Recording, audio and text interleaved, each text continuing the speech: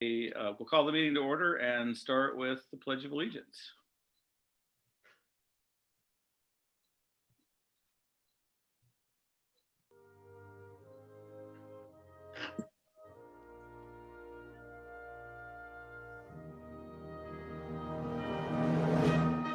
I pledge allegiance to the flag of the United States of America and to the republic for which it stands, one nation, under God, indivisible, with liberty and justice for all.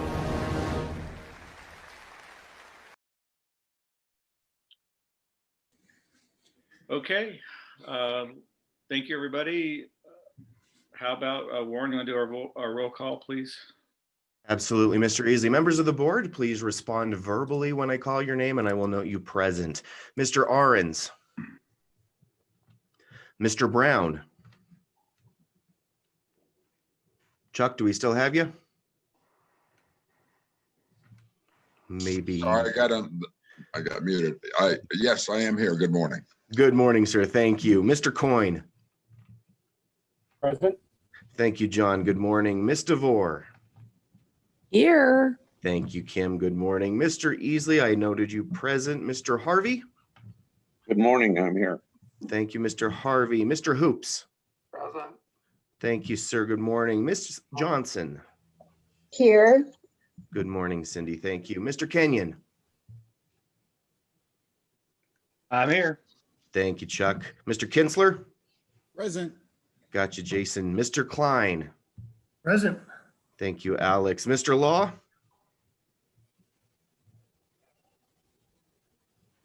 Mark, do we still have you on the line?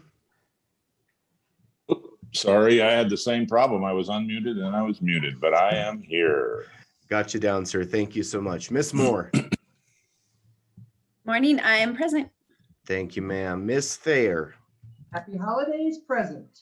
Good morning, Pam. Miss Tomasi. I'm here, Warren. Thank you. Thank you so much. Mr. Ahrens, we happen to get you in here? Do you know, Warren, he sent me an email last night and said he will be unable to attend. Understood. Well, Mr. Co-Chair, that does constitute a quorum. Okay, thank you. Before we move on, just want to make sure we have no changes to our agenda overall. Everything's good there, so we don't. Looking at our first item of business is a consideration of our consent agenda items. We vote to approve this, then all those items will be approved without going through them individually. So would entertain a motion to approve the consent agenda.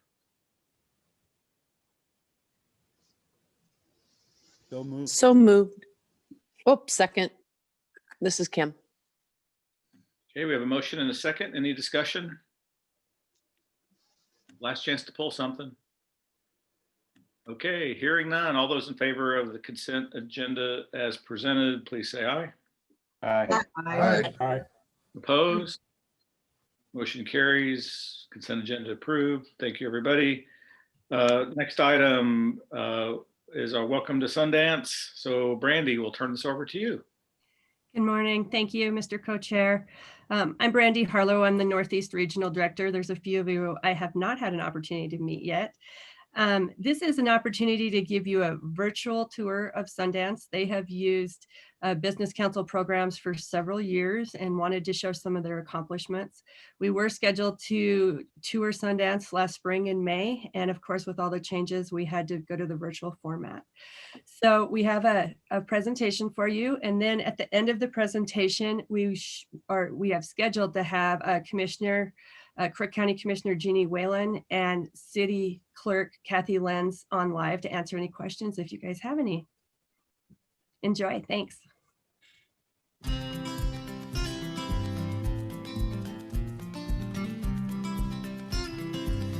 Hi, I'm Paul Brooks. I'm the mayor of Sundance, and I want to welcome the Wyoming Business Council to our community. The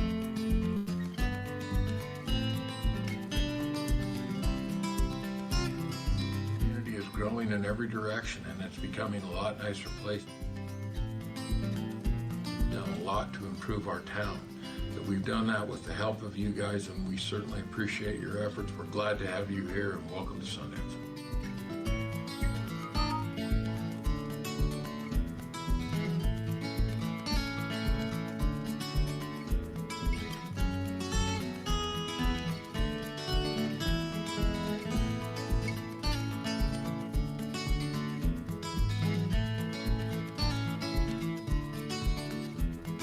Is Kathy Lenz. I'm the clerk treasurer for the city of Sundance. I'm also the Main Street president, and I've lived here my entire life, and I just love this community. We're working on Old Stony, the Sundance Square, which is a beautiful park right in front of Old Stony.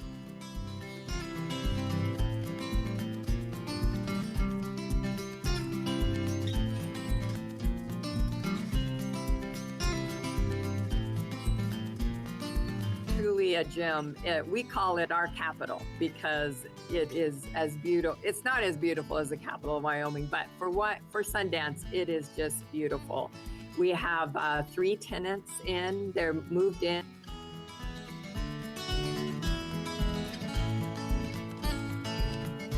Museum is busy trying to get their place set up in there. We have the art gallery in there, we have an attorney in there, and we have a counselor in there.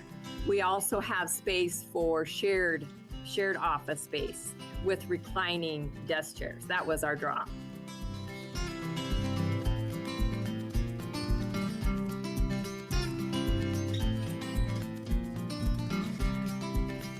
Our Sundance Square, the park that's in front of Old Stony, oh my gosh, it is absolutely gorgeous. I can't wait for you to see that too. They designed that on our native heritage with the teepee rings and, everything about it. Our playground is boulders and limestone rocks and rope.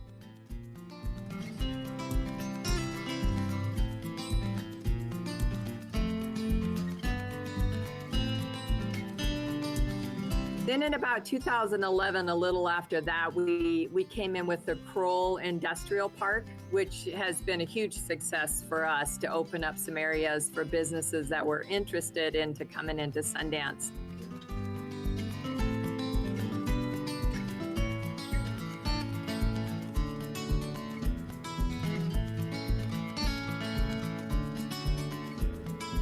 Street efforts, we actually just kind of put those on hold during COVID, mostly because our hands were full trying to handle what all of our volunteers were doing.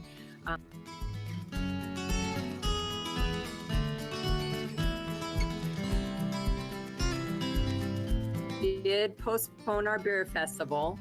And then, of course, now we're gearing up for Shop Small and our ladies' night, and with the restrictions coming from the governor, we were really concerned that we were going to be able to pull that off.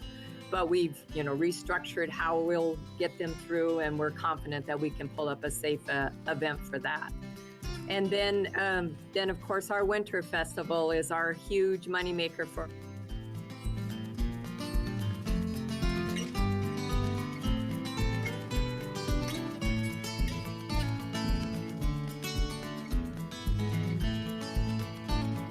Seven years into Main Street, when Steve, my husband, came to you guys with that idea, and all of us, it was 7 years ago, and our volunteers are getting thin, so that's our next mission, is to bring along the younger crowd and help push that along.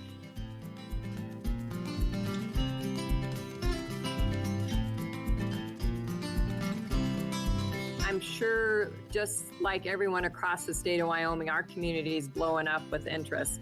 People and the amount of property that has gone through City Hall, houses that have changed hands, and property that has changed hands is off the chart from anything I've ever seen since I've been here.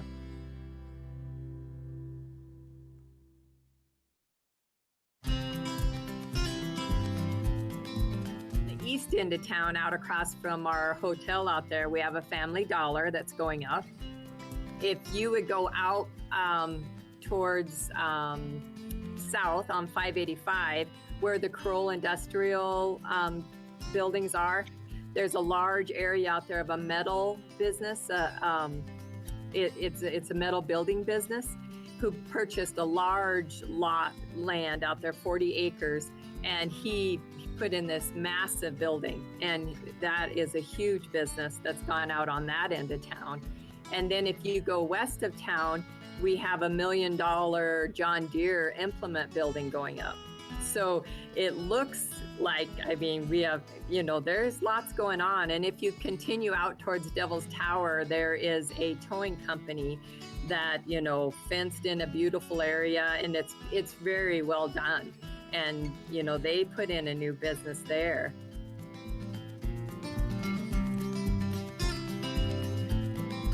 That the Economic Development Group is working. We have a realtor out of Sheridan that purchased some lots, and she's building 6 homes for sale. So that piece is coming into it also. So yeah, it seems like, you know, there's some excitement going on around Sundance for sure.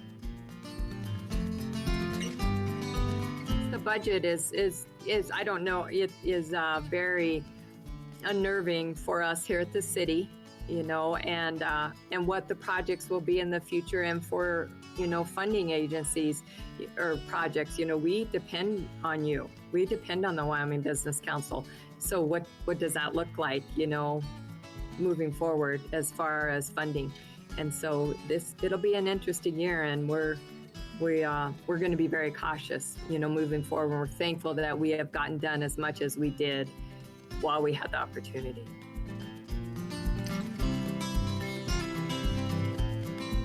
So we feel like we're in a great position where we can kind of hunker down and sustain these cuts and just see what the new norm looks like. Like I said, our police department, we for efficiencies, we decided that we'd combined with our sheriff's department.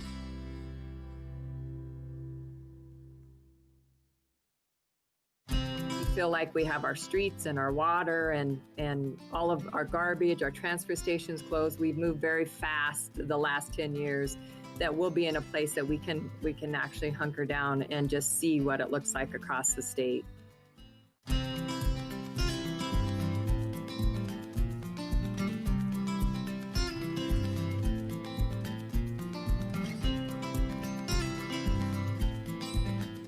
I'm Jeannie Whalen, a Crook County Commissioner. I'm the Vice Chairwoman.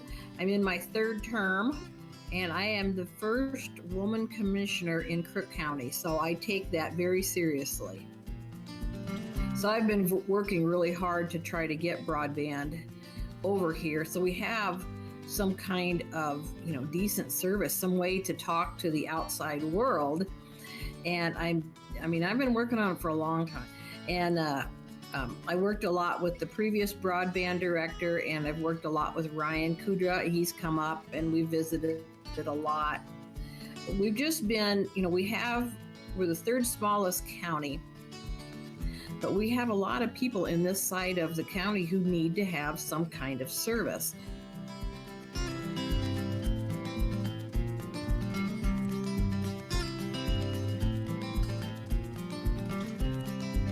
Company that we have is Celerity, and that's with a C, and they are out of Spearfish, South Dakota.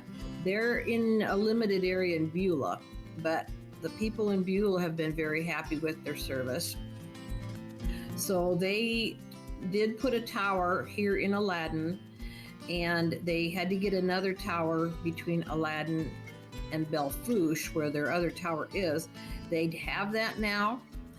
2 weeks ago, they sent out a letter to 111 households in Aladdin. That's how many customers we're talking about, offering their broadband service.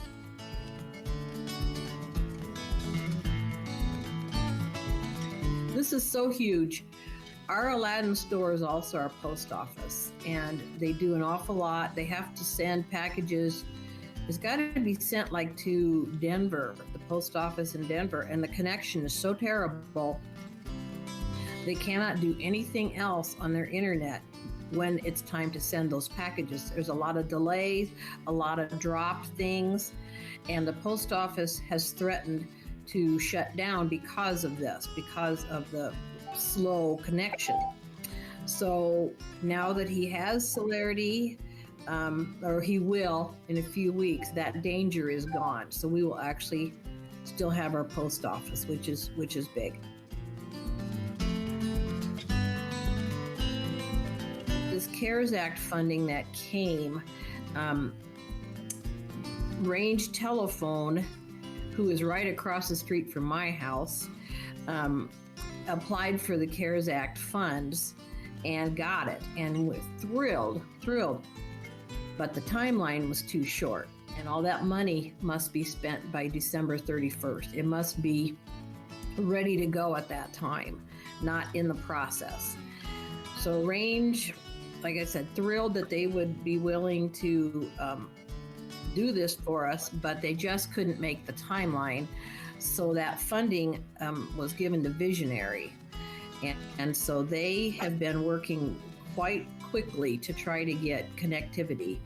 And that would be a little bit west of where I live, more towards, well, between Aladdin and Alva, Colony, and I-90. So that's a big area too. So it's good. I think both companies together will cover almost all of Crook County.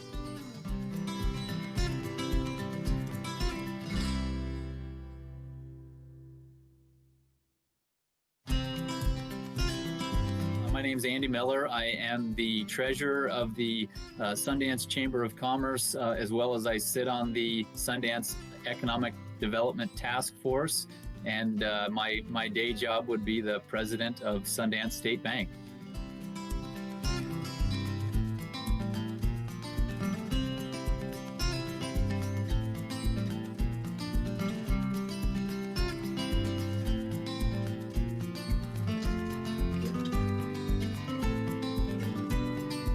A lot of great things going on in Sundance, and frankly, it's why my wife and I chose to relocate our family here.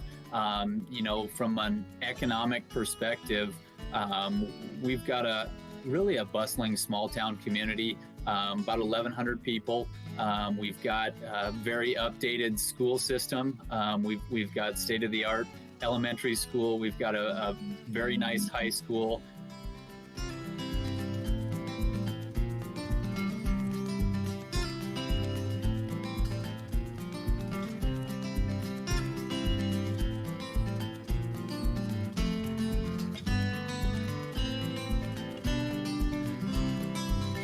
Economic standpoint, we sit right in the heart of the Black Hills. Beautiful setting. We've got thousands of acres of national forest right out our back door. We're also on a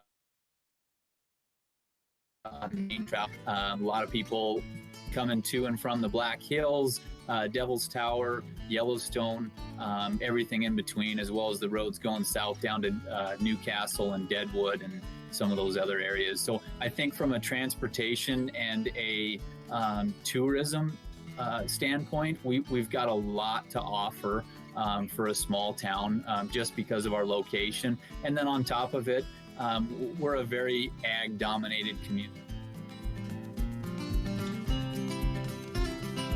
And last but not least, being in the national forest the way we are, we have quite a bit of a logging influence. The Nyman sawmills out of Hewlett and Spearfish and Custer, lead to a fair amount of that logging industry in our community as well.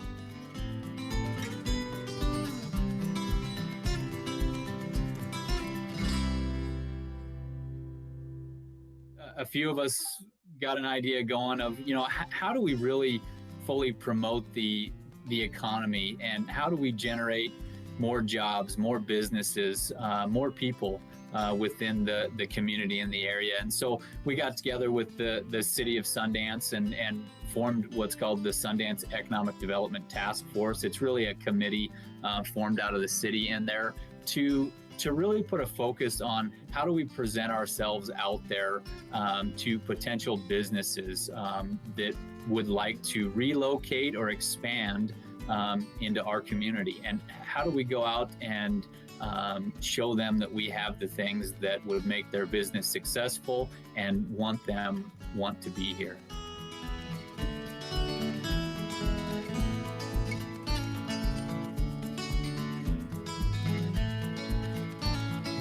Really tackling the affordable housing challenges that a lot of our small communities, Sundance included, deal with.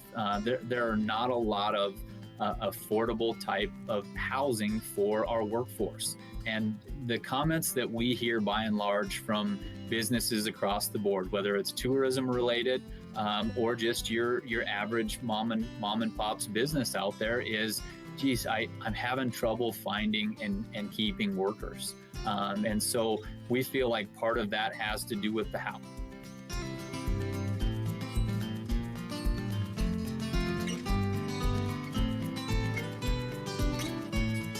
You know, we've kind of gone rounds of what are the businesses that are missing from our economy here in Sundance? And one of the needs that keeps coming up is we've lost a couple of restaurants in the last couple of years. And we really feel like that is a key component to making sure that people have the necessities and things they need to relocate and to have events and those kind of things in our community. Right now, we really don't have a place to go out and get a sit-down breakfast on a Saturday or Sunday. And that becomes challenging when you're trying to hold conferences and those types of events that drive activity throughout the community. So that's our other challenge, is how do we promote and recruit another potential restaurant to our community?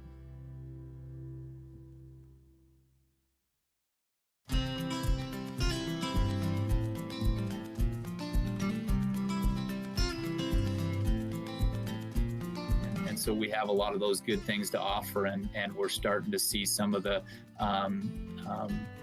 benefits of the hard work that we've done, the opportunities that the Business Council have given us to improve our community, and we're real excited about the future. We've done that with the help of you guys, and we certainly appreciate your effort. You know, we've really enjoyed our partnership with the Wyoming Business Council. They've treated us very, very well.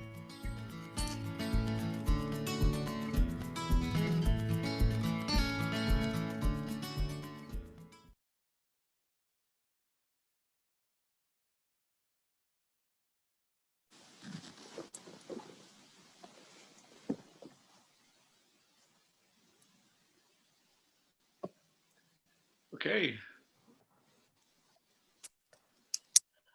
And did our guest join us, Brandy? I believe we have Commissioner Jeannie Whalen, and Kathy Lenz is trying to get in. So if any of you have questions, Jeannie's on the line. She's muted and doesn't have her camera on yet. So Brandy, of course, I have some questions, but the first question is, Mike Easley, was that you on the guitar in the background? No, I wish. Yeah, well, it was wonderful music. I thought for sure it would be you. No. I think that playing's way above my pay grade. Well, oh, Kathy, go ahead. I just have a couple of questions. So, and this might be for Kathy, the Winter Festival that you have looks like it was a lot more than 1,100 people. Do you draw from people from places all over the area? And how many people do you think you draw for that? Good morning, everyone. How are you today? Good morning. Oh, yes, we do. We draw from all over. They come from South Dakota, Colorado, Montana. It is a big event, and yes, way more than 1,100. We've seen, numbers clear up to, close to 4,000. So it, depending on the weather and what we have going, we always average at least, 2,000 to 2,500. Okay. So, and then this is my last question, and then I'll let somebody else talk. Kathy, so you mentioned that there were a lot of people moving into or looking at Sundance with realtors and looking at housing there. How do people hear about Sundance and how do you guys market? You know, we work with the Wyoming Business Council for business sites to come and Sure. look. But I think the travelers that come through Wyoming, our name alone draws people in. You know, they think that Sundance, where the film festival is. In fact, we have a T-shirt that says Sundance, where the film festival isn't, just because they think that about us. And I think that we're quaint enough when they do get to town, you know, that it's quiet and it's beautiful and they love the area. And I think just the simplicity of it draws them to come back. And especially during this time across the world, this is where they want to raise their kids. And so that's what we've seen. We've seen Colorado families. And of course, all of us have been inundated with California folks. Now, the California folks, we've had those for a few years now. They usually will stay a winter and then sell their property. But so we don't have to worry about California changing Wyoming too much there. But I don't know if we come up on a Google search or if it, you know, like I said, I think our name alone is mystique enough that they start looking in this area.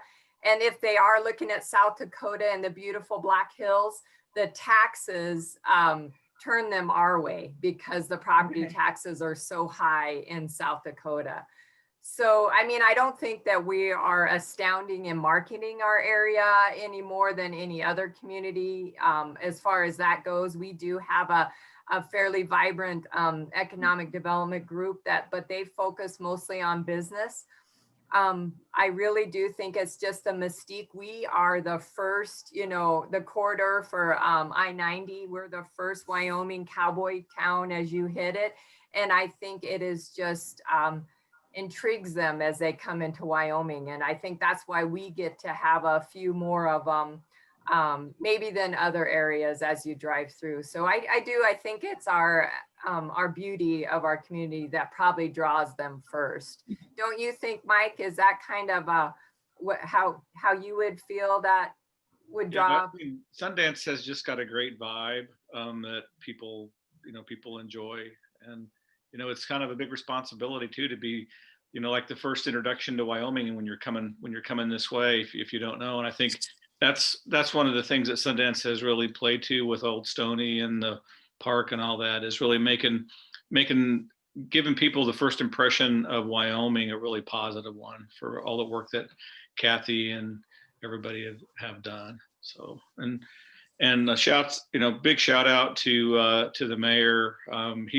I don't know how long he's been mayor, but I know he's really been responsible for a lot of, you know, been there at leadership for a lot of the things that have happened in town. And of course, we love Sundance State Bank, don't we, Kathy? They're awesome. Jim's great. They are awesome. So It's just a really small group of people that have been semi-infected by the energy and vivaciousness that Kathy has, that has really made Sundance, you know, what it is. And there's a whole bunch of people behind all those people that go to make things happen.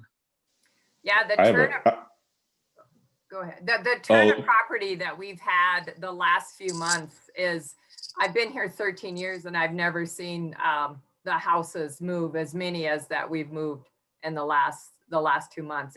It's been, you know, uncharted before. I have a quick question. This is Mark Law.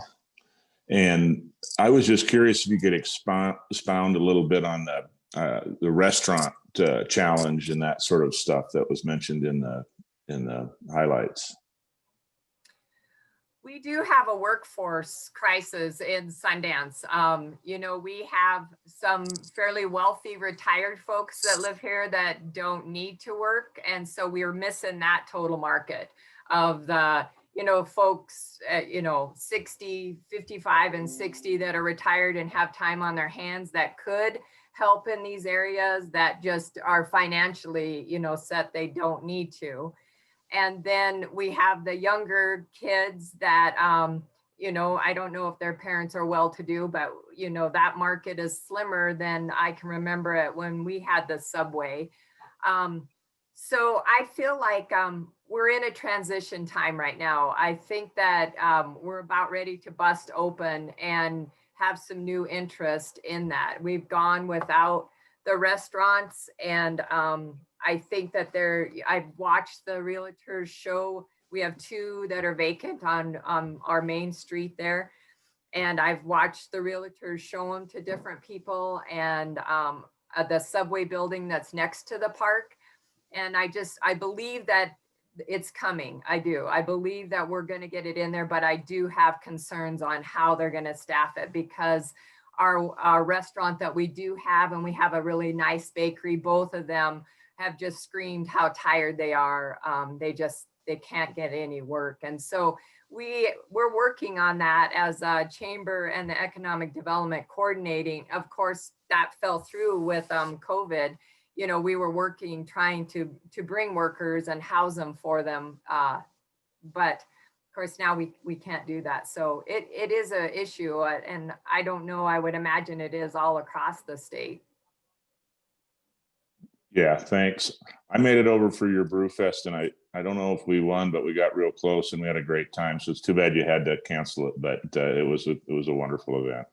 That actually, our brew fest is so big that we do Winterfest. We fund Winterfest off of the brew fest. Mm-hmm. So those gate tickets that we charge completely, we're able to offer the Winterfest free from our brew fest, and it is a good time.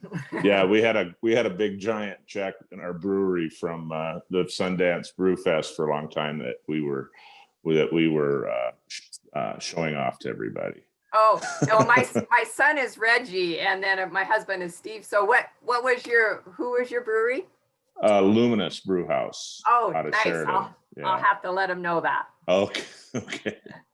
Anyway, thank you very much. It was a really nice presentation, and I love Sundance. Oh, well, thank you.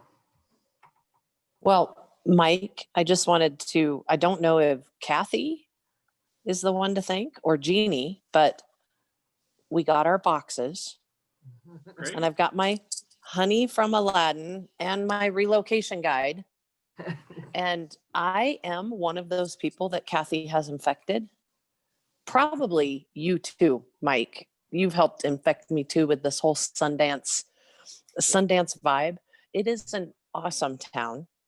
And I have been trying to figure out how potentially Sundance State Bank could be less awesome so that Jonah Bank could expand there so that I could put the relocation guide to use. But unfortunately, or fortunately, they're fantastic. So Cowgirl Pizza, I would really like to be my daily lunch provider. It's kind of a commute for me right now, though. But in all, Friday night at Cowgirl Pizza Camp. So what's that? It's live guitar music at Cowgirl Pizza on Saturday nights. So. I've heard it's killer. I mean, there's like an entire following to listen to Mike play the guitar. 2 people. Yeah. Hey, that's a following. That's right. That counts. In all seriousness, you guys, Old Stoney's project was one of the first projects I saw when I came on this board. And I am not exaggerating when I say the town's energy infected us.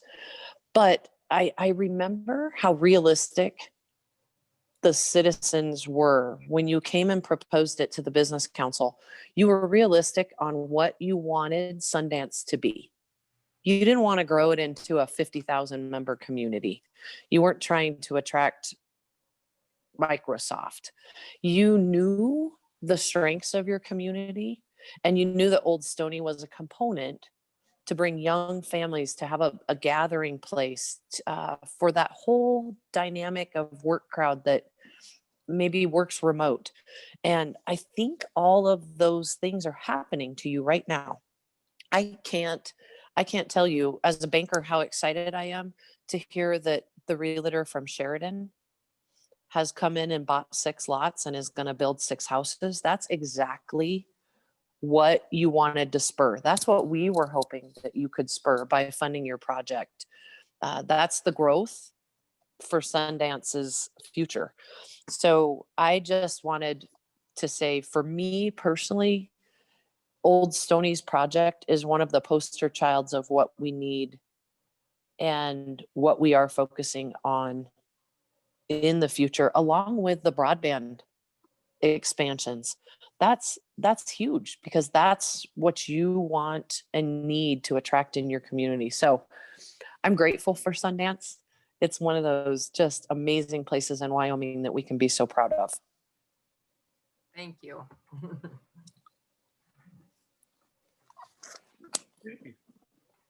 Any other comments or questions? I just want to also give a shout out to Jeannie for her work on the broadband stuff. She's been amazing, keeping that in the forefront of us, and really working hard on behalf of the community. So Jeannie, thank you for all your efforts on that. Well, thank you for your support.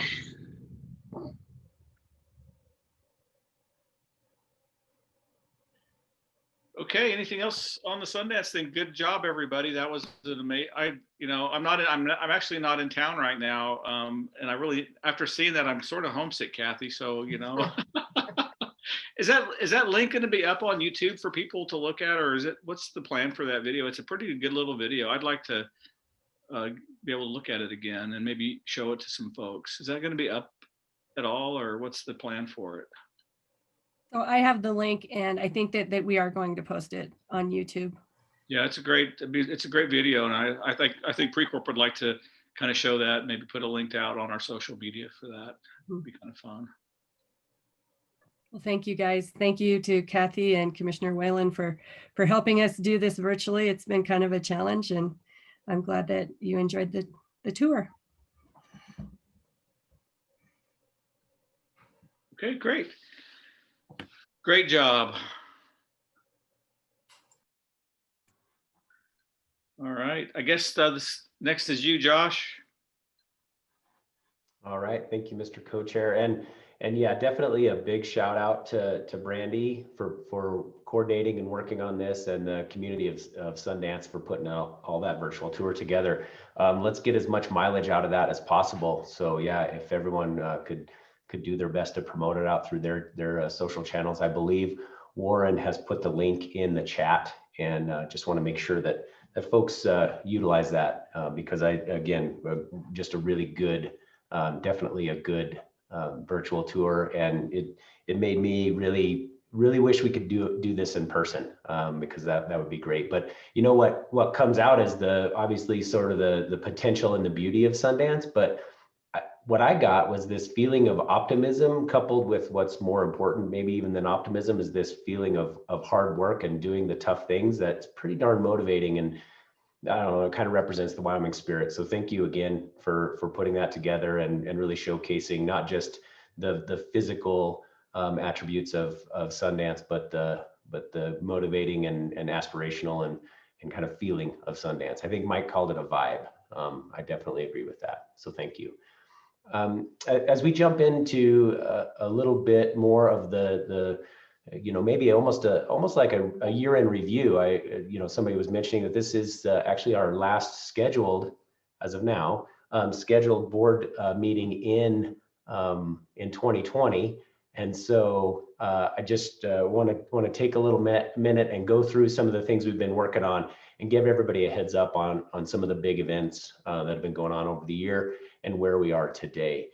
Let's start with relief programs. I think everyone on the board and most folks that are probably have been following us this year realize that the business relief programs have been a major component of our work. It's something we're very proud to do, and it's something that I think has made a difference in Wyoming versus other states. I think if you look at the businesses in Wyoming and the fact that we've done our best to try to keep things open, but we've also done our best to put money into the business community. I believe, unlike any other state, I don't believe another state has put this kind of effort toward their businesses.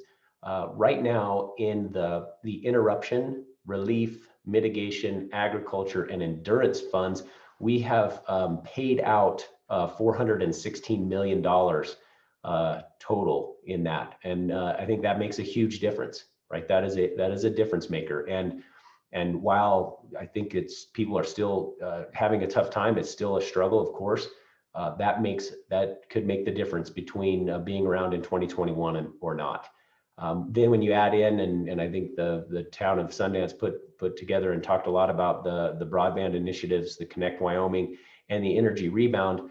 All told, right now we can put out about half a billion dollars in aid to businesses and folks across the state, which makes a huge difference in our communities. I think this is definitely a year where we've seen that the business communities mean so much to our towns and cities, and I think it's pretty hard to argue that as business goes, and all of you know this, you're all business folks. As business goes, so do our towns, and so it's great to be able to help there. That's over 7,100 businesses have benefited from these programs, and again, it's something that we've worked hard to do, but we're very proud and happy to accomplish it. And just this week, we began working literally this week, Monday afternoon, we began working on a program with the governor's office on a program for hospitality businesses affected by the latest orders. And we feel like that'll be rolling out quickly. We've been what I would call technical advisors, as well as the folks who can get it done with the other agencies. And I think that, that's really something that we're proud of and happy to do on a short turn, because we know that the end of the year is coming near. And we want to push for that last little bit so that we can cross the finish line and do everything we can. We're also prepared to take advantage of all of those folks who applied, and give them the advantage of any money that's left over. Now, we don't fully know at the Business Council, we don't fully know the exact scope of what money might be left in CARES Act funding that we can apply. But we do know that we've worked hard to get everything staged up and ready for those businesses that have applied in the Endurance Fund, and it's staged up and ready to go. If there is money left, we will be able to utilize it for businesses, and we will obviously advocate for that. So a lot on the relief programs has been going on. I'll talk more about some of the things we've learned from that, and how it's changed us as a culture and as an organization in so many great ways later on. So it's pretty interesting year when, on one hand, you talk about the ability to put out $500 million or so into the economy, and at the same time look at maybe unprecedented budget reductions. And so I want to give everybody a heads up on those budget reductions, what we've had to do internally, and doing more with less is our mantra. I mean, it frankly is, and it's something we knew going into this year that we were going to have to do after the legislative session. I think it got accelerated and much more definite how much that would be. But we had to put together step 2 reductions, is what it's called. That's a 10% cut. And those were approved by JAC they were approved before, and then JAC went through and we talked with them about all of those cuts and what those meant. And they asked a number of questions, and they'll be obviously taking those to the floor and looking at how we'll do that moving forward. But in our minds, those things were something that we acted on immediately. We wanted to really take a hard look and use it as an opportunity to cut out any inefficiencies we might have had, any areas that we could shore up and make stronger based on this. And it's just something, I think it's a little bit of an attitude, but it's also it's something we're going to face again. Times are going to be good, times are going to be tough, and you've got to utilize the tough times to come out stronger. And I think that's what our team did, is rallied around how do we utilize this to become stronger and really face the next challenges. There was another call for another 10% reduction, just like the step 2 reduction, called step 3 reductions. And based on where we were with overhead, personnel, programs, everything, we were as lean and mean as we could as we could be. However, we proposed another 10% reduction, but that would have had to come from Business Ready Communities grants and loans funding. And frankly, that one is tough, because that means the communities that have projects that want to enhance their business community cannot do it as easily without that funding. And so we worked with the governor, and I think the governor really put forth his plan that we need to build a resilient economy. And to do that, we're going to need as much funding to help business expansion, business creation, recruitment, and what I'll call transition. And so we were actually able to, and for you math nerds, that 2 negatives make a positive, we were not approved for our reduction, which means that we actually get to keep, as of now, we get to keep that money in our budget for BRC and utilize it for the communities in the state. And I think that's a great win, especially at a time when things are really, really tough, and our state is looking hard at how to strategically make reductions in the budget, but at the same time keep us strong moving forward. So that's a really good way for us to help build resilience and take advantage of that money for the state in the future. So that was really good. I would say overall the JAC conversation went well. That is, it's a conversation that should be difficult. We should expect hard questions. We should know that the legislature is doing its job when they ask those hard questions, because it has to do with our budget and has to do with money. And we want to make sure that we're providing all the information we can. And I think it went well.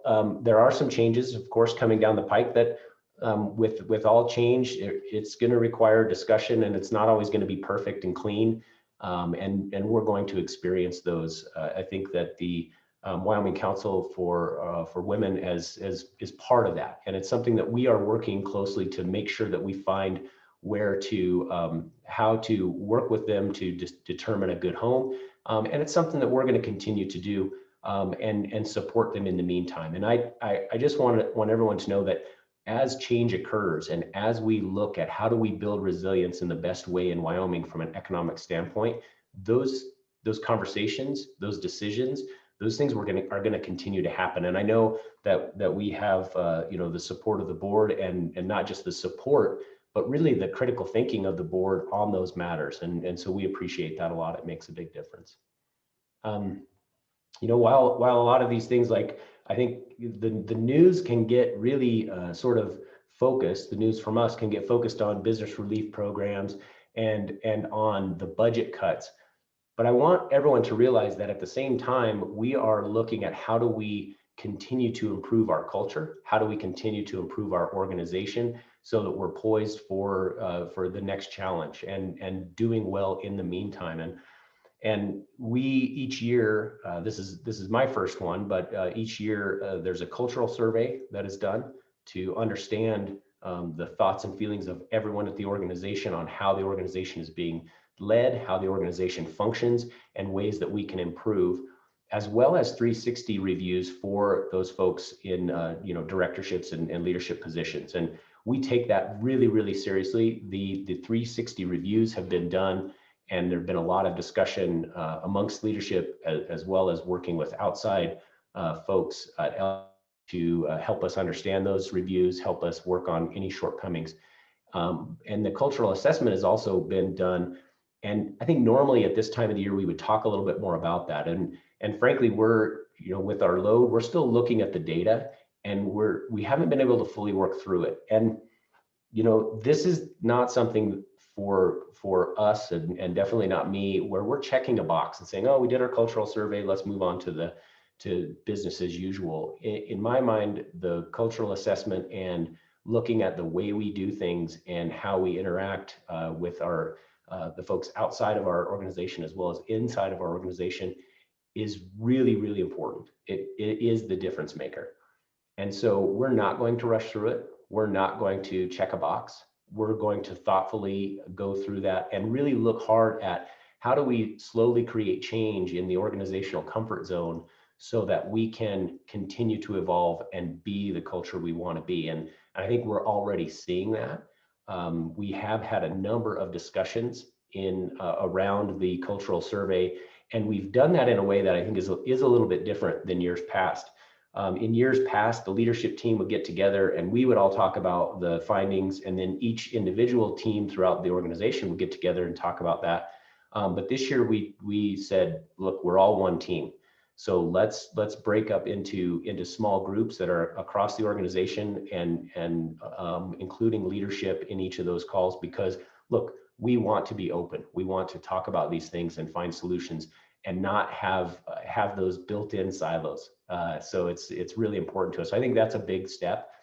One of the things that came out of this, and I'll share it with you, there are a lot of good learnings, but I do want to touch on a lot of good. One great thing that came out of these discussions that I want to highlight. That's probably not going to be a surprise to many of you. The business relief programs have afforded us a focus on a very, very large project. And something that big, we've had to work as an entire team of 33 people working on the same project. And everyone has worked together in different ways. The way that has been structured is a way that all of the teams are cross-functional. Everyone works together. Everyone has an idea of where we're going. And that camaraderie and that collaboration has been extremely important. And those aren't my words. Those are the words of everyone that was in my group. And we heard it from other groups as well in the cultural assessment and sort of discussion, that that large project was really good for us. And how do we do more of that? How do we focus our energy on big things as an entire collective team? Because on one hand, a 33-person team seems big.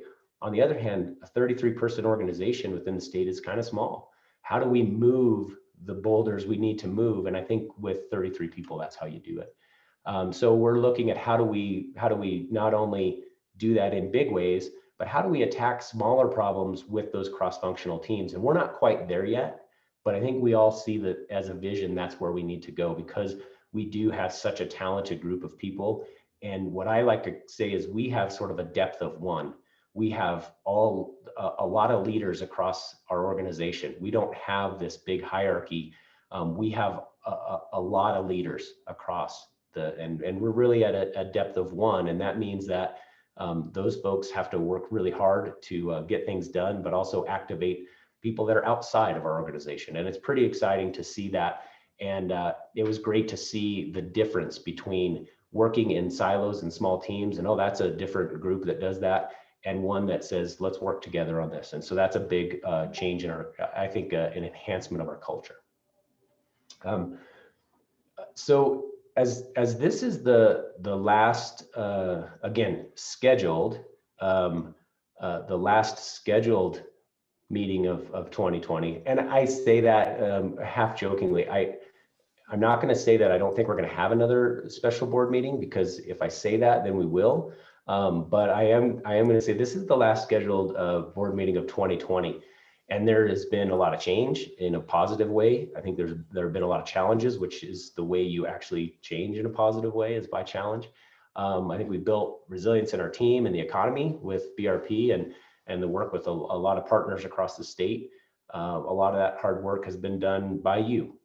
But there's one person in particular that I want to talk a little bit about today, if you guys would indulge me for a moment. I think you probably will. Co-chairman Mike Easley has done an extreme amount of work, and he's done it in a mentoring and graceful way that we sort of say Zen. We use the word Zen a lot when we think about Mike and talk about Mike. You know, just really quickly, I want to kind of give everybody a feel, if I can, for how much has happened in the last year. Some of you, and most of you probably remember that the former co-chair said, wow, 2019 was crazy. There was a new governor, there's the CEO search, a new CEO coming on board. I don't think that it's going to get any worse, and 2020 will probably be a little bit of a break for Mike.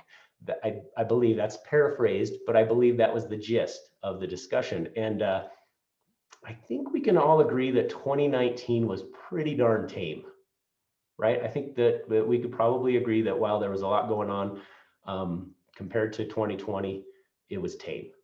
And you know, as a mentor to a new CEO and somebody who's new to government, Mike has been fantastic, not just for the organization, but for me in particular. He was always available. We spoke at least once a week, if not more. He always pushed me and us, I think. And one of the things that I think Mike does that is always going to be part of any discussion is, and those of you who've been in a meeting with Mike know, he'll listen a lot, and then he'll kind of sit back and he kind of looks up a little bit, and he'll say, is there a different way to look at this? Could we, maybe we need to look at it from a different perspective. And every time he is right. And so we will continue to do that. We may even call it, you know, dropping the mic, or we may call it, you know, we're taking an easily moment, something like that. But we will always do that, and it's made us better. I know. He's not a linear thinker. He can really understand a problem and look at it from different perspectives, which has brought something to the board and the business council that we definitely needed this year. Mike, I want to thank you personally for everything you've done for me, and I hope that we can continue that. I know your phone number, so you're probably in a little bit of trouble unless you want to change that. Now I know where your office is in Sundance too, so you could be in trouble there as well. But I just have one request, if I could. Please don't make any predictions about 2021. And thanks, Mike. And frankly, I wouldn't mind if other folks maybe chimed in a little bit. Kathy probably has a couple questions for Mike, but you know, to just pile on a little bit. I will say before we do that, Kim DeVore and I conspired late in the game to make a song. The only thing we could come up with was a title of the song. We didn't actually get the lyrics down. So maybe this is something you could work on. And it's the title of the song in the tune of Old MacDonald Had a Farm is Old Mike Easley Chaired a Board. So if you guys want to work on that, maybe we could do a breakout and work on that. So thanks, Mike. Thanks, Josh. Are you done yet? I'm not. It almost got really bad because yes, we were going to write the song. Actually, the agreement was Josh would write the song. I was going to play a ukulele and sing it. Fun. All I've been able to come up with is my granddaughter's little cat piano, and Josh couldn't get past the title. So you're lucky. Yeah. But you actually have a whole nother year on the board. So be ready for a breakout song. I don't know if we do or not yet. Have we actually heard that? I'm just going with it. Going with it. Okay. And unlike you, and I feel really bad for the rest of the board because we've had this stellar leadership from Mike. He's so calm. He's so cool. He's got that, I really like that Easley vibe. I am probably the least thoughtful person you'll ever encounter in the professional world. And I rarely think past my initial reaction. So I also am trying really hard to pull in some Easley. I promise. But Mike, you've done an awesome job. And I would echo Josh, please don't make any predictions for 2021. All right. We should just keep those off the table. Say Mike. Easily does it. Yeah. Yeah, Mark here. Hey, being brand new to the board, I think Josh just cleared up a lot of stuff for me because this was my first year. Virtually everything has been virtually.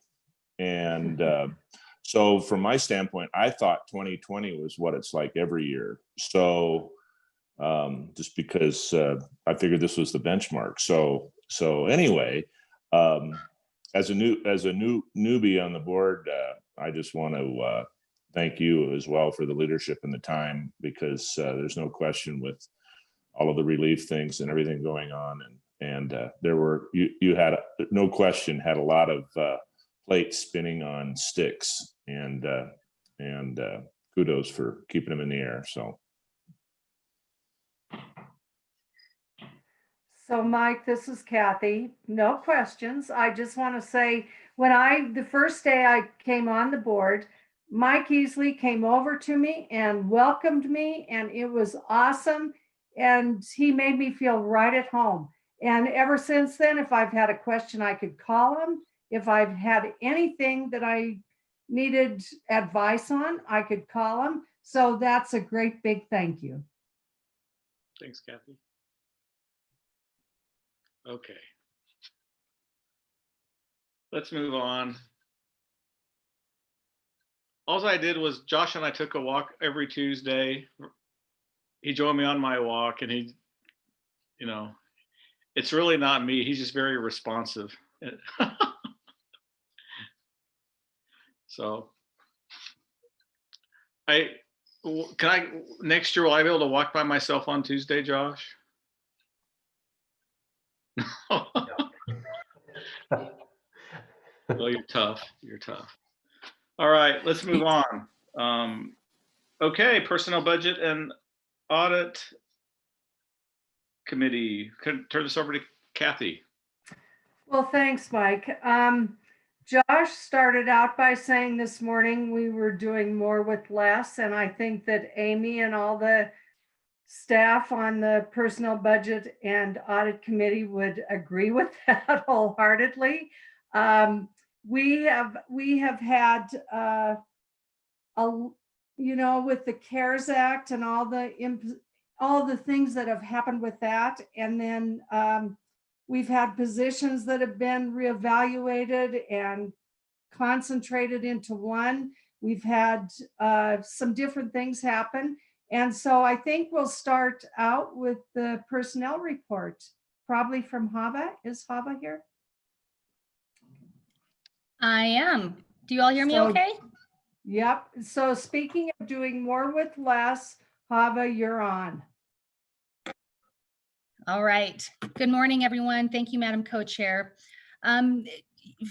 For the most part, Josh did a really good job providing you all an overview of what has happened to us people-wise over the last few months. We've seen, in fact, this report is actually updated now.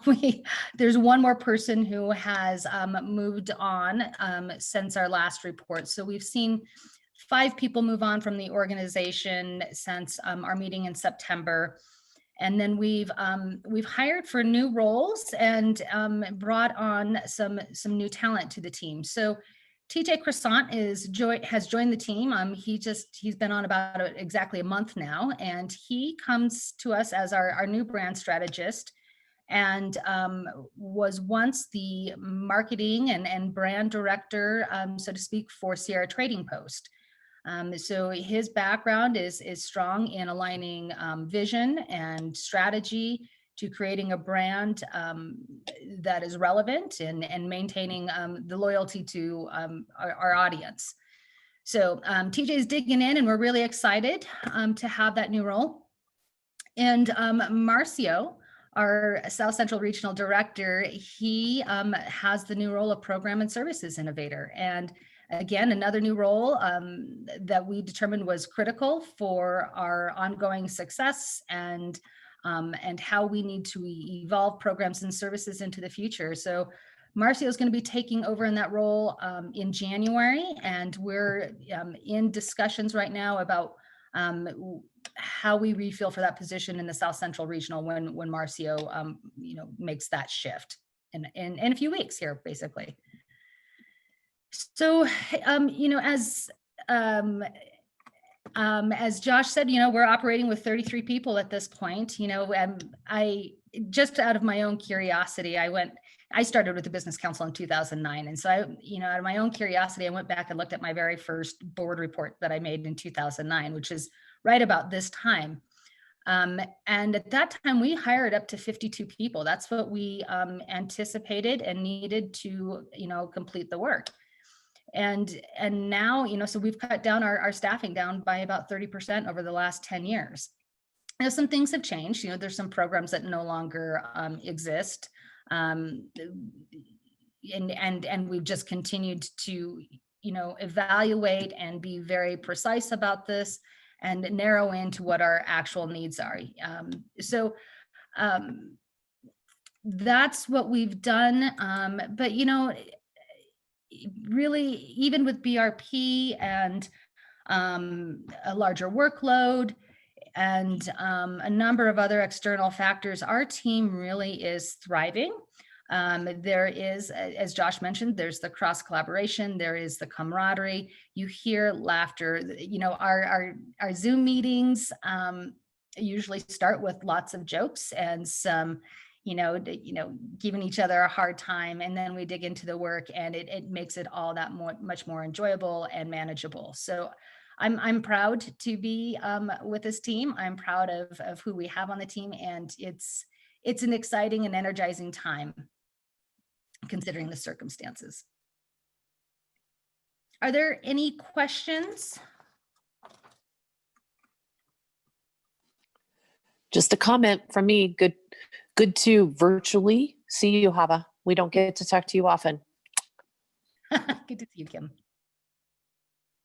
So Hava, what is the timeline do you feel for the regional change that Marcio is going to be experiencing, that we're going to be experiencing with Marcio working with his change in position? So would we anticipate, so this isn't a very clear answer for you, Kathy, honestly. Okay. What we expect to do, we still have to go through an exception process to be able to recruit to fill for that vacancy. That my experience in the recent past is that has turned around pretty quickly. But it does take us a few weeks to about a month to get a new candidate on board. But what we're expecting to do is have Marcio, you really kind of straddle the two roles and responsibilities to maintain our coverage and to maintain our relationships and keep things strong. Okay, thank you. You're welcome. So any other questions for Hava? Okay, so Lindsay, who's reappearing after she had her baby, we were so excited. Lindsay, you're up. Thank you, Madam Committee Chair. I am happy to be back. This report was one of the first things I did after coming off of my maternity leave, and I can tell my brain was still a little mushy. So I'll just go ahead and start. This report shows our quarter ending September 30th, 2020. This is the first quarter of our fiscal year 2021 and also our new biennium, which is the 2-year budget cycle. The general fund budgets you'll see here are half of the appropriation that we received from the legislature early in 2020. These numbers do reflect that first step 2 budget cut that Josh talked about in his comments. So our optimum for this quarter would be 25% for the general fund, but you'll see that overall we came in at 2.95%, so we're a little low there for a couple reasons. First, we have not encumbered the UW Business Resource Network contract yet. We're waiting for that amendment to go through and be finalized before we do that. It will go in that general services budget line, and so that's going to up our optimization when we get that done. Our normal spending is down this quarter just because everybody's working from home. There's not as much travel as there normally has been. So there's that. You'll notice our agency services budget is at 49% utilization, and that's for the encumbrance there of $138,000. That is our Becker lease, and that will come down as we move through the year. I do want to say we do normally have a lot more encumbrances made at this point in the year, but last year, knowing that we were going to be anticipating budget cuts, we worked to encumber everything we legally could out of last year's budget. So that's in a whole separate budget that is not showing here. I will pause with our general funds. Are there any questions? Oh, okay. Moving on, this federal fund section shows our federal. Oh, Mr. I Lord? have one. Go ahead. I apologize. I have one question. Do we, from last biennium's budget, from our last, do we have any funds that we turned back to the state, Yes. Lindsay? And I apologize for asking that, Mhm. just expecting you to have that off the top of your head. I actually do have it off the top of my head. I was just looking at that earlier. Oh, that's because you're awesome. It was about $880,000 that we returned. I'm expecting another 40,000. We have another round due next week that I'll be working on, and I'm expecting about another $40,000. Okay. Thank you very much. And I think it's really important that we reiterate to anyone watching, I know the board's aware of this, that BRC money does not get reverted. Right. It stays, but other funds do. So I find that important, especially when we say we went back and we tried to encumber quite a bit out of last year's budget. Even after doing that, we still reverted funds back to the state. I so appreciate the Business Council for not having that mentality of let's spend it or we'll never get it back. It's not the right thing to do, and you guys are great. Right. Most of what was reverted was 100 series or personnel expenditures because of some of the turnover we had in the previous biennium. So it wasn't something we could have spent anyway on other things. And the contracts we did get encumbered were contracts that were executed before the end of the year. So we were obligated on those. Right. And at least in the employment expense arena, we had lots of openings that we did not fill because we were in the middle of a restructure and a refresh. And once again, that's discipline. Yes. Because you all operated with less, even though you could have went out and hired people into old positions that may not exist later, you chose not to. So thank you. Kudos to Hava for that too. All right, moving down, the federal funds, these are programs we're currently operating. These budgets here represent the total awards that we have from the federal awarding agencies rather than just a fiscal year budget. I think that makes more sense to show there. Our agency funds are below. You see there hasn't been a whole lot of activity there yet this fiscal year. The available cash in those funds are to the right. We've got about 5.5 million in our economic loan development fund. And here's rural rehab is actually the 4.6 in the Wyoming Business Council fund is about $206,000. So I got those swapped up. And then moving down to that bottom of this budget report, we've got our CARES Act relief budget. As of September 30th, we had $425 million that had been given to us to distribute. And through September 30th, we had spent or encumbered about $355 million of that. Since September 30th, that has gone up. And these are numbers that we have spent or encumbered since the business relief program was rolled out in June. And then moving down to the charts at the bottom of the page, our budgeted expenditures by funding source. This shows how our budget breaks out by type of expenditure. Of the $72.2 million budget, 45% was for loans and 42% of our budget is for grants. The line item expenditure summary shows the budget by type of expenditure and where our utilization compares to that. So you'll see we're pretty on track with our personnel, support services, and central data services, which is our IT expenses. And then finally, our loans receivable balance, we've got about $27.2 million in outstanding loans receivable. This is net of the allowance.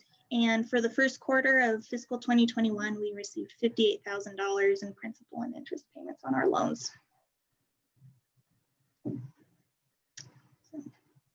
Any other questions? Lindsay, this is Kathy. I have a question. The brownfield, going back up to the federal loans, the brownfield loan, do we receive that same amount every year, or is that from the federal government, or is that? No. So that line shows we have an $800,000 grant from the EPA. Okay. That's something we received in the past 2 years, and that's just now kind of getting spent up. The other $100,000 is our match dollars that we received from DEQ in the fiscal year 19 is when that came in. Okay, thank you. And that's a revolving loan. So Okay. as that money, as we grant or issue loans out of that, and the money comes back, we can reuse that money for more loans. Okay. Thanks, Lindsay. You're welcome. So any other questions for Lindsay? Okay, so do I hear a motion to accept is it the third quarter? The fourth quarter? First quarter. The financial report? So moved, Madam Chair. Chuck Brown. Do I hear a second? I'll second. This is John Coyne. Is there any further discussion? Okay, hearing none. All in favor? Aye. Aye. Any opposed? So the financial statement is passed. So now we move on. Lindsay, you're off the hook. Now we move on to the presentation of the preliminary fiscal year 20 financial audit results. And Amy, I believe you're going to give a little introduction to this, and then we're going to hear from our auditors. So. Yes, that's correct. Thank you so much, Madam Committee Chair, members of the board. Great to see you all. We are joined today by Wayne Herr, who is our partner with MHP, who handles our annual financial audit. And wanted to have an opportunity for the board to hear directly from Wayne today on that financial audit, as traditionally the December meeting is when we actually run through a detailed walkthrough of the results of the financial audit and MHP's take on our financial situation. 2020 being a unique year will continue to be unique with our audit. We didn't want to disappoint anybody with that 2020 uniqueness. 2020 has been unique because of the CARES Act funding that has created a lot of uncertainty in the accounting world from a U.S. Treasury compliance direction for auditors as they looked at federal CARES Act money. It also, like I said, just has been one of those years.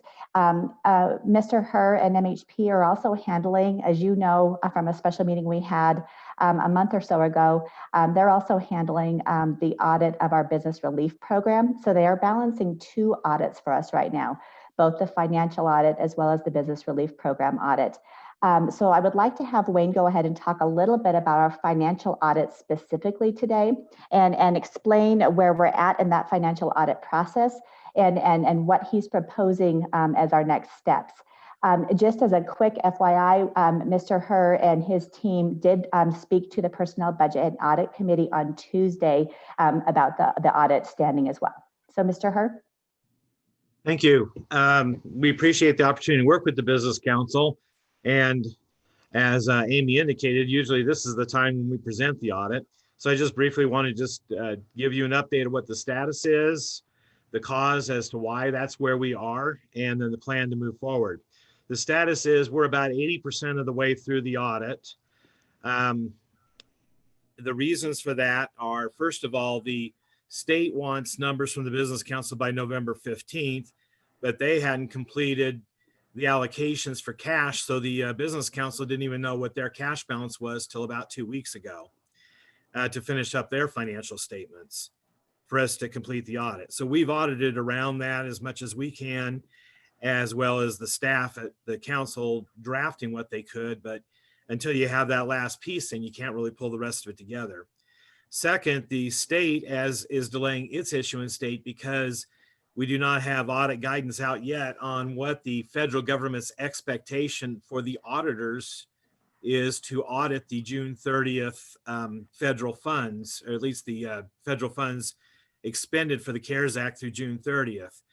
They told us back in July that they would give us audit guidance for everything but CARES Act in August at the latest, but that they would give us the audit guidance for the CARES Act money no later than October. And so this is my daily ritual to check the OMB site for audit guidance. I've checked it already today. It's still not out. And we're in almost the middle of December. So at this point, the auditors don't know what we're required to test and what potentially might result in funds that would have to be returned.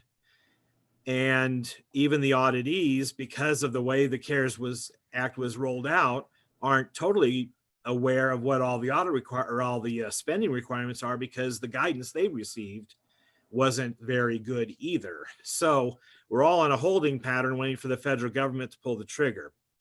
The state is in the same boat because the CARES Act money is extremely material to them, and they want to make sure that their financial statements are correct with regards to what they've recognized for revenues from the federal government. So that's why we are where we are. There have been a few other things too. I mean, there's, it's just an unusual year. But the plan is the state's on hold, we're on hold. The only external requirements the Business Council has for issuance that we're aware of is the state, and they're aware of this, and they know that your audit's going to get done about the same time that theirs will get done, is because they're dependent upon your audit related to this CARES Act money, because a lot of it went to the Business Council. The second thing is the federal government requires the audit to be completed by March 31st. We will not go till March 31st, or Wayne will probably be in the hospital or the nut farm or somewhere, because we're not going to let this drag out that long. So that's where we are. So the issue is that what I would propose, the other deadline you have is really the internal one, which is that the board expects to have the audit completed for their December board meeting. Our proposal would be is that we finish the audit the first part of January, so that the board can maybe have a special meeting. We can go over the audit results and issue then. At this point, 80% through the audit, we do not have any findings in the other federal program that we audited. And we don't anticipate having any findings with the CARES Act money because, well, frankly, my involvement on the other special project gives me a lot of insight in terms of compliance with how the Business Council has been spending the money under the Business Relief Program. So we're not finding any findings, because if a business turns out not to have the support for their funding, then they're being asked to return the funds. Therefore, Business Council is not in non-compliance. So that's the quick and the dirty version. The Personnel Committee got a much longer version 2 days ago. Are there any questions?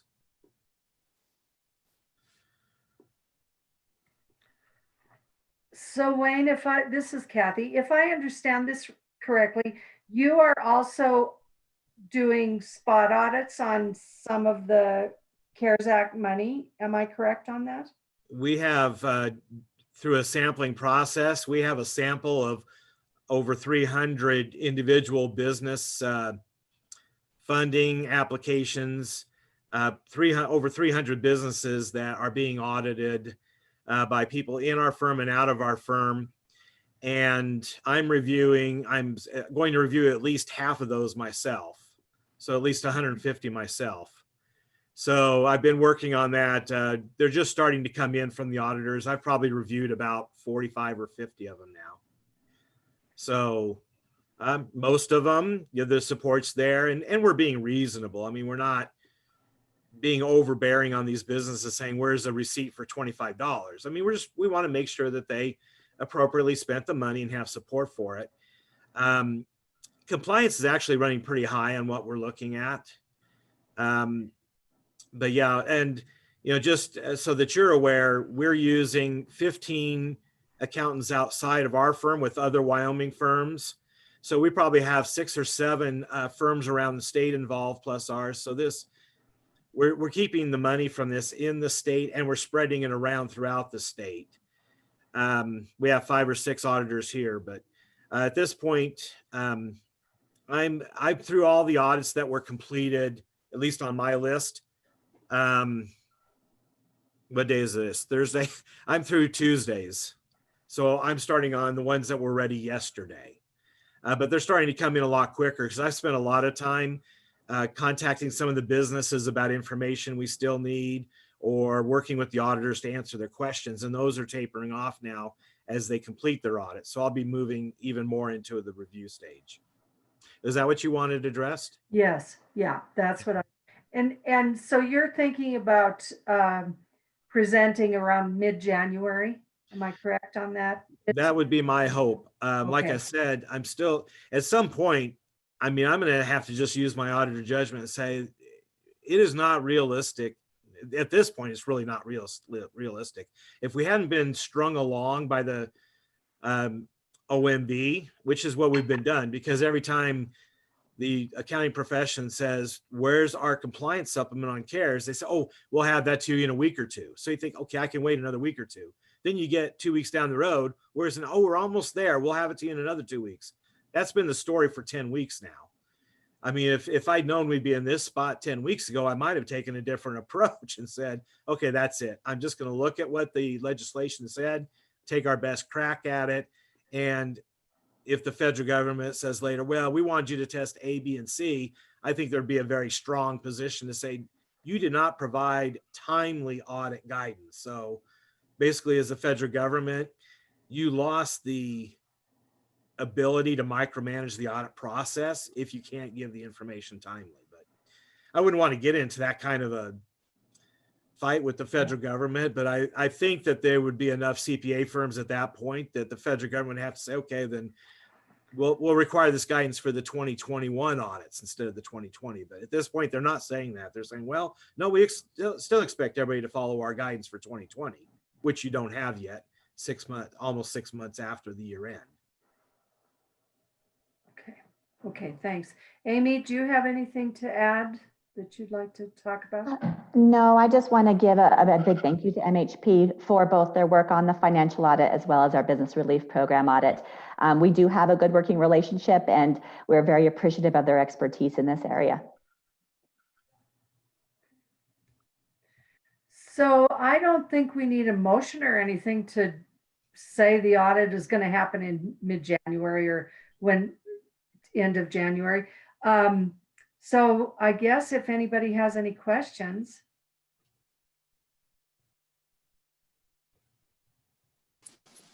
Okay. Wayne, I'd just like to thank you from a Yeah. financial, other nerdy person aspect. You guys have been tremendous. I mean, you have been forced to adapt and shift and add and take off, and you've done an awesome job. So I so appreciate MHP, as I know the rest of the board does. Well, Absolutely. thank you. I have to say, I mentioned that in my 35 years in public accounting, this project with 21 auditors on it is the largest project I've ever had to run in my career. So there's a lot of moving parts. I'm getting a lot of support here from my manager and my administrative assistant, but it's a big job, you know, to address questions and concerns from all these people around the state and in our firm. It is. And you're helping us as a state make sure everything we did was good and right and in order. So we appreciate it so much. So I think that's about it, except I just have one thing to say. Sadly, one of our members of the PBA, which has been a great, great committee, I think this is your last meeting, Alan. Alan has been awesome.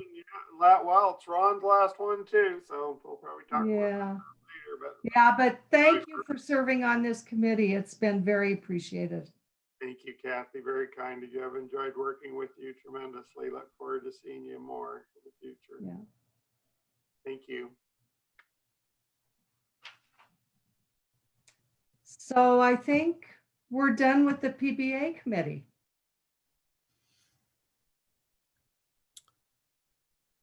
I guess I'll go back to work and start reviewing again. Yeah. Get busy, Wayne. Yeah. All right. Thank you. All right, so moving on, our next item, we'll just keep moving then on with our items, business contract and loan standing committee. Jason, you want to take this one? You bet. The moment you've all been waiting for is here, finally. I'm going to just start things off with pointing to my man, Josh Keefe, who is going to talk about the quarterly challenge loan report and see if we have to make some decisions about that. You there, Josh? I am. Good morning, Mr. Co-Chair. Morning, committee chairman, and the rest of the board. So yeah, there's two things that you'll hear from myself and Justin maybe, as well as Sarah Fitzgerald when it comes to the BRN in this section of the board meeting. These first two things hopefully won't take too long, but and then what I'd maybe like to do is before we go to Justin's section, I'll maybe elaborate a little bit more on the Brownfield fund. I know there was a question earlier about that and kind of what the status of that is, how that works, and the hopes in getting some more funds in and applying for more funds in January, actually. So I'll do that and be happy to answer questions along the way. If you have one, please don't be shy to interrupt, as I know it's hard to see everybody on the screen and stuff. So the first item on the agenda here is the usual quarterly challenge loan report. And we have our usual quarterly past due people that we've had for a long time. Again, I admit that a lot of this has been kind of placed on the back burner with all of the other business relief stuff going on. However, I did place a call to Mr. Brett Weber yesterday because he did receive some relief funding from us, and am waiting to hear back from him.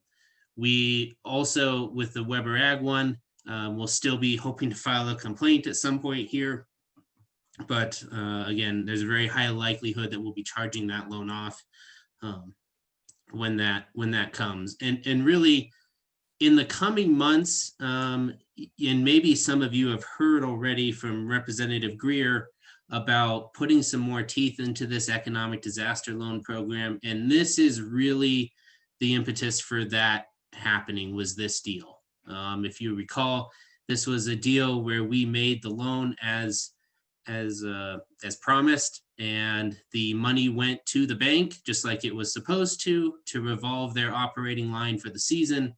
However, the bank chose not to renew the operating line, and the business ultimately went out. And for lack of a better term, we were kind of stuck holding the bag. So I think, so that is, we'll be working with Representative Greer in the coming months on some legislation maybe to adjust that so that we can try to prevent this from happening again, and do better with that. The next section in section 2 here is the loan loss reserve. You'll see we have about just over $2 million reserved for losses. Both Weber Ag and Brett Weber are fully reserved. And you can see the balances that are owed on those still. You'll also see the guidance there that all economic disaster loans, we reserve 10% of that loan amount, and then 0.5% for the rest of the loan portfolio. And so that leaves us, as you saw, probably that number off to the far right of Lindsay's report, with about $5.5 million left in the challenge loan fund right now to be doing deals. We think we haven't gotten too much interest, I think with all the pandemic stuff going on. However, I would anticipate that we'll have some more questions maybe the first half of next year as things come in. So this is the time of year where we will be getting a lot of payments. I was just discussing with our loan servicer 2 days ago. We'll be getting about $1.5 million coming in payments over the next 6 weeks. If everything goes as planned, which I anticipate that it will. And so I won't get into the gritty details, but there's insurance limits at the banks and complying with state contracts and all kinds of fun stuff that we have to do to make sure that we get the money and it's all insured and all that. So there's no charge-off balances. And then really the only other news kind of going on in relation to the challenge loan is that Justin and I did travel to Powell in the middle of September to finally get all of our Western beet grower loans modified. If you recall, we deferred payments this year that were due on January 1st. We were able to get 21 of the 23 at the time we were there, and another one has rolled in since then. So we're just missing one. And I'm being a pest with the remaining one to get his signature as payments have started going out already for payments due on January 1st. So with that, I think I'll be happy to take any questions in relation to the challenge loan report. Josh? Yes, sir. Mark Law here. Just I'm going to take a risk at showing my ignorance, but when it comes to loans, potential loan defaults and things like that, you talked about a holdback of 10%. Is there any insurance that can be purchased that in the event of something like that, or not? Mr. Committee Chair, Mr. Law, I honestly, I don't know. I think probably if we were going to do that, I'm assuming the state would ask us to run it through the risk assessment group over at the A&I division. We do require in a lot of our contracts that they have certain insurance requirements. However, I don't know that we really have a deal to buy insurance for loan losses. I will tell you, over the course of the challenge loan program, I believe, I can't remember now, I think we've charged off a total of 15 loans out of 268 for about $400,000 over the years. So it's not a common occurrence, but it does happen from time to time. And of those 15 loans, 11 of those have been economic disaster loans. And so that's another reason for the high amount of loan loss reserve in that program.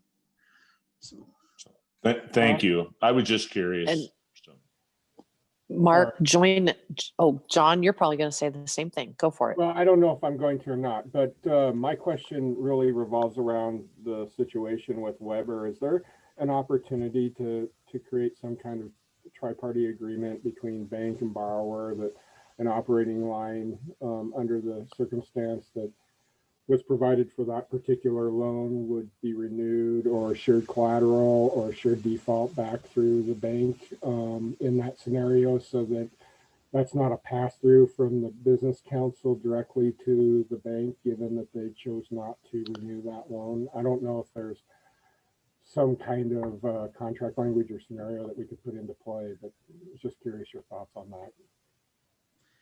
I mean, to me, Mr. Committee Chair, Mr. Coyne, I think to me it makes sense if we could have, we do ask when we do those loans for a statement of credit history from the bank.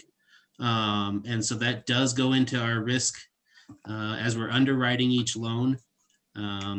I quite frankly, haven't had a lot of time to talk to Mr. Greer about this, but in my mind, I feel like if we could have some kind of commitment from the bank that they would renew the line for at least one more operating year, or maybe something for the upcoming year. I know you can't see too far out into the future, so we can't ask for too much commitment, but it would be nice to have some kind of commitment from the financial institution that says, yes, we will take this money and we will agree to renew the line in the operation for another year.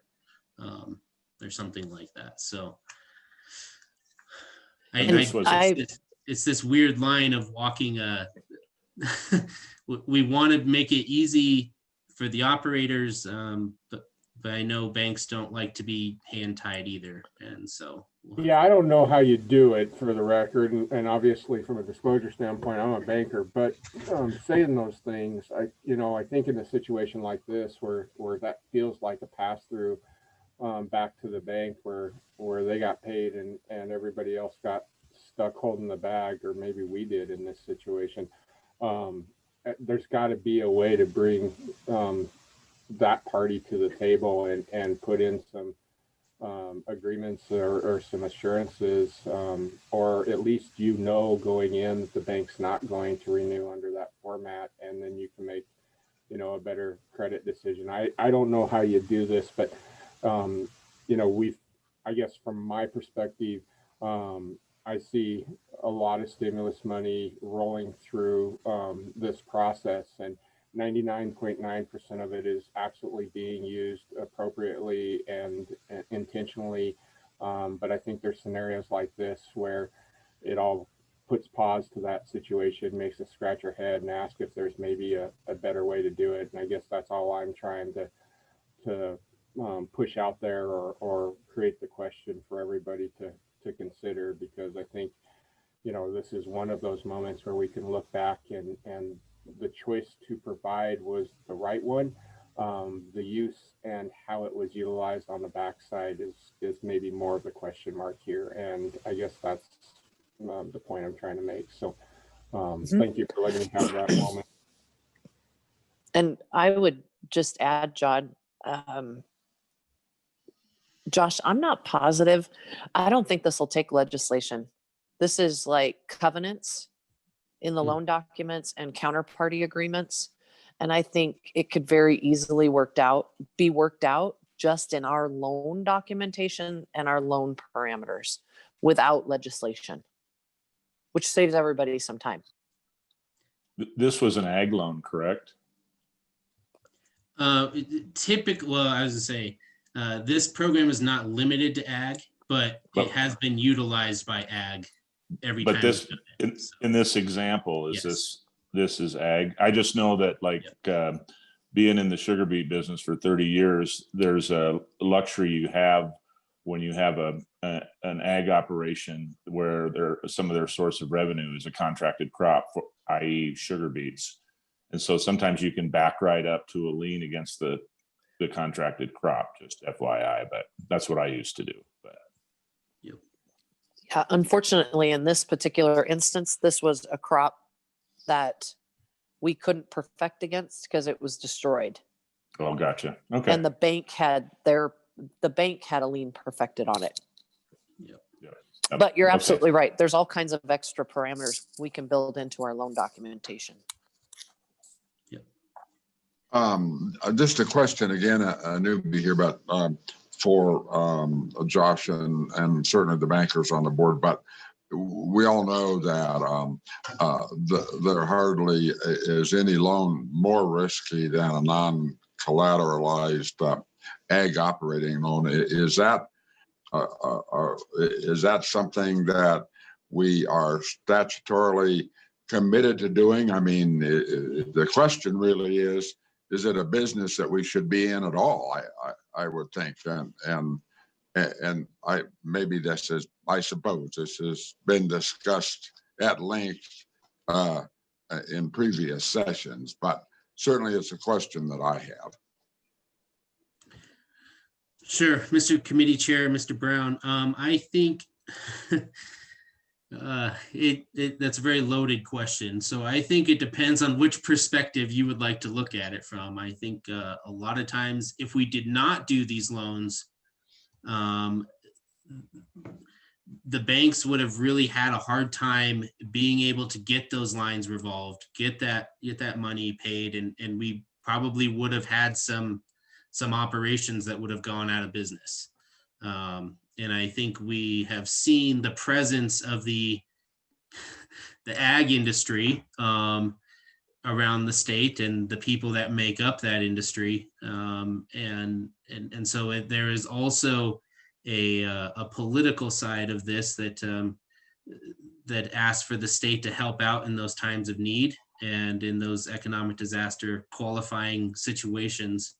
And so I think that, you know, most of the time these loans have performed as agreed. Like I said, in the whole challenge loan deal, we've done 270 loans and we've had 15 go bad for $400,000. So I think, I mean, yes, it's maybe not the most attractive program. However, I think that the overall good of the program does help keep, in this case, ag operations in business and keep a lot of those smaller rural communities alive as well, that we don't have the ripple effect if those things went out of business. So This is John. If I maybe can add to that a little bit, you know, the lender ultimately is at risk to begin with, and the fact that they provided the funds, and in this case, with it being around the sugar beet, and the disasters and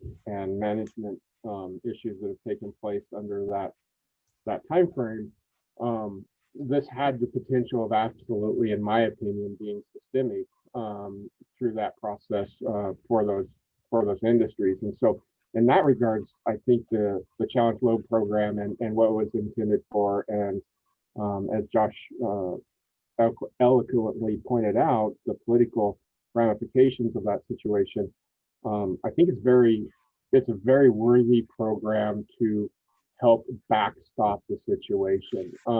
I think the opportunity to improve or get better is are we truly the ultimate backstop, or is there a shared risk profile that we can come back with to the banks and the borrower themselves, and maybe have a more shared responsibility to that end, versus, as this being an example, we create payment and then the bank closes the door and there is no capacity for ultimate repayment or future opportunity to redeem those funds. And I think that's the question that I'm again trying to pose through this is, you know, is this that one opportunity where we can learn something and do something different, or is it okay that we are being looked at as the ultimate backstop to this situation, recognizing the political ramifications and maybe that systemic risk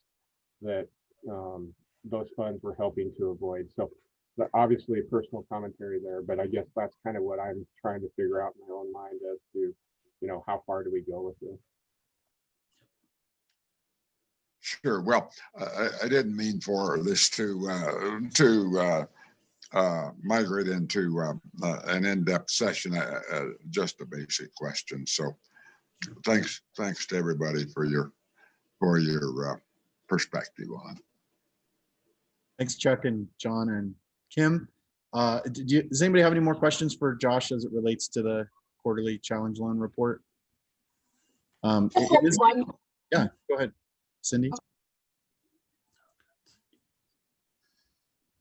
Go ahead, Cindy. You're on mute. Oh, no, I had to take care of that. So just so that I'm very clear on how the Brownfield revolving loan fund works. We had gotten this money from the feds, and you know, there's all kinds of guidelines when you first release funds. When we receive funds back and put them into, as we get repaid, what account does that go into? And are the regulations, some of them at least, abated so that we can use the money in a larger field with not so many encumbrances on them? Can you? Do we want to, Josh, do we want to address that? I think that's your next report, right? Or request.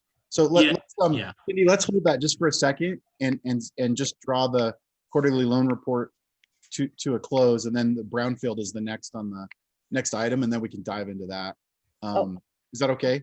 Yes. Okay, cool. And it is very relevant, you know, Chuck and everybody, you know, as we start to look at these funding mechanisms that we've typically had, you know, traditionally at the Business Council, we start to look at shaking things up, changing them, modernizing them. All this stuff is super relevant. So feel free to ask these questions because I think they're all gonna, I think Josh would agree. They're gonna, you know, both Joshes, they're gonna contribute to decisions we make going forward. So with that said, can I entertain a motion to accept the quarterly challenge loan report? This is Chuck. I would so move. Second. Got a motion and a second. Any discussion? Okay, hearing none. All those in favor, please signify by saying aye. Aye. Aye. Aye. Aye. Aye. Any opposed? Okay, well, with that, the motion passes to accept the quarterly challenge loan report. And now we can jump into the brownfield loan request. Josh, maybe you could explain that first, and if you happen to answer Cindy's question in the process, that's cool. But otherwise, we'll go on. Thanks. Sure, absolutely. Just real quick, just so everybody knows, on the challenge loan fund right now, we have an even 100 loans on the books for right at $17 million. Just FYI. So now on to brownfields. This is speaking of efficiencies and all kinds of working together, as was talked about earlier. This brownfield program was a coordinated effort between the Business Council and the DEQ, or the Department of Environmental Quality. Cindy Martinez over in that office manages a lot of the brownfield projects around the state. And this funding came from the EPA. It is a grant program that goes through the DEQ to help do brownfield projects. Our scope is for the entire state. Some of you may know municipalities can also apply for this brownfield fund. The city of Cheyenne did apply for one a number of years ago and have started deploying that money over the past year or two. We received this grant back, I think it was towards the end of 2018. And the idea was that, and I think it's very fitting because we hear a lot about capacity of rural, maybe they don't have an economic developer, or maybe the city treasurer is wearing 20 different hats. And so this fund was really intended to help brownfield projects around the state to get done. And so one further thing is that as those, so Cindy, maybe to get to your question, as we do these loan and grant combinations for the brownfield fund, any repayments that we get go right back into the brownfield fund typically from the borrower. And so that money then is asked to churn over and be relent out. One of the goals of the EPA in this fund is that we try to make it so that the state is not in the way again of getting a redevelopment or a cleanup project completed. And so the terms they ask for them to be very favorable. They ask for us to subordinate positions to financial institutions who may be helping rehab projects. And we all know that, I have a hard enough time getting a bank to share a first position, let alone they would never do it to be in a second position on the collateral. So I think, that's really the goal of this fund, is to have a statewide brownfield fund to help clean up, gas stations, asbestos in buildings, all to try and promote economic development projects in towns across the state. There is another round of funding that will be available from the EPA in January. Cindy Martinez has already asked us if we would be willing to work with her and participate with her to ask for more money, because I really believe that once we have the chance to get this out there more and more, that this fund will be asked and utilized to be used. So one of the the two roles of us is the DEQ kind of does all the paperwork side of things. They make sure that the site is an actual brownfield site. They do the regulatory make sure it's cleaned up to their standards. And then they ask us in our expertise to manage the loan fund and to collect payments and really manage the money side of the transaction. And so using efficiencies for both and expertise of both, that's really what the goal of this brownfield revolving loan fund is for. Sorry. With that, Cindy, does that help answer your question? Yes, I just wanted to make sure as we get that money back, it's going to go into the brownfield revolving loan fund and not into a different fund. Yep. It all has to be put right back into that fund. That line item under the federal funds section that Lindsay showed earlier, it will go right back into that same fund. So it will operate just like the challenge loan account does as well. So, and with that, I'll turn it over to Justin. Justin has really been the key person who's been working with Cindy Martinez on this project, and I'll have him kind of walk you through the project a little more. And I will admit, this is the first one that we have done. And so in conjunction with all of the other things that we're doing right now, we're kind of learning as we go. And I think I used the analogy with Cindy last week. We're kind of building it as we're trying to fly it at the same time. And so, but I think that this is a worthy project and has actually been seen by the director of the EPA in Denver already. And he has been fine with this project in the terms that we've proposed and all of that as well. So with that, I'll turn it over to Justin. Thanks, Josh. Can you guys hear me? I can. So perfect. Thank you.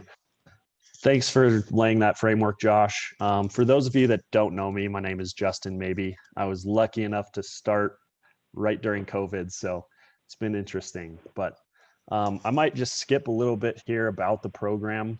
And just to let everyone know, we do also have Cindy Martinez on the phone from DEQ. So if we get any questions, she might be able to help out with that. So getting into the project here a little bit, Spring Hill Apartments LLC, which is a part of the Wyoming Housing Network, is proposing an asbestos abatement request. So this project is a rehabilitation of Spring Hill Apartments built in 1974 and 75. Now, this is a pretty big complex, 13 buildings, includes the business office, 31 one-bedroom units, 95 two-bedroom units, and also 1 3-bedroom unit. The property is in a desirable location in Casper. It's right near the mall, really close to Kelly Walsh High School. The overall project will revolve around not just asbestos abatement, but they do plan on also fixing floor coverings, exterior stucco repairs, stair replacements, grading work, bathroom updates, appliances, and most of all asbestos. That's what our funds will only be able to be used for. But this project is really an overarching just update of the apartment complex itself. They are also bringing the property up to code with ADA requirements by creating 7 ADA units. So that's also kind of a benefit there. Getting into the asbestos testing, there was asbestos found in almost all the residential units. Again, this hazard will be reduced using these funds if approved. SafeTech Inc., who specializes in asbestos, mold, and lead abatement, quoted the asbestos removal just under $398,000.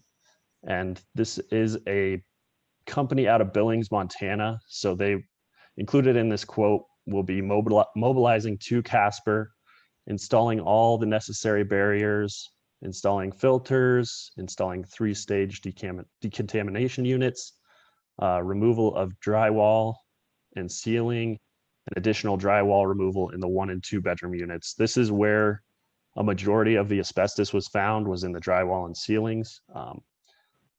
They wanted to also remove a little extra in the 1 and 2 bedroom units just for preference. But most importantly, the quote also included final cleanup of the contamination areas and disposal of all the materials.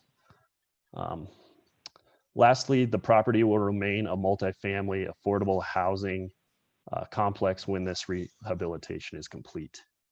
So getting into a little bit about the grant and loan details, we are giving up to $225,000 in a sub-grant and up to $275,000 for a loan for a total of $500,000. We included up to language just to account for the unforeseen additional asbestos abatement if that's uncovered during. The $275,000 loan will be unsecured at a rate of 1% for 20 years. Payments will be collected annually and total $15,239.21. So Spring Hill Apartments has the capacity to cover this payment. Additionally, the Wyoming Housing Network has other rental properties that can be used as a secondary source of repayment if that is needed. And we do recommend an encumbrance of $500,000. We hope to have the grant money to be utilized first, and then the loan money will be utilized after all the grant funds are expended. That's kind of the process we use in our other BRC programs. So again, like Josh said, we're kind of building this as we go. So that's kind of our structure for this first one. If anyone has any questions, I'd be glad to answer them. Justin, this is Alex Klein. I just had a quick question. And I think we're all learning as we're going on this, me included. Definitely not my area of expertise, but how do you determine the mix between the grant and the loan? Is that predetermined by the program, or is that based upon the request of those requesting the funds? Yeah, that's a good question. And actually, I think Cindy would be a good one to answer that if she could. Sure. She did a lot of sure, I legwork can- on this project specifically. Right. I'm happy to try and answer that. We do have grant conditions that do limit the amount of money that we can sub-grant from our overall overarching amount of current funding. So I did ask for a waiver to go beyond the $200,000 limit that's usual with an RLF grant to up this to $225,000, and you know that's slightly above the $200,000 mark that's usually slated for individual sites. But you know, I felt, and I believe that others in EPA also felt that this was a worthy project, and so you know we would try to help out as much as we could. So that's why we targeted the 225 because it was you know within a reasonable range of what EPA could grant a waiver for past the $200,000 mark. Thank you. Sure, you're welcome. Any more questions for Justin? For what it's worth, about a block away from me is one of these projects here in Du Bois. I saw like 4 or 5 people walking around in hazmat suits last week. So I know this is a thing and I know it's happening, and I'm not going to have asbestos a little ways away from my office. So that's pretty exciting. The city owns that building, I believe. So obviously probably a good project. I guess we'll entertain a motion to consider the staff recommendations for this project. I would so move for approval. I'll second. Okay, any discussion? All right, well, all those in favor of considering the staff recommendations, approving them, signify by saying aye. Aye. Aye. All those opposed? Okay, motion passes. Next up is an amendment to the contract of the University of Wyoming for the BRN, otherwise known as the Business Resource Network programs. And for that, we're going to turn it over to Chief Strategy Officer, Sarah Fitzgerald. Sarah? Before we start, folks, I'm Yes. sorry to jump in here, Jason, but how about we take our 15-minute break that was scheduled? Oh, Just kind of do that. Just I think it's been a couple hours for everybody. So if we could maybe do a very diligent 15-minute break and be back in 15 minutes. 22 Perfect. after. Okay.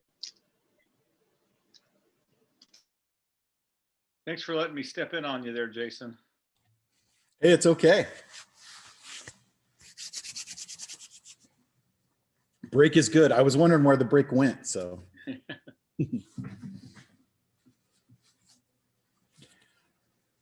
We're all work and no play around here, Mr. Kinsler. Yep, that's how we like it. Jason, it's all yours whenever you want to cue it back up, buddy. Okay, looks like a couple people are just kind of trickling in. Warren, you need to put a coat on. It looks cold out there. Well, yeah, that's a fun, just a cool virtual background. Took this a couple weeks ago. The local downtown development organization Visit Cheyenne did a light display along Capitol Avenue and 15th Street here in Cheyenne. So the Business Council got to participate. Awesome. Looks great.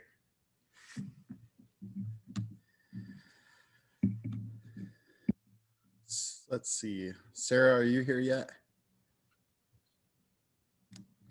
Yep, I am here. There she is.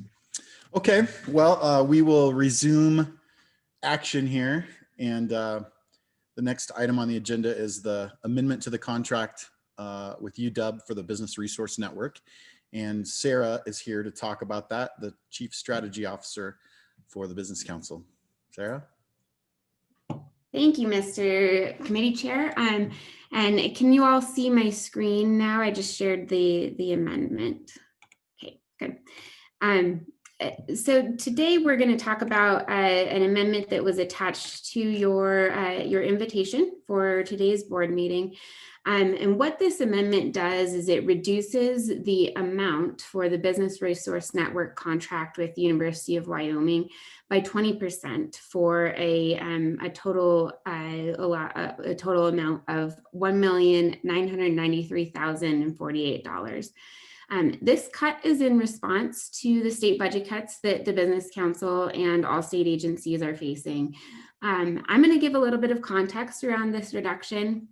And then we also have Dr. Ed Sinikowski and Steve Farkas here, and they'll be able to explain the impacts of this cut, as well as a little bit about what has been happening this year with the BRN and their plans going forward.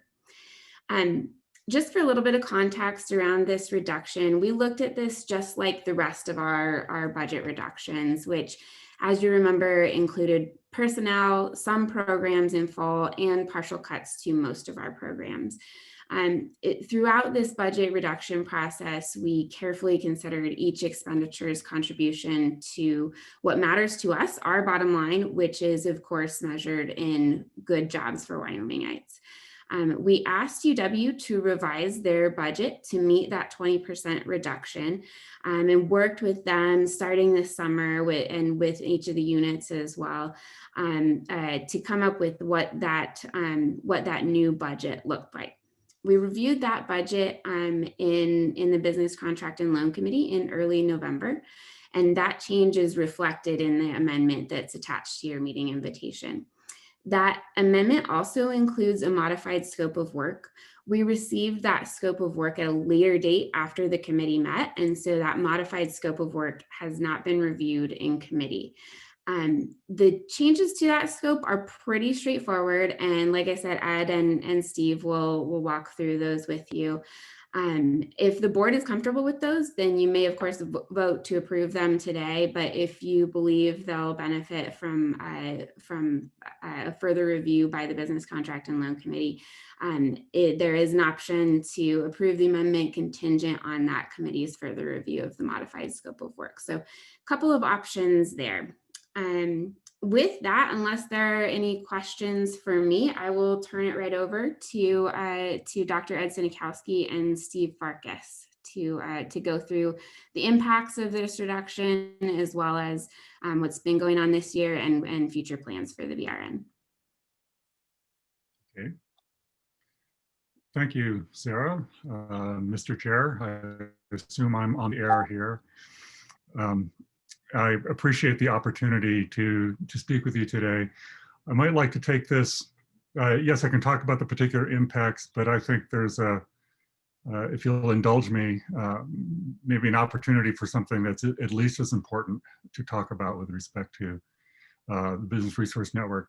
Before I go down that road, I would like to introduce Steve Farkas. I believe many of you know him, but I'm really pleased that he has augmented his duties here at the university and joined me in my office as an assistant vice president for strategic partnerships in the Office of Research and Economic Development. And Steve, if you're on the air, might give you a chance to say hello and say a little bit about your experience so far.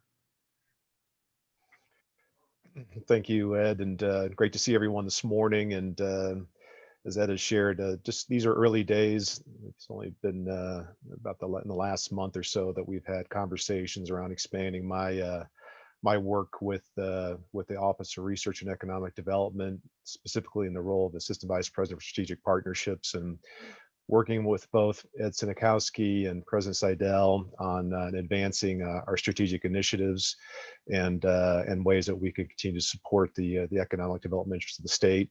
I will continue my capacities as Assistant Dean for the College of Business as well.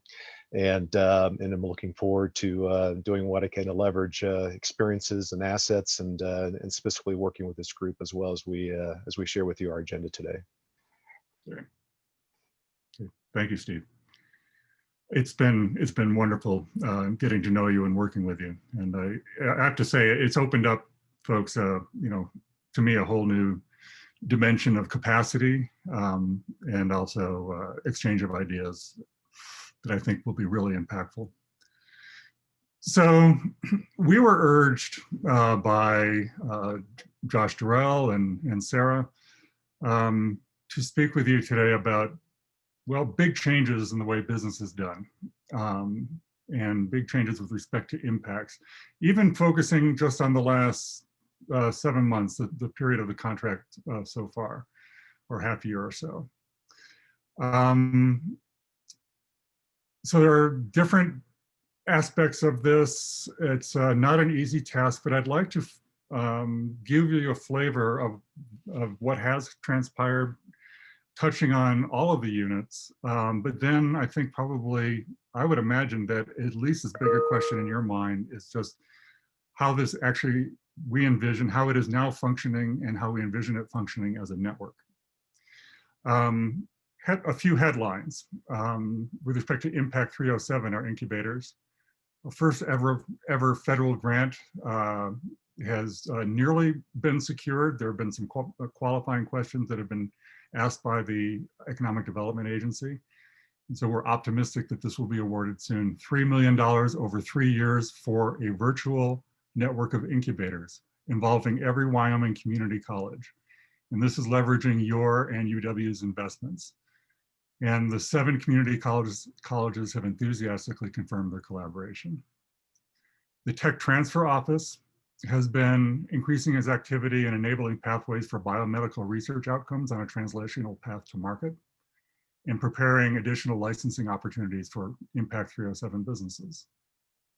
The SBDC, Small Business Development Center, rose to the occasion in executing on dollars awarded to provide COVID-related advisory services to much distressed state businesses, small business owners in the state. With their boots on the ground in the first 3 months of their COVID assistance activities, over 1,200 clients were served, over $10 million was infused into the economy as a result of it. In manufacturing works, no secret that it was really suffering from a performance and a reputational standpoint. And then within the last 2 years, I did a major leadership change. And I'm really pleased to report a significant turnaround in performance and reputation. Customer satisfaction as reflected in independent surveys that its sponsoring agency in Washington provides to the clients, has customer satisfaction near maximally positive levels. And I'd just like to give kudos to the leadership It's now a national success story among the national network that it is, whose program it's part of. The number of new projects have tripled with manufacturers in Wyoming in the last 2 quarters. So you ask about what's happened in the last half year, that has happened in the last half year. And I should say, we greatly appreciate the participation of the Business Council leadership at the front end of a panel review that was quite important to the project and to the BRN. A national panel review on Monday. That your presence there was noted by the reviewers and impactful.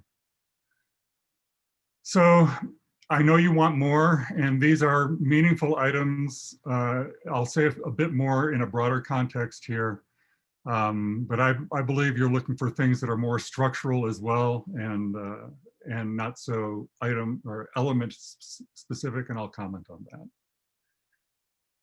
But meanwhile, I'd like to say something a little bit more personal, grounded in my own professional world and experience. On the one hand, I get your, what must be frustration, first of all, at this time and this general condition. And also I get your frustration with respect to the BRN. I hear the reputational stuff regarding the BRN, your concern about reporting measurable impacts, and that troubles me. With respect to reporting these impacts, we're committed to doing a better job, and Steve and I have begun talking about what that might look like. On the other hand, I really feel an obligation to myself to share with you that my own impression of working with these directors. I think they're outstanding. They're committed to service. These units are serving well. I can believe that if there's a reputational component here with respect to the BRN, some of this may be a hangover from the past. I don't know. I'm not here to analyze where the impression comes from, but these units are well run, and they have positive impacts worthy of the investments made. I strongly believe that. So in total, making sure that we are having the kinds of impacts that Wyoming needs and deserves is the central question. Even if they're operating within their mission space, is that what the Business Council, what the state is asking of these units and of these dollars spent? So getting to all of this, I think, requires good communication and a highly functional relationship between the university, the Business Council, and this board. And that's partly why I'm taking the liberty to speak a little bit maybe off script. And so more in that vein, regarding the present day and the budget challenges, I don't think I've shared with you that I've been in your shoes and the shoes of Josh Durrell, and I have an appreciation for the kind of challenges are faced in this sort of budgetary environment. I led a federal research program with the Department of Energy that had international reach before making the choice to move to Wyoming and serve the university and serve the state. And I saw my charges when I was in Washington as including developing and acting on a strategy during very tough budget times. Sounds familiar, right? In one year, for example, early in my tenure, I was handed by the White House a $40 million budget cut out of a $400 million program to act on in 2 weeks' time before the president's budget rolled out. And had to do this without consultation with the community because you can't get out in front of the president's budget rollout. And I'll also say that the program I led had great dysfunction regarding roles and responsibilities with respect to my office and the national community that I was charged to serve. And so I do believe in the end that my team and I and the community succeeded in changing for the better the culture where the field and my office at DOE resided. And I can point you to, I'm not going to screen share them, but I can point you to articles in the scientific press and my battle scars from articulating and defending my budget decisions on this national stage. But in the end, the fundamental assumptions between my office and the field of nearly 2,000 researchers at universities, private companies, and national labs changed for the better. I learned a lot, including about the importance of listening to my community, which was full of wisdom and fantastic ideas, despite the challenges. About the importance of acting on my informed instincts, because sometimes in leadership, you don't have all the information you need. But in the end, you have to assemble what you have and then act. And then trusting these instincts when articulating the rationale for program adjustments. So we began a practice of holding opportunities workshops with the national community and our office, which was a really great practice. This has contributed, I think, with the research office ongoing to promoting very good relationships with the national community. This was hard and imperfect work. And so Josh and your colleagues at the Business Council, I really appreciate the kind of environment you're in and the nature of the tough decisions you make. And I understand you're going to have to keep steering the boat into the waves and looking for a straight wake behind you. It's the only way to do it.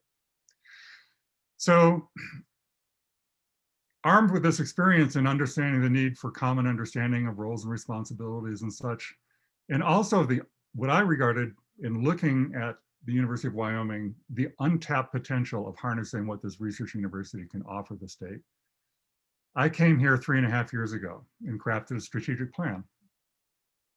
And one goal expressed in the strategic plan was to make the BRN a coherent and cohesive whole with clear positive impact on the Wyoming economy. I believed I could do it. I also understood the importance of understanding the strengths and limits of these units. Part of the intention was to weave this effort into the formation of the Institute for Innovation and Entrepreneurship, but sadly that effort failed. Now, I'm not without fault or weakness here in not getting this done yet, but the conditions for doing this and more broadly and deeply now for transforming how the university contributes to economic development and works with Wyoming Business Council have never been better than they are now. And the outcomes of the existing BRN, again, to my initial point, have been meaningful. So the raw materials are strong here. And they're already beginning to function better than they did in a cohesive whole, and I'll say more about that.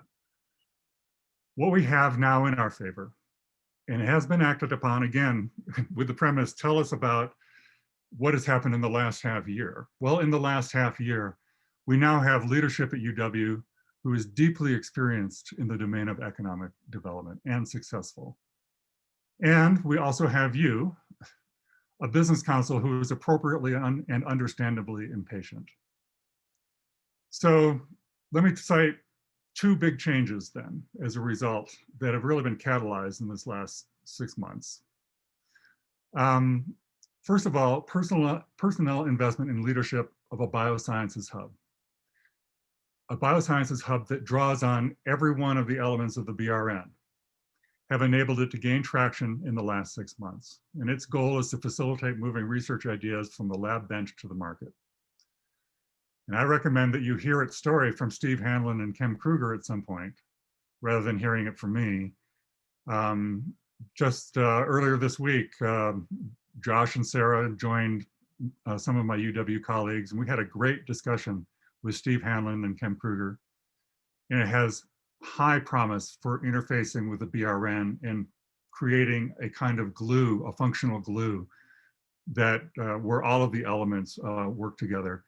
And its success is not predicated only on serving the biosciences community. It is a model, as we were talking about yesterday, that is potentially extensible to other domains. Engineering and advanced manufacturing come to mind. And then again, a big change includes a vision that is being driven from the very top. And there has been great progress in this. It's not just words in implementing that vision. And this could have tremendous implications for the BRN. And I think it's beautifully aligned with your strategic plan. And what I'm referring to is something called the Wyoming Innovation Network. Since July, this would be an innovation network that would be centered around the activities of the 7 community college presidents. And in that period of time, as the vision has been developed, President Seidel has secured the agreements of the 7 community college presidents to participate, which I think is, you know, a rare and very promising step. Let me ask Steve Farkas if he might jump in here to talk about the vision and recent accomplishments with respect to the Wyoming Innovation Network. Thank you, Ed. And I guess as I referenced earlier, these are early days, and spending time with President Seidel to understand his vision, and after hearing it and seeing the opportunity, it was exciting for me to play a role here in supporting and more importantly activating it. As Ed said, this is called the Wyoming Innovation Network. And really it's leveraging existing assets, collaborations that already exist between the university and our community colleges. We think about strengthening our workforce, promoting entrepreneurship, and supporting economic growth. Again, a lot of agreements have been formalized over the years, but now we're pointing to how do we leverage these agreements in a way that drives measured impact. And more importantly, creates measured connectivity between the university, our communities, and those community colleges.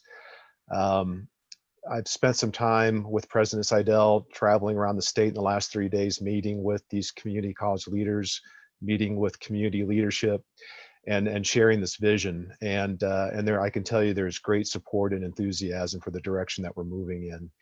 And as Ed referenced here more recently, the community college leadership, to include the community college presidents, have all signed off on this idea of working together to deliver these programs. Initial areas of focus here in the shorter term we're gonna be thinking about computer, data science, artificial intelligence, hospitality, health sciences, with a heavy emphasis on interdisciplinary work between, again, the university and our community colleges. And maybe more importantly here right now, we're focusing on action items. And those action items here in the shorter term, and I'll just provide some insight in terms of activities that are currently underway. One is a partnership with Cardiff University and the Welsh National Software Academy. Again, in a resource-constrained environment, how do we leverage existing resources to include partnerships? And the Welsh National Software Academy has already gone down the path of deploying an applied software engineering program that has had significant impacts to the Welsh economy, as well as the industries that they work with. President Seidel has an active relationship with these individuals. So we've had conversations about how to repackage, how to repurpose that curriculum in a very relevant way to Wyoming and prop this up in the shorter term. We have a we have a target of July of 2021 to have a 2-year program that'll be delivered through the community colleges with seamless integration to the University of Wyoming to pursue a bachelor's degree in software engineering. Ahead of that, we're looking at a summit here in January that'll bring together the key stakeholders from Cardiff, our community college leaders, University of Wyoming faculty, and our identified industry partners in Wyoming that will participate in a later boot camp to gain insight into best practices that have been vetted abroad and have application to Wyoming. Once the summit is completed and a framework has been decided upon, this boot camp will happen in sometime we're targeting mid-March, again, with the intention of it being a pilot program to deliver this 2-year program here in fall of 2021 at the community college level. I would also note in our conversations with the community colleges and specific Central Wyoming Community College, we see additional collaborations in Riverton and Jackson to work with Central Wyoming Community College to connect on a more meaningful level with the reservation and the leadership there to deliver UW programming around software engineering, entrepreneurship, and other areas of computer science. Central Wyoming Community College, I would note, has been probably one of our more active collaborators here in the last few months, as they have the infrastructure, the programming, and a shared vision for how we connect the state with our communities and support existing businesses. In January, we will also launch, I believe will be the first statewide entrepreneurial education system called Entrepreneur Essentials, or E2. And that'll be delivered with shared faculty between University of Wyoming and Central Wyoming Community College. It'll be a program that'll enable up and coming entrepreneurs to have access to best practices in entrepreneurship and training. We envision this is going to be a hybrid delivery system, but we'll be actively involved in the communities where the program is being delivered to allow for application with those businesses as we think about mentorship, and then also conversation on access to capital. As we think about tourism and hospitality, for those of you that have not heard, the College of Business recently delivered a minor in hospitality this fall, and is actively working towards a bachelor's degree in hospitality and tourism in collaboration with our industry partners and with the community colleges. Again, an opportunity to look at the packaging of curricular content that's already been delivered to our communities and to our industry partners. And so we're looking at ways to integrate that content into this program as we work with our partners. And as Ed referenced earlier, in the health sciences space, we're very excited about the Innovation Hub and the activity that's occurring there to create new businesses and spark innovation around the health sciences space. Behind the scenes and concurrent with all this activity, we're also working towards formalizing a corporate partner program.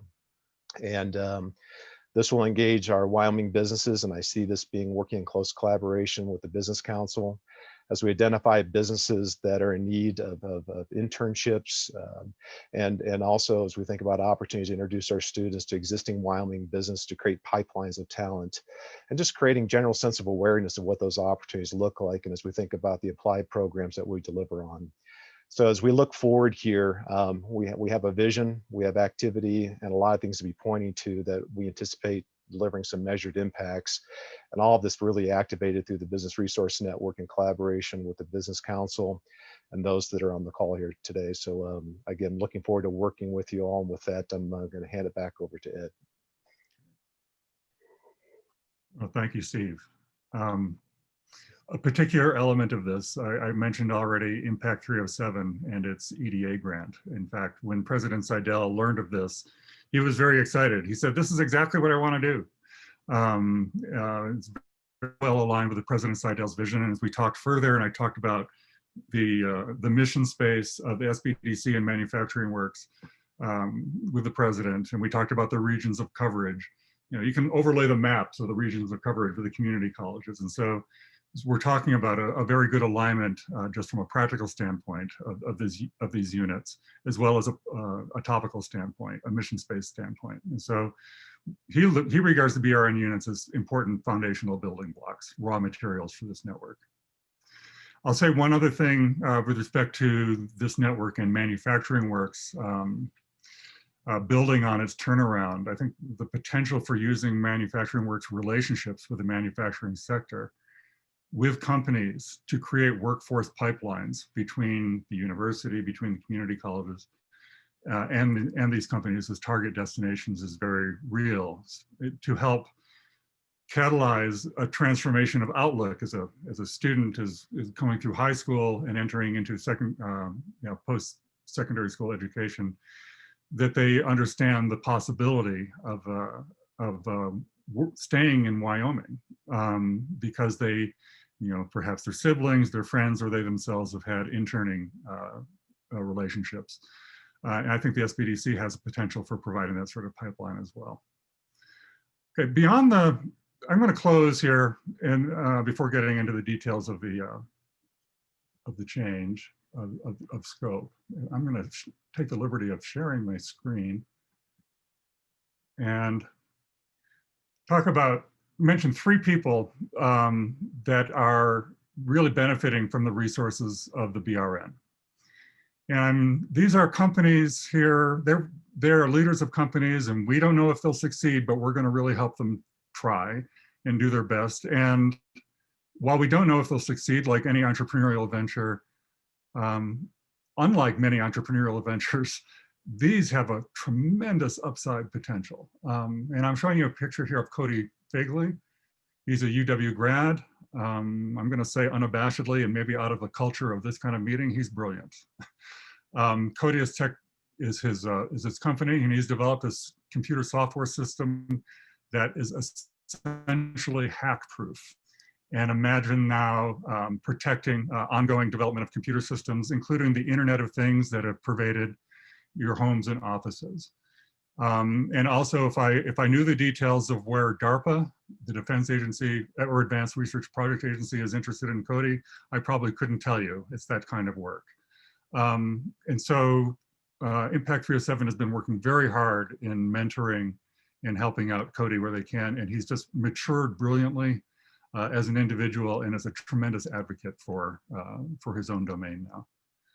Altus, a business for good. Its goal is nothing less than stopping human trafficking. Ashley Chapman is the founder and CEO. Maybe some of you know her. If you don't, we should make sure that you hear from her. She's extraordinary and has received really very strong and effective mentorship from Impact 307. The global economy for human trafficking is estimated to be $150 billion. And so she has a novel business proposition here of creating a for-profit arm to fund her nonprofit activities. And she's looking for capital. Okay, so maybe there's help that we can derive there, several $1 million of capital to put her over the hump to where she can become self-sustaining and really have her enterprise grow. And finally, I'll just mention here Jared Bushman. He's a professor here at the university. Localis is the name of his company. Delineating and modulating geologic changes occurring after spinal cord injury translates to a goal of restoring motor control after traumatic injury. And imagine the impact here on the battlefield, in the sports arena, after any sort of situation, automobile injuries that lead to the tragedy of loss of motor control. Don't know if this will work. He has drawn on the resources and services of the SBDC, of Impact 307, and the Tech Transfer Office with respect to the preservation and transfer of intellectual property, as well as now engaging in the biosciences hub that we've talked about. So I just wanted to put a bit of a human face on this. I think this could be, we would all be well served to hearing from these folks and propose that if you have the time and the opportunity, we'd love to create the opportunities for you to do so. And while these are all speculative and they're the kinds of things that the kind of churn you require to build the foundation from small businesses from which the large, really game-changing businesses can thrive. An example of where that has happened is in Bright Agritech, Nate Story's enterprise, which is now Plenty. This is Bright Agritech and Plenty, the vertical hydroponic farming system pioneered by Nate Story, has been is now in the possession of several $100 million of assets. And they would not be there without the services of what was then the Wyoming Technology Business Center and now Impact 307, because there are several years of very tender and fragile times. So you never know who's going to hit it big, but some of them do, and the BRN and your support of the BRN has enabled that to happen. So I don't know if what we have in hand, we're going to have to keep working to make sure that our resources that you're supporting map onto and constructively engage with the president's vision. I believe we can do it. And for the first time, we have the necessary conditions in place to do this. And we're all looking for a condition where the details of the contract are secondary. And we know that we're in a position to know that we're being successful because there's a buzz and people are recognizing the economic activity that we're stimulating. And that the goal is nothing less. So I can comment here. I think I can comment pretty compactly about the contract. and the changes in it. And then open it up for your comment. And thank you for your patience here and letting me talk in a way that's maybe a bit different than other business council board meetings. But what you find in the contract, the 20% reduction of about, that's $500,000. What we've opted to do, or what we're proposing to do, is move actually the tech transfer office out from under the umbrella of this contract and have it in an entity that is completely supported by the University of Wyoming and the resources available to it. I think this makes sense in the sense that the tech transfer office was different than all of the other units, and that its primary function is to, and where it's most effective, is serving within the university. The kind of support that we've been receiving from you is very unusual as compared to other tech transfer offices at universities across the country. The aspiration of serving the state broadly with the tech transfer office, I have to report they've been working very, very hard at doing that, but the frequency with which the services actually result in a win for a Wyoming citizen in terms of the patent prior art searches that they're allowed to provide the frequency has been very, very low. And so if forced to choose, I think the state of the Wyoming's economy will be better served in redirecting those dollars for the present time towards serving researchers on campus and helping research ideas get translated to the marketplace. All the other units will suffer a personnel loss, including being able to hire into positions that had been vacated. SBDC, for example, can't responsibly hire now under this budget climate, a position that Jill Klein had been wanting to fill. There's a position, there's a spreading thin of the manufacturing works network in terms of coverage in the state. The entire state is still being covered, but people are going to be hustling a bit more than they would had a position that they had desired to fill. They've been able to fill it. They will not. And also, see, Impact 307. They do have the promise of additional resources coming in through the EDA grant. There's not a one-to-one mapping between the positions, a position that they need to fill and that activity. Maybe some of the slack is picked up, but it really does not quite fill that hole. And so there are impacts, but I think though the monies they're deeply appreciated and they will be well spent at this time. So I'm going to pause so that I can inhale and field any questions or comments or have a conversation that you'd like to have. And thank you for your indulgence.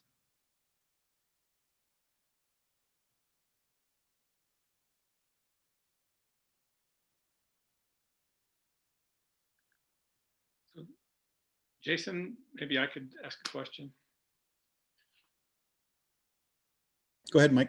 Yeah, so Ed, I certainly appreciate the update.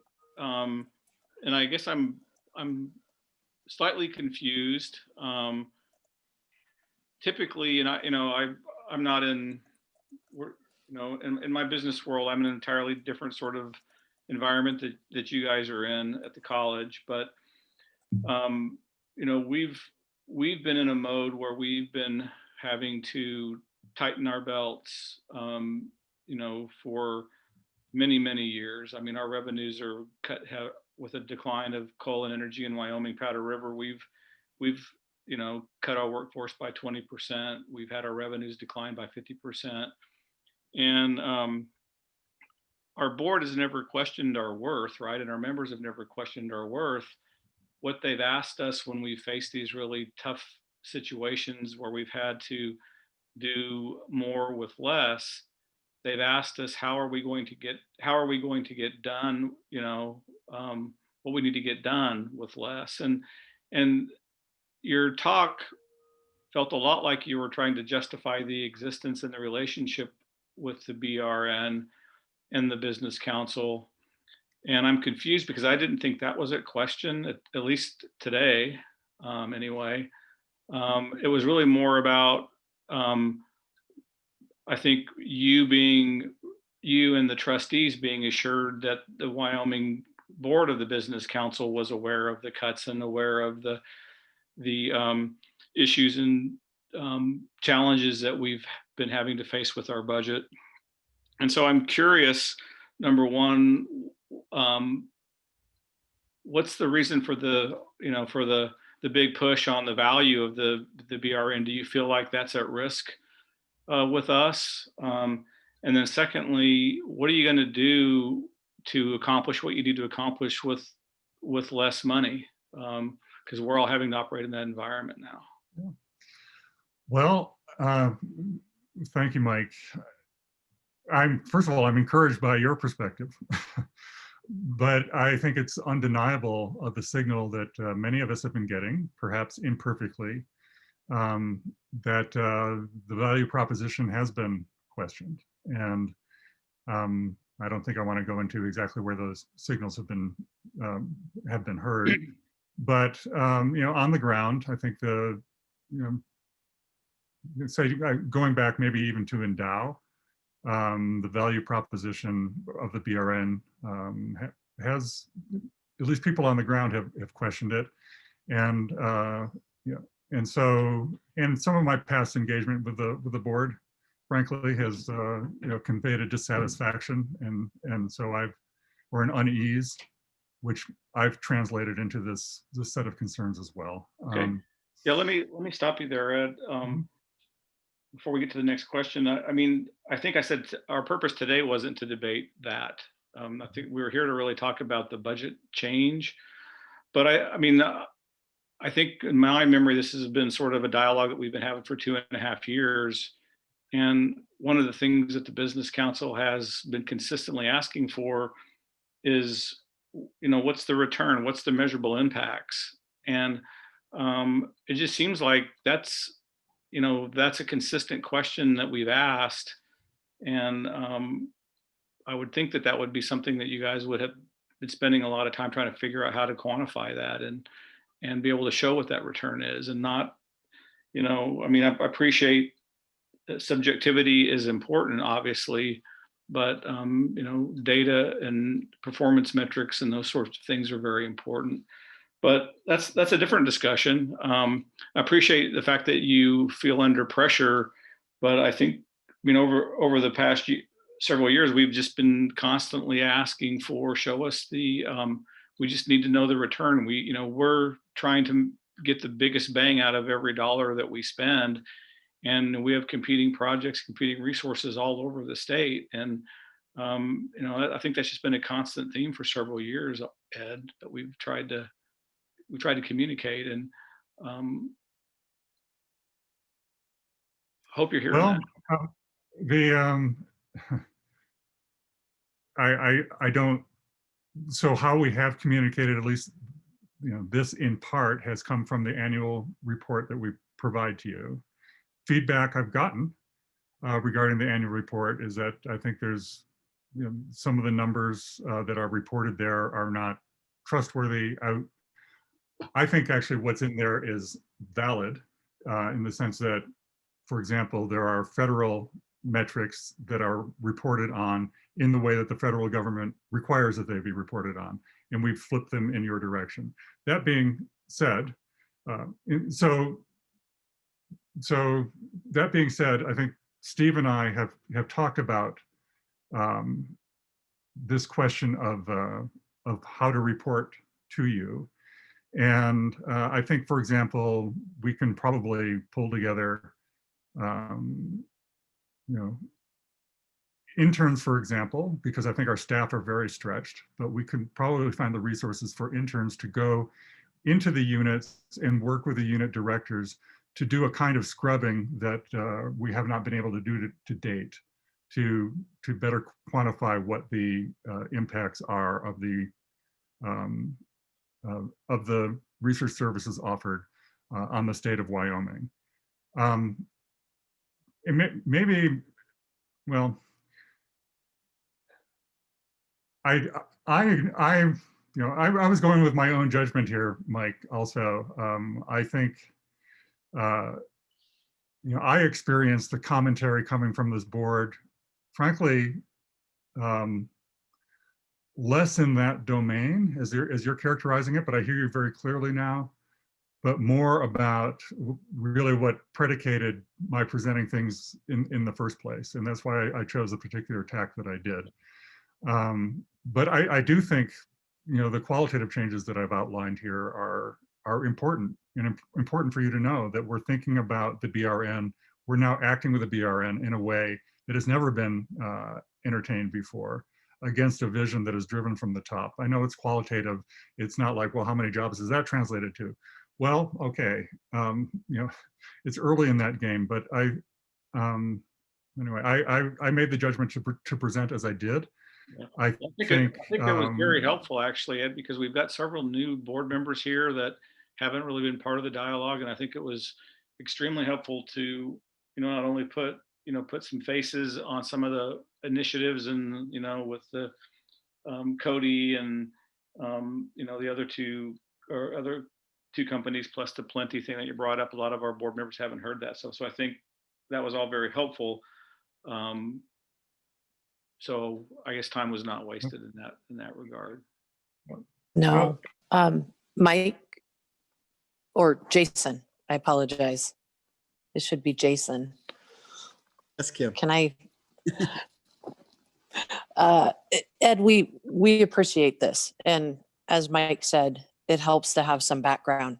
I have to be honest. You're preaching to the choir, man. I mean, talk about resources spread thin. This business council staff has used 33 people to disperse over $500 million in the last 4 months. So we get it. We totally get it. And it's something that we're all facing. A lot of the context of what you shared today will be important when this contract comes up for renewal. This will be huge. And as a council, we will expect those results and those memberships, I apologize, those measurements. Mm-hmm. That was our pivot 2.5 years ago. It is still the expectation from this board. It will not go away. So that will be a very strong expectation. And when this comes up, I believe in June is usually when, May, June-ish is when we discuss that. This has set the context for that. I would like to suggest Sarah.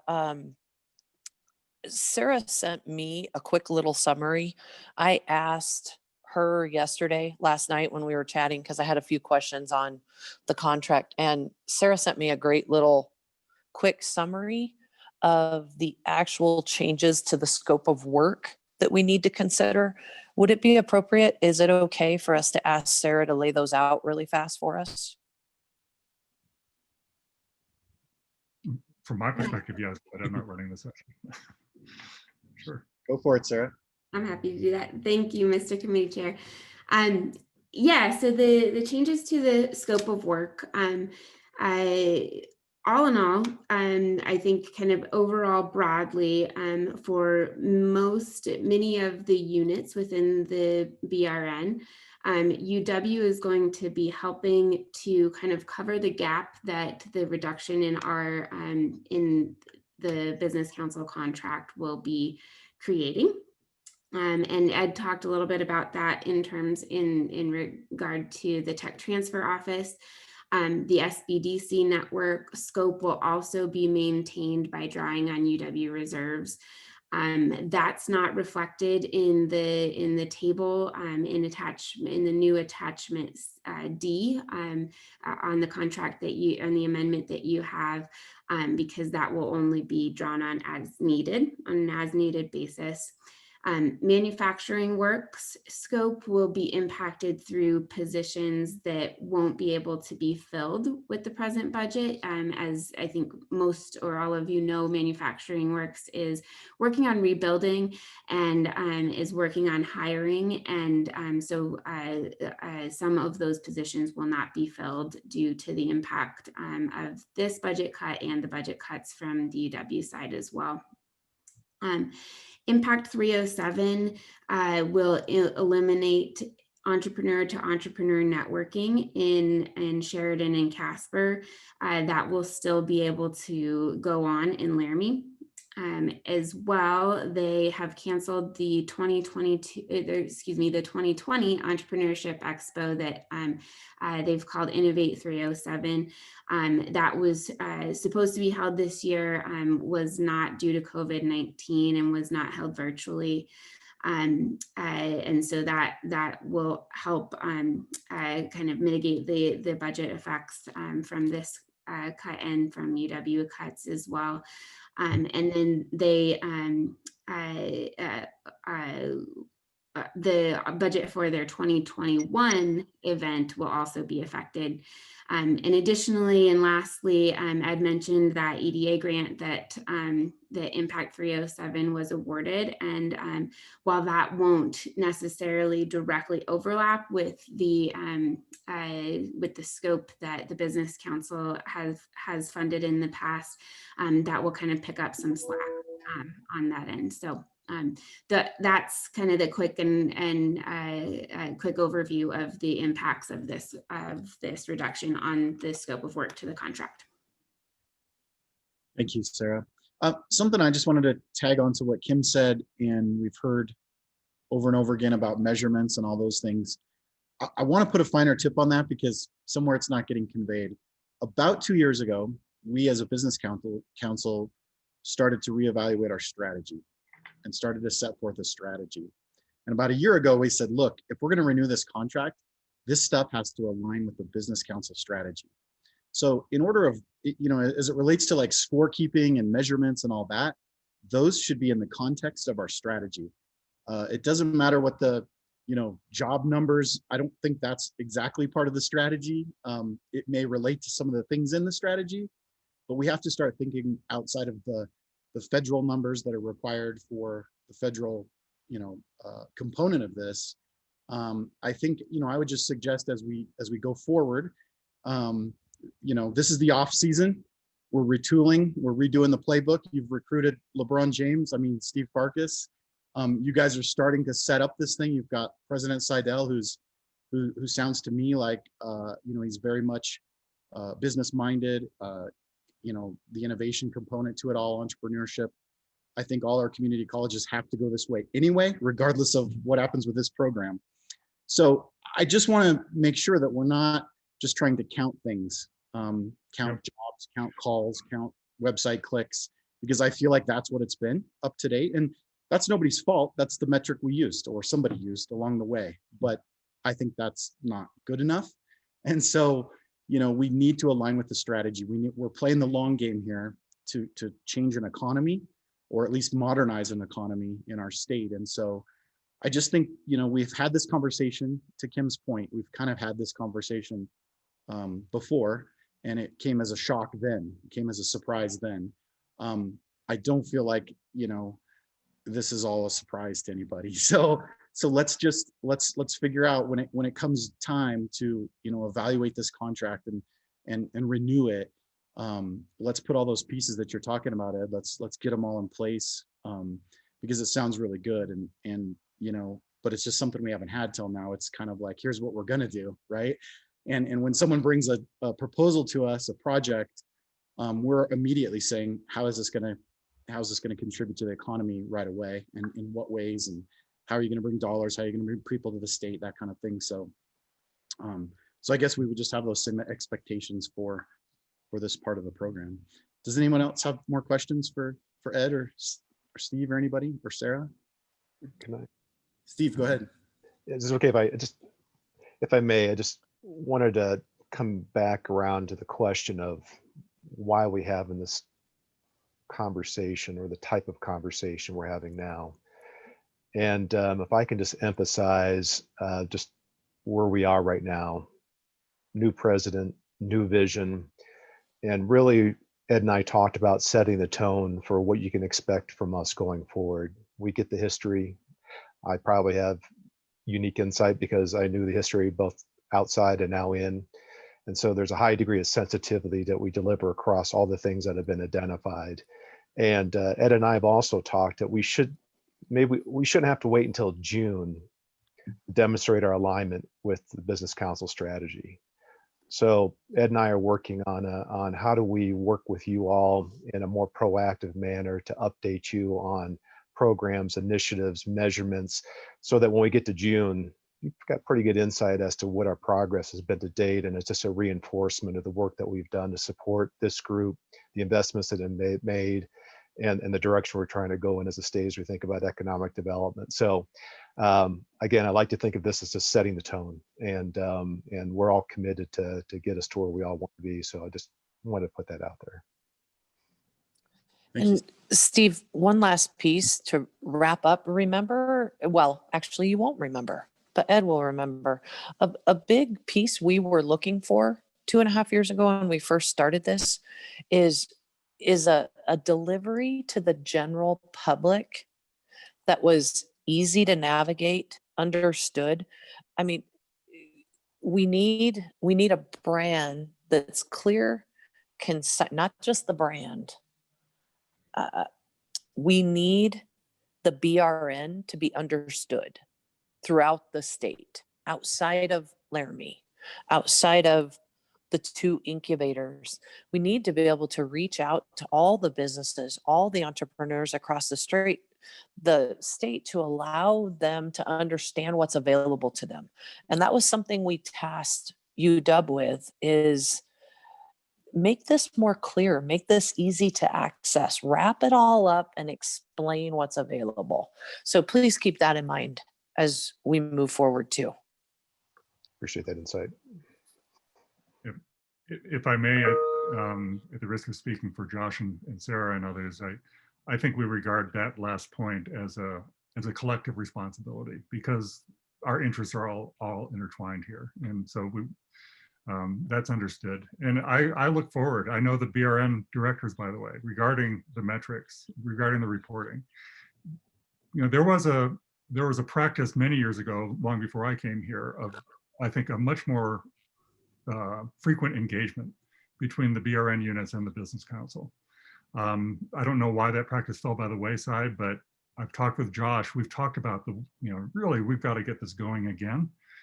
And as part of that sort of regular engagement, we can make, I think, to have a first of a kind conversation about why is it the metrics that we do work hard on to report fall short, and what is it that then will be most meaningful to report. And so we're eager to do what you're talking about. Awesome. Mr. Committee Chair, I might suggest that we kind of wrap up the conversation unless anybody else has another question. But just to kind of recap my intro, kind of 2 options on the table for you all.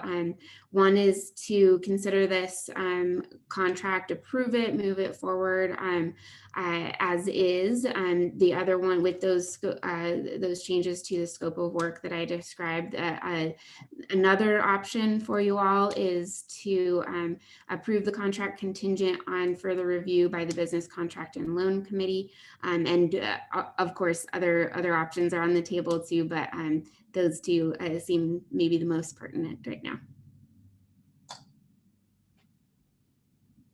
Mr. Committee Chair, I would move to approve the contract in full with the changed scope of work. I'll second that. Okay, we have a motion and a second. Any discussion on that?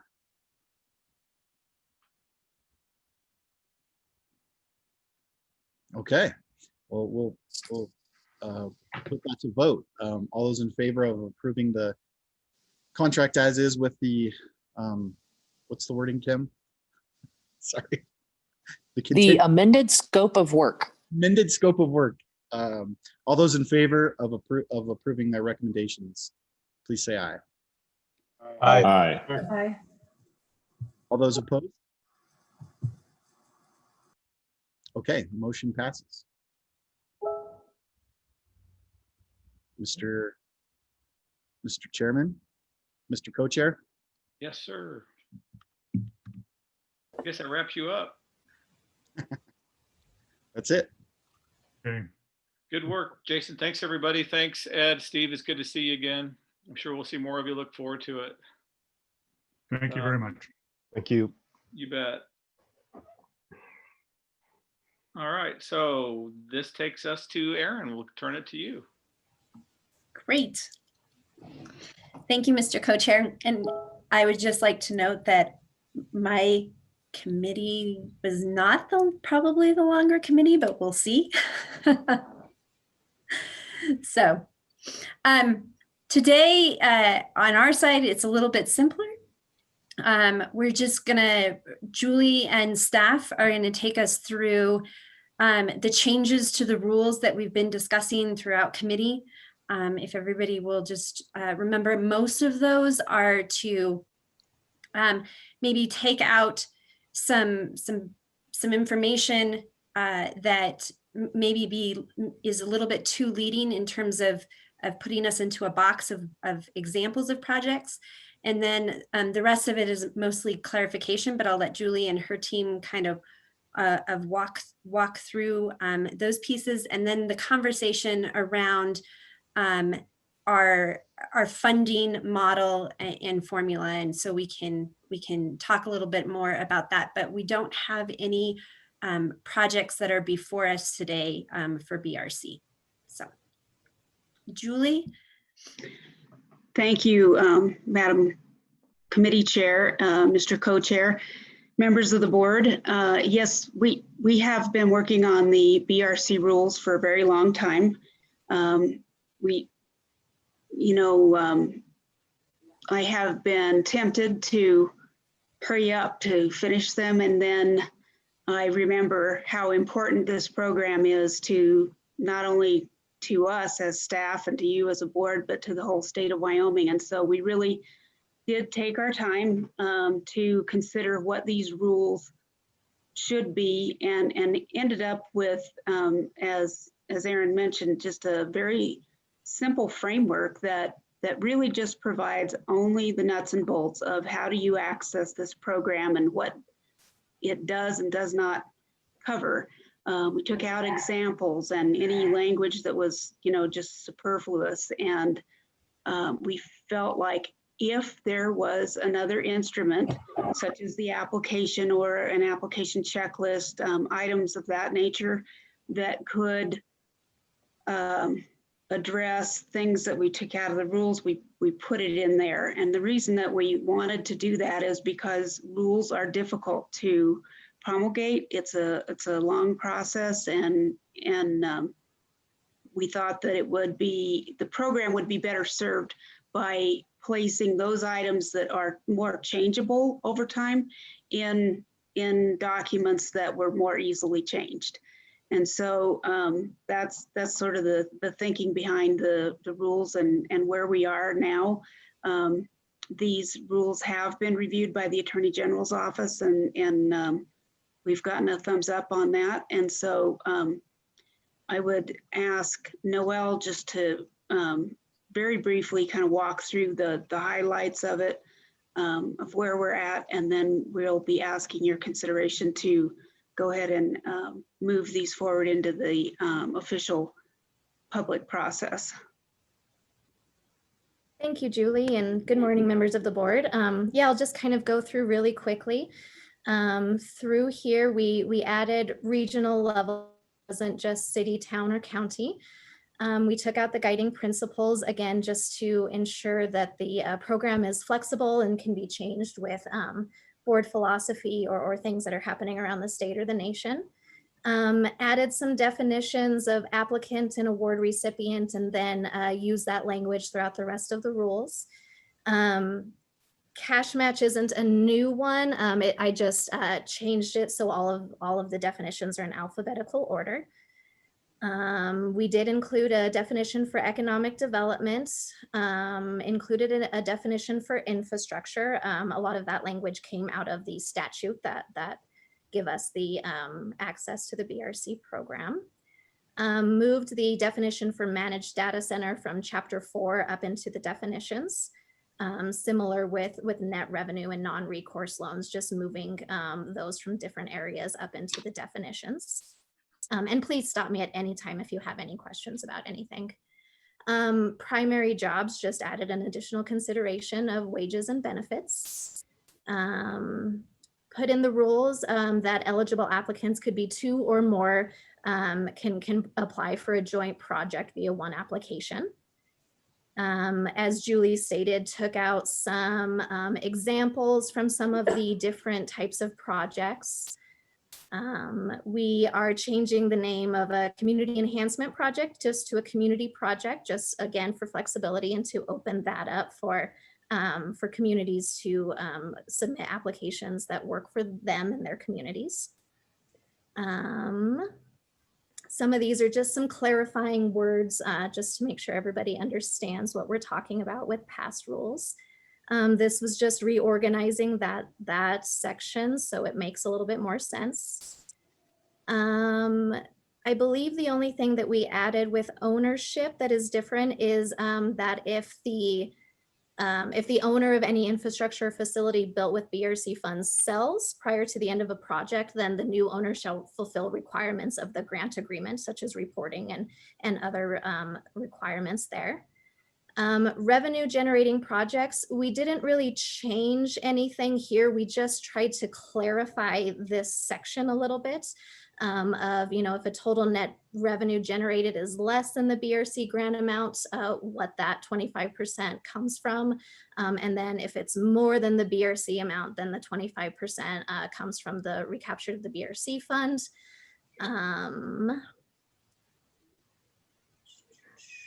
Again, I think more of that is just clarifying some of that language.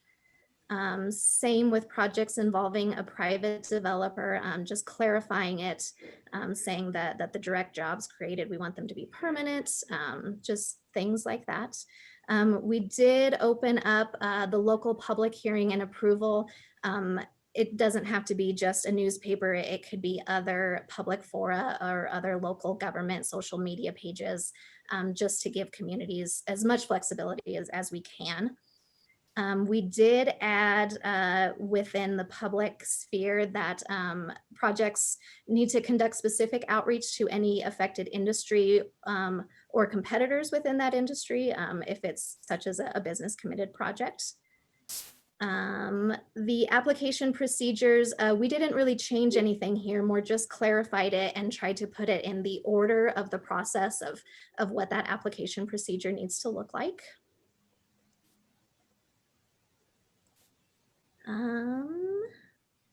Again, I don't think we changed much through anything through here, just updating some language.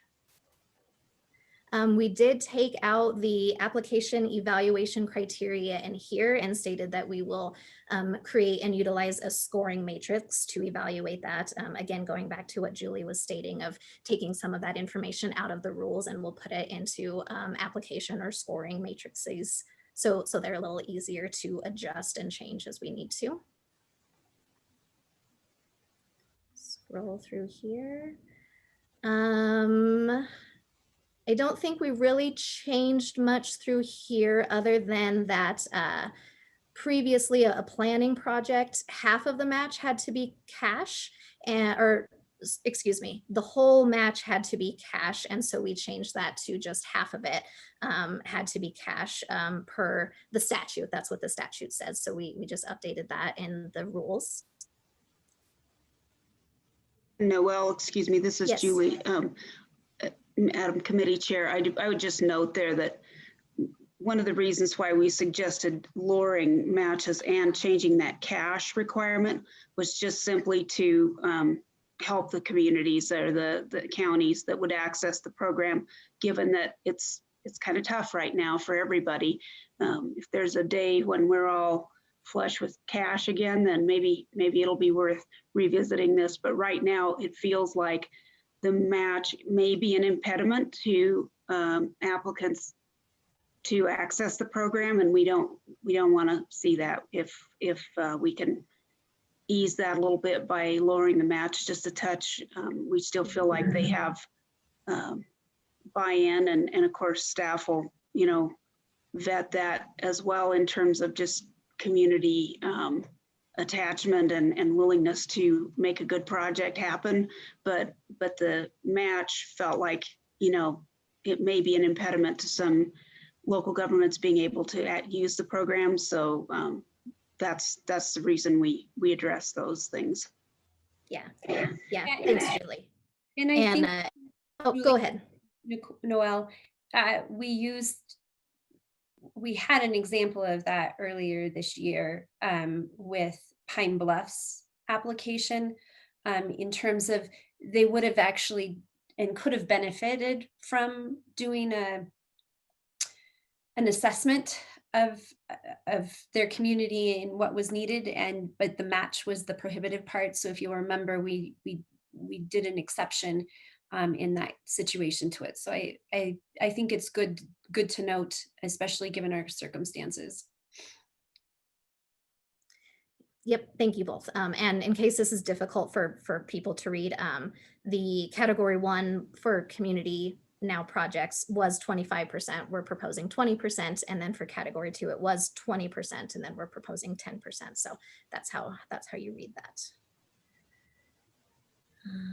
Continuing on, I don't believe we changed anything in here, just added some language per the Attorney General's suggestions, just to make sure that it reads correctly. And again, added that award recipient language from the definitions. I don't believe we changed anything through here, just clarifying language and making sure that everything makes sense for applicants. So that's chapter 1. Chapter 2 was repealed the last time we did rules, and so we can just take that out. So chapter 3 is the loans. We put in the authority under loans. I don't think we had really any changes through here other than just clarifying language and updating some of that type of stuff. But I think the loans are, the big picture stuff is all of the same through there. And then the next section is chapter 4, which is the data. I'm going to say it wrong. Let me wait until I get there. The managed data center cost reduction funding. In here, again, we added the authority for that. We took out the definition and put it under rule under the definitions in chapter 1. But as part of that, we took out this tiered definition. It's outdated.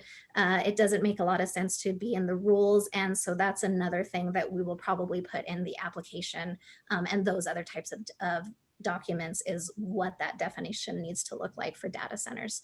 But those were the only changes that we made to chapter 4.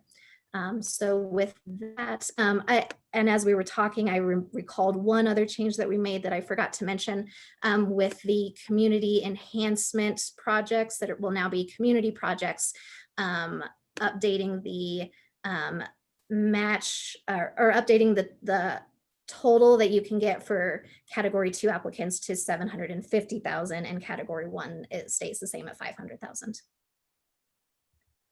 And with that, I'm happy to answer any questions regarding the rules. Okay, are there any questions from the council for Noel or for Julie?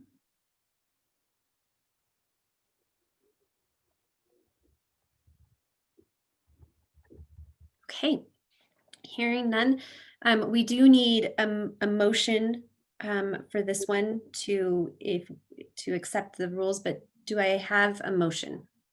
Madam Chair, Chuck Kenyon, I'd move that we accept the staff's recommendation on the new rules. And thank Julie and her staff, and Julie and Noel, for the work that they put into working on this stuff. Yeah, there's lots of time and energy and lots of patience working with all of the different entities, including us, that they had to for this. So So we have a motion from Chuck. Is there a second? Second, this is Alan.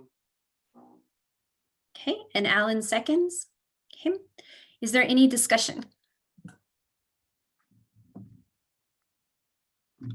Okay, not hearing any discussion. All those in favor of the motion, please signify by saying aye. Aye. Aye. Hi. Hey, Aye. All of those opposed? Okay, motion carries. All right. So Aaron, can I just ask one question? And it's just, how many pages did this decrease by? How many pages is it now as opposed to what it was? I don't think we know that answer yet, but I but think when we it's do, about a we'll tell third. you. Yeah, I'm just amazed at how concise you got. That's great. It's a conservation effort in addition to updating the rules. We'll be using Right. less paper. Right. Paperwork Reduction Act. There you Less go. money equals less need for paperwork. Right. Right. I don't know, but hipster Kathy over there would, be talking about going electronic with this. So, all right. So the second conversation that we have with Julie and her staff is in regards to our funding allocation for the BRC grants and loans. So Julie, you want to take it away and walk us through this, or I don't know which staff you might have. Yeah, no, thank you, Madam Committee Chair. I'll do that. So you may remember at the September board meeting, we had a lengthy discussion about the allocation plan. The reason that I brought it forward at that time was because that was the first meeting of the Business Council Board after the July 1 date when we had our new biennium allocation kicked in. And traditionally at that time, I would have, brought this to the board and said, okay, do you still want to work within the confines of the plan that was in place or make any changes?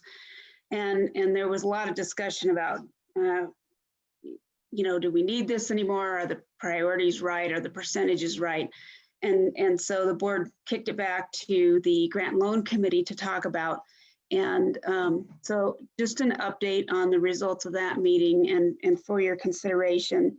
The committee discussion kind of landed on that maybe it's not an allocation plan, but an allocation target. And that seemed to be more fitting in terms of the goal of having this in place. The committee also suggests abandoning the idea that money can be pulled up from lower categories to fund higher priorities, but not the other way around. They would like to see the board adopt the allocation target with total flexibility to move funds around as the board feels is necessary.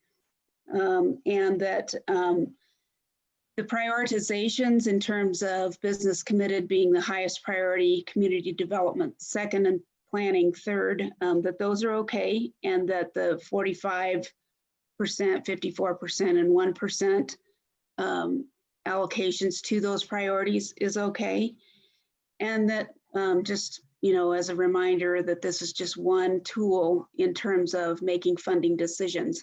So if the board is okay with those ideas or would like to discuss them, then staff will make changes accordingly to the plan and get it out to everyone. What this effectively means in terms of money is that we have our current balance is just shy of $40 million, $39,620,095. Now that number is, as soon as I say it, it's out of date because we have the obligations, we have loan payments that are being made that happen routinely. And so it fluctuates.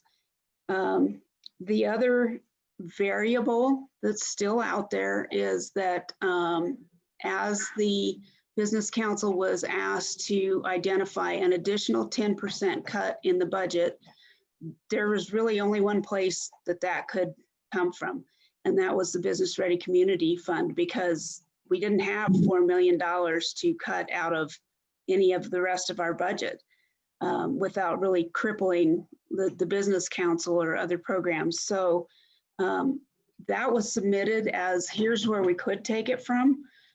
Right now, where it stands, as we've been told, following, you know, a very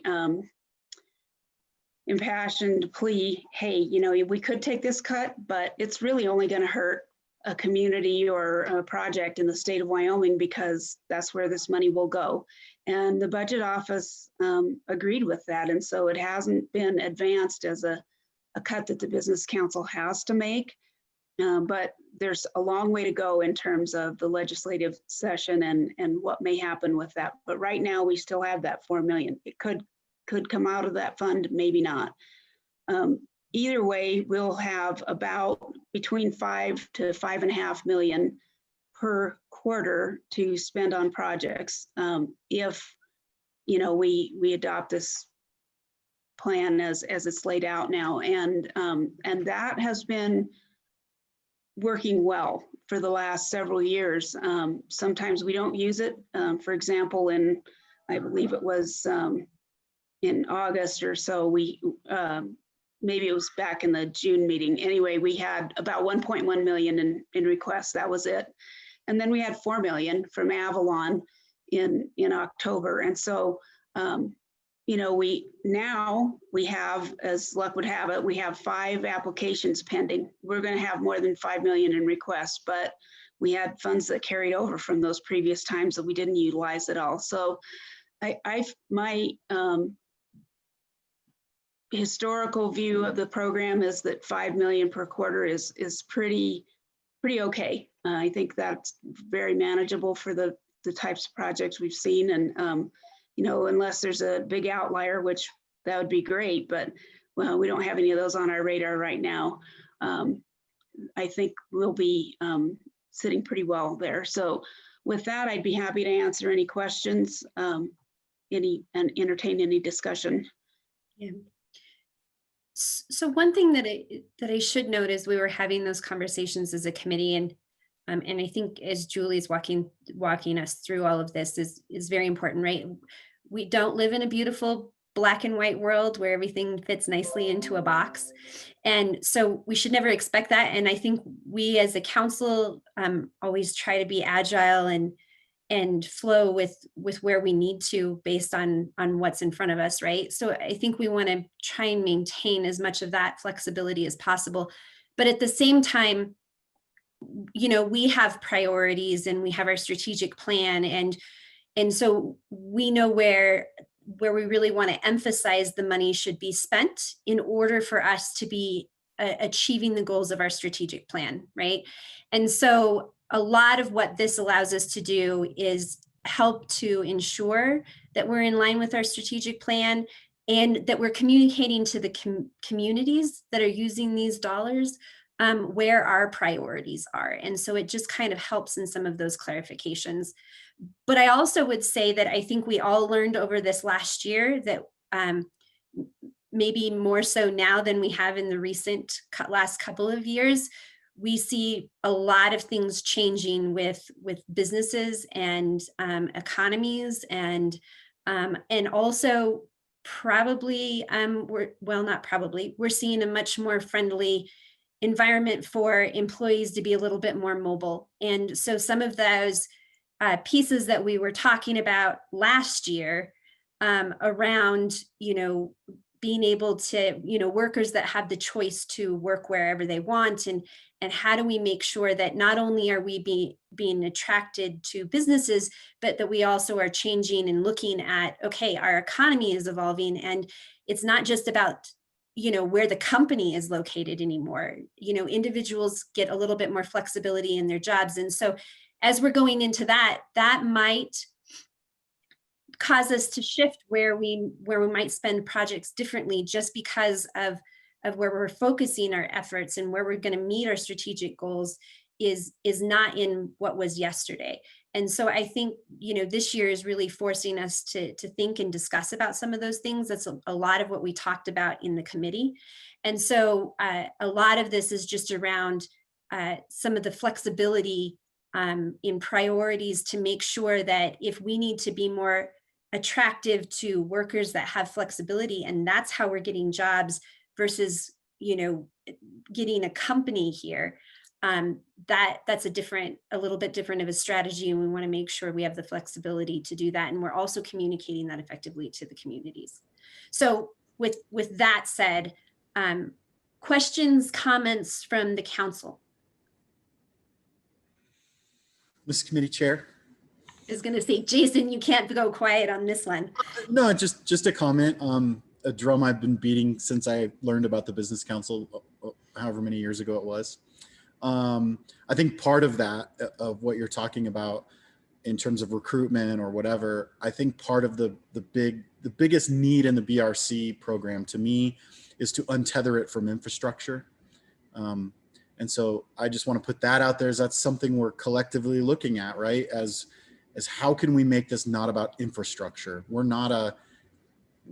It can't just be about building buildings. That's not what we need, right? That's one thing we might need, but it's not all we need. And really, these programs were created in a time when putting up buildings was an option, and it was a priority. So I just think that that's good to get in our heads, just plan in our heads that we got to think beyond infrastructure. We got to think about ways to provide a funding mechanism that can diversify the way that all the options for deals to happen in the state, whether it's bringing in private equity to help facilitate some of this or other things. So I think it's pretty disruptive, but we should be open-minded to where we could take that.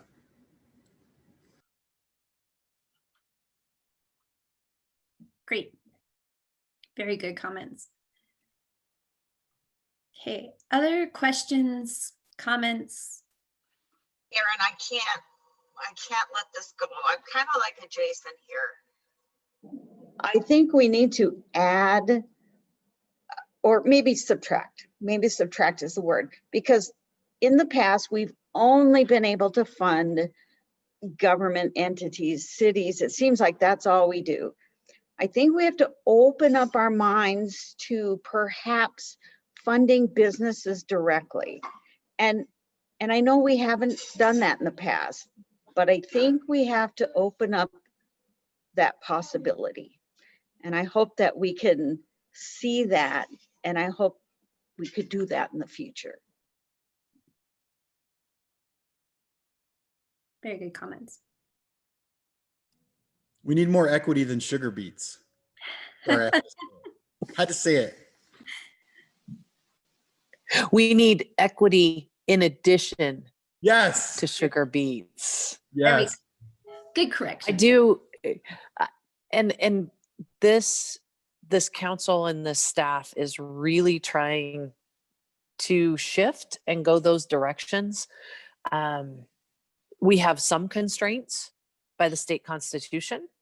We definitely know we have some constraints. They're just obstacles that are legislative, but I know we have a very cooperative partnership with legislature right now to keep pushing those priorities, Cindy. So we're working.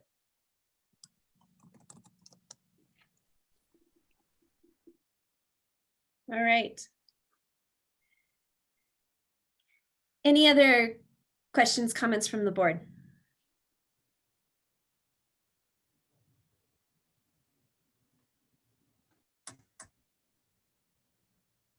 Okay. Thank you.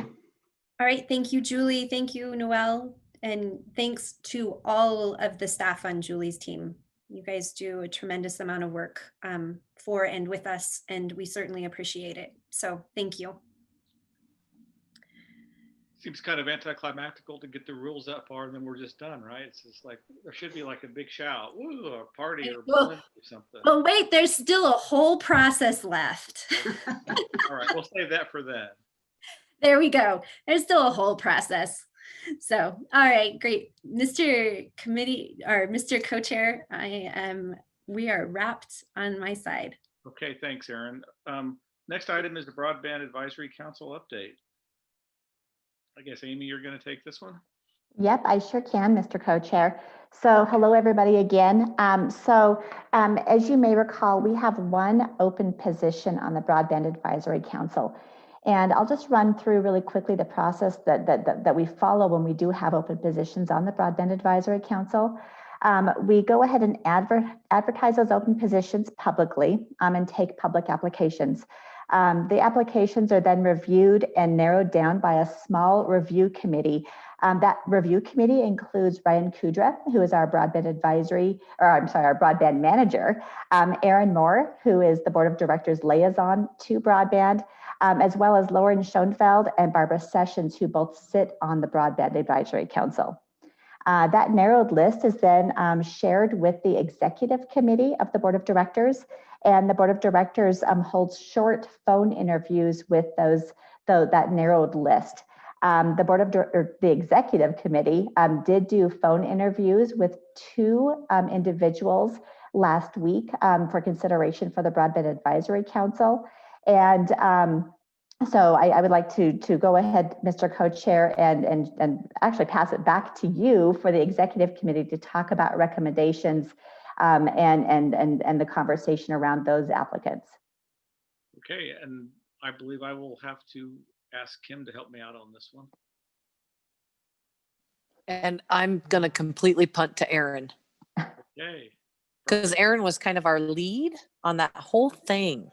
And just for I was unavailable at the meeting, so everybody, that's why I have to plead that I don't know what's going on.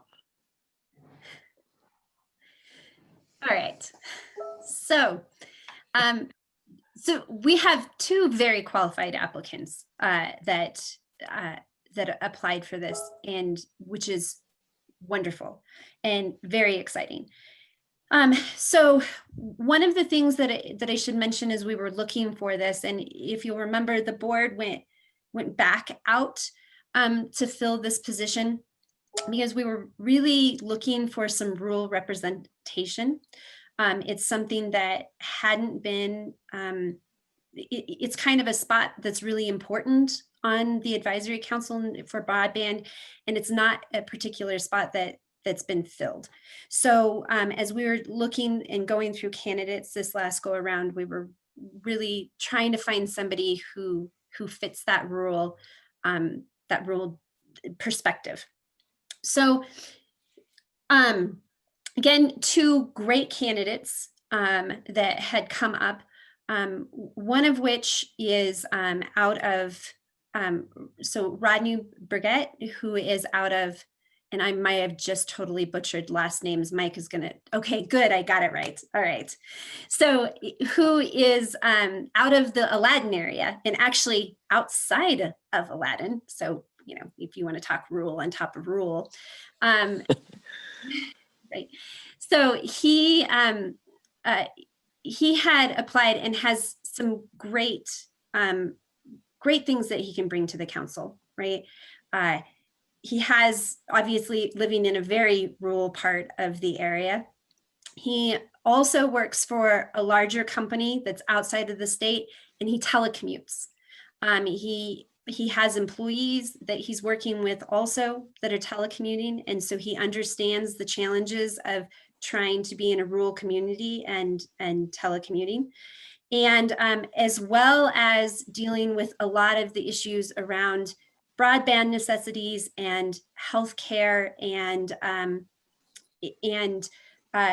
telemedicine, and some of the advantages, but also having some real first experiences in terms of where there may be shortfalls and where it's working and where it's not. And so I think brings a really strong perspective and really broad perspective to the council in terms of what we were looking for around, you know, the rural areas, but also understanding some of the key components that broadband can really help, but also where some of its shortfalls are. And so where we need to be doing some work, even with, well, we've gotten some great funding out there, you know, there's still going to be some shortfalls that we're going to have to work on. And so I think he brings that strong perspective. The other individual that that we had interviewed, it came from education, and a really strong background there, and especially in dealing with students in rural areas that are doing teleeducation. And so both of them very, very strong candidates. But at this point in time, our recommendation that we were bringing forward was to be able to appoint Rodney to the Broadband Advisory Committee.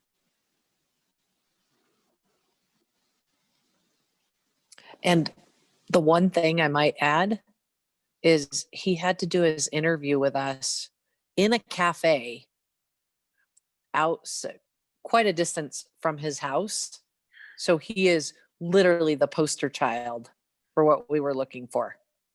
Poor guy. He did an awesome job with his headphones and everything going on around him. And unfortunately, that is a circumstance that's very prevalent in Wyoming that we're trying to change. I would move to accept or approve his appointment, Aaron. I'll second that.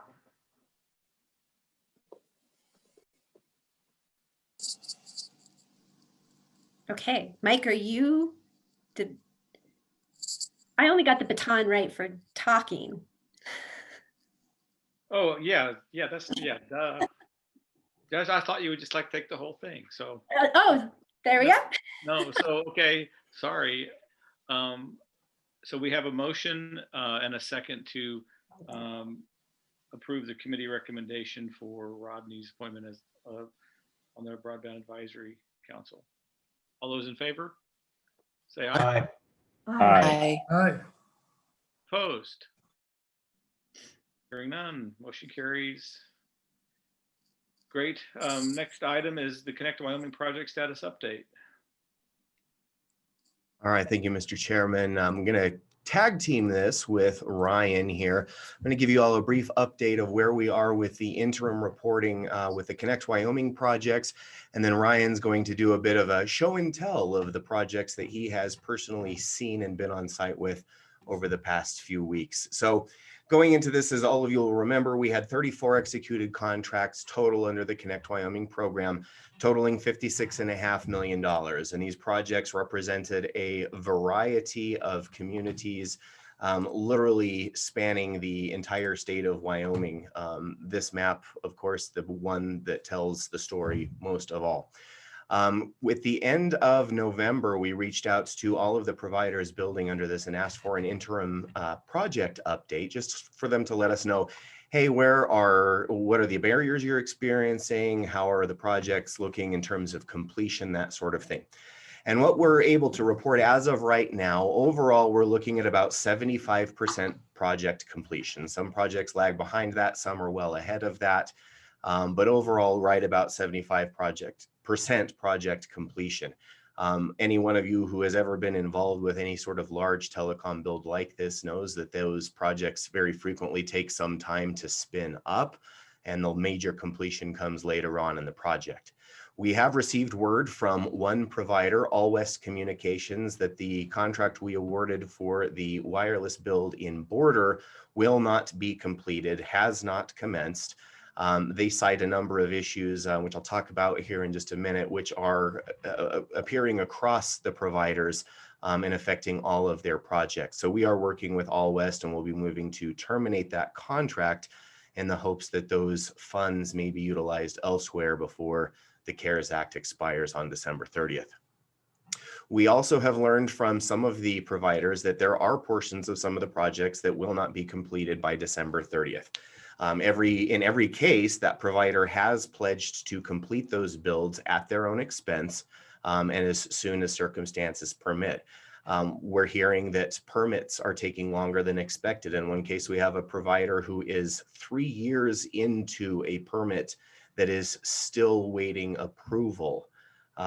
We've done what diligence we can with our partners in the governor's office to move those along as best we can, but knowing that there are many processes outside our boat, there's just not a lot we can do to move there. We're also hearing from many of the providers that supply chain issues persist as a problem. Many of the electronics and the equipment that these projects rely upon, of course, come from East Asia. And with the coronavirus pandemic and all of that, we've seen slowdowns in delivery of product. So that is having some effect. But again, we are hearing from these providers that they are committed to completing these projects as soon as they are able to do that, and they will be leveraging their own funds to do it. Another thing we have been hearing a lot of are the impacts of COVID-19 on the workforce, affecting contractors, in some cases forcing multi-week shutdowns of projects simply because one person tests positive. Now you've got many exposed, you have to wait for tests to come back. We're hearing in some cases these providers are doing pre-employment COVID screenings just to make sure that they can keep their crews moving. We heard an example of a guy started fully qualified to do the work, started in the morning, and by 2 o'clock in the afternoon, both he and his wife had found out that they tested positive, and an entire work crew had to be quarantined for an entire week. So these things are persisting, but what we're hearing overwhelmingly from the providers is that they're committed to these projects.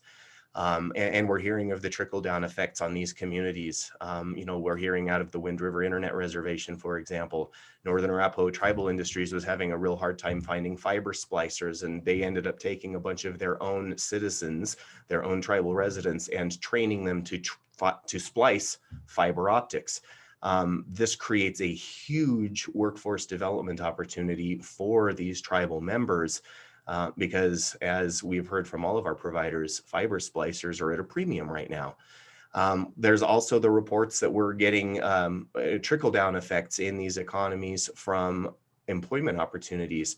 Energy operators, concrete guys, crane operators, drillers, you name it. These are folks who otherwise have been out of work or whose industries are depressed, and these funds are enabling them to continue working.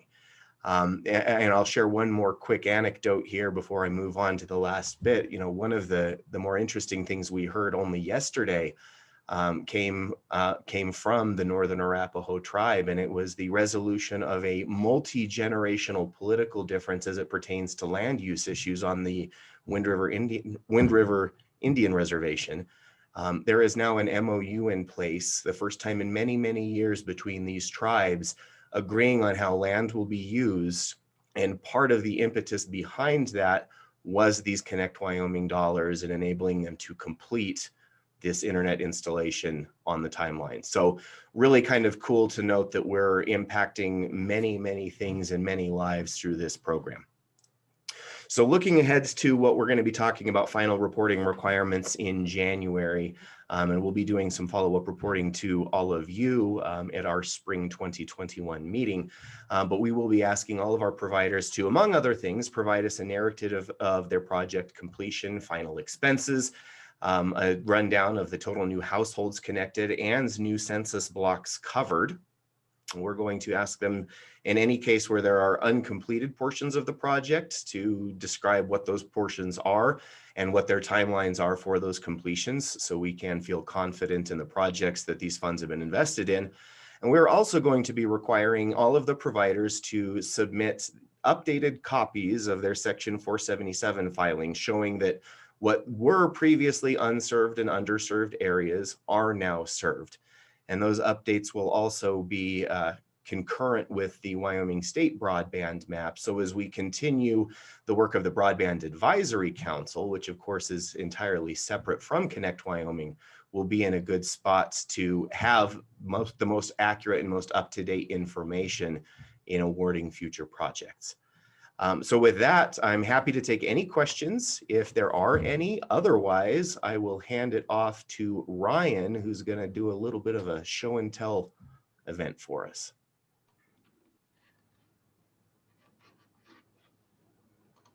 Cool. I think I got off easy. Ryan, it's all you.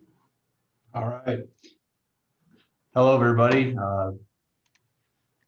Sorry, I get all set up here. I want to thank everybody. This has been quite a ride. Been here since the 1st of January, just a few weeks before our CEO Josh Durrell came on board, and it's been quite exciting. So anyway, I want to provide a little update on Connect Wyoming. Thanks to Warren and all his efforts. in keeping track of the statistics on the side of this and managing the contracts moving forward. Fortunately, I got to go play a little bit and go out and see some of the work done. So with that, want to say one thing about the tenacity of everyone. The comments have been made about the business council and getting things done. So do our providers across the state. You know, participants and non-participants of Connect Wyoming have been building, of course, for years, and definitely nothing like what has been done with these funds across the state, in addition to those inside the program and outside the program. As mentioned, several businesses and construction companies, et cetera, have had opportunities with this because of this funding.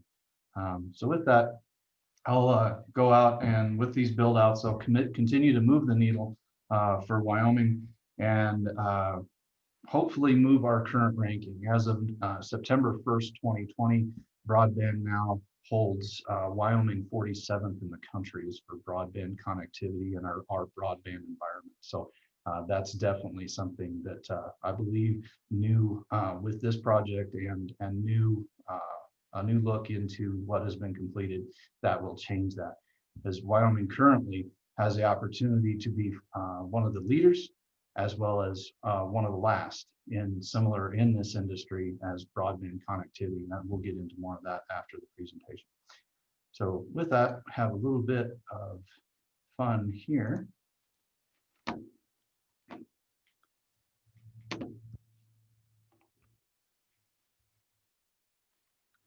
We've been able to take some of the yellow iron, as you can see here, and put it to work.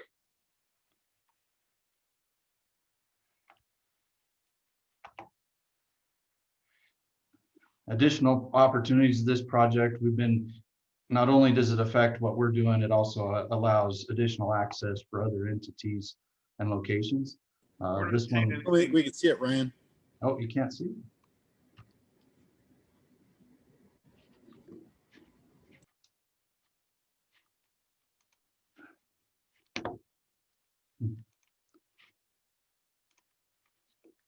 Try this again, sorry.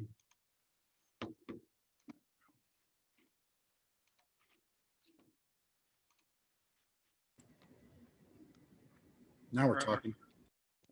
Too many screens.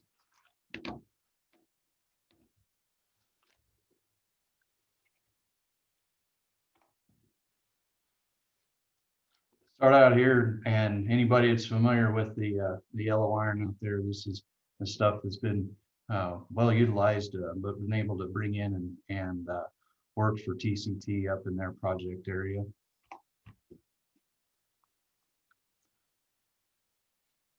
Then for some of those, this is interesting on this. This is a drop plow for bringing in conduit. This is more to bring fiber into the home. This is more or less how it's done, not necessarily to go as deep.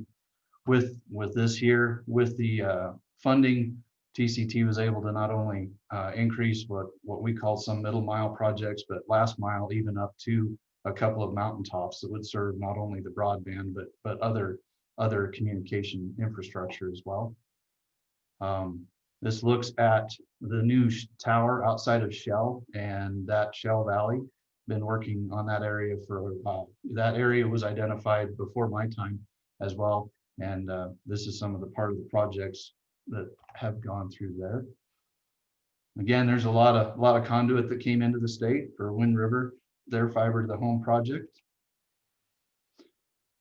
And with this in particular to Wind River and most of the fiber to the home projects, they're looking to receive gigabit opportunities all the way to the homes across the reservation. And as Warren had mentioned, a commonality amongst all of the providers in the Connect Wyoming initiative was the availability of workforce. And so they would take it upon themselves. Wind River trained their own staff, brought in consultants and trainers to train their own staffs to do most all of their build. Others had to do the same just because of the fact of the lack of trained craftsmen across the board because of the activity in the broadband. I had the opportunity to actually go out and visit All West and their projects in Cokeville. This is some of their installations across Cokeville and just outside of Cokeville. These are all the last view, and then this particular view is all kind of what we're calling, in some aspects, the last mile. It's from the office in town out towards the community. And then likewise here, this ties a little bit of it together because they'll have a drop come out of this to the house, but then also continue on to other portions of the community as well. Mountain West we were able to review their application and provide additional funding for a build out in Trone County. It's mostly wireless deployment out there.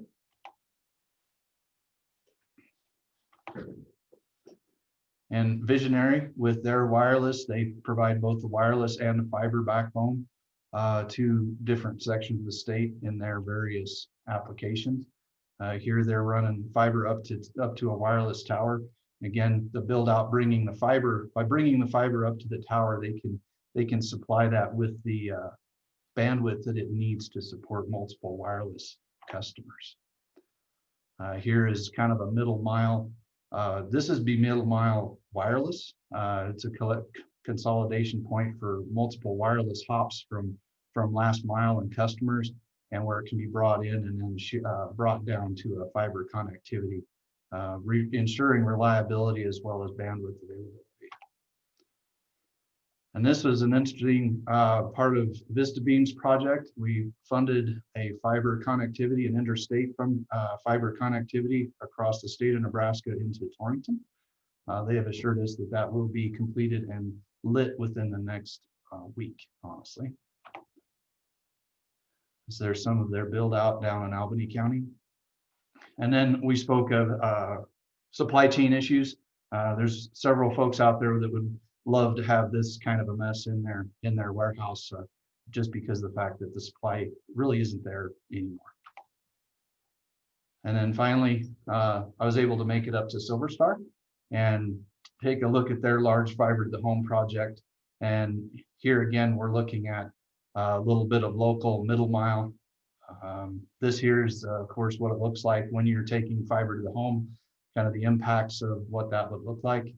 And several comments that the construction companies would actually make it look better after they left than when they came. So that's just a quick overview of some of the projects that I was able to visit across the state. Okay, great. Any questions for Ryan? Been blessed by good weather. That's helped a bunch too, hasn't it? Yes, that's made it. Ryan, Mhm. this is Kathy. Hey, what was the common biggest problem that these companies are having? Is it workforce or what is it? It's in combination. It's workforce availability. It's the COVID-19 pandemic. Of all the projects we've had, I forget the numbers because of all the projects we have, we were not able to avoid COVID-19 shutdowns in any of them at this point. So that shutting down whole crews, shutting down whole operations, it's been huge as far as the impact there. The other impact is just timeliness. This is not, building broadband and especially fiber to the home and those type of builds is not unlike any other infrastructure build, water, wastewater, gas across the board. And a lot of these projects had substantial, the ones that required permitting, some of them required substantial involvement from the governor's office to get that moved forward. We still remain, as Warren had mentioned, there are some projects that were started permitting 3 years ago, well ahead of this program, that we still to this day have not been able to acquire permits from specific federal agencies.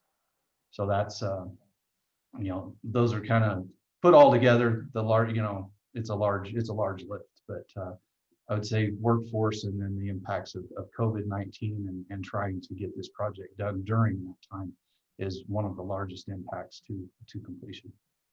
Okay, thank you. Thank you. Great. Any other questions for Ryan? All right. So we are moving into the field operations report.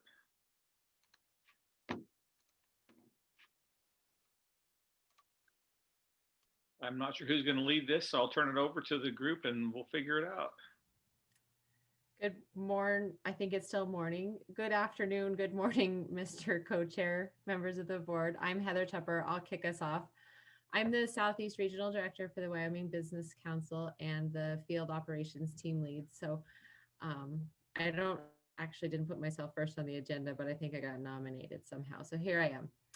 So I just wanted to, each of us is going to give you kind of a little overview of what's been going on in our regions. As you know, I'm sure you've seen the regional director team on a lot of different meetings and out and about in a lot of areas. We've been definitely heavily involved in all of the COVID related projects, specifically, helping with the hand sanitizer project that you may all remember. That happened like back in April, which is some time ago, and maybe we've all forgotten about it. But from the hand sanitizer project on to helping to do some work today on standing up the next program that's going to come out and launch this afternoon, our team has definitely been hands-on throughout. So kudos to everybody's standing up and helping where they can. I think our team getting to work with the internal WBC team and it's like we have no boundaries anymore. It doesn't matter where we're at. Everybody's one team here,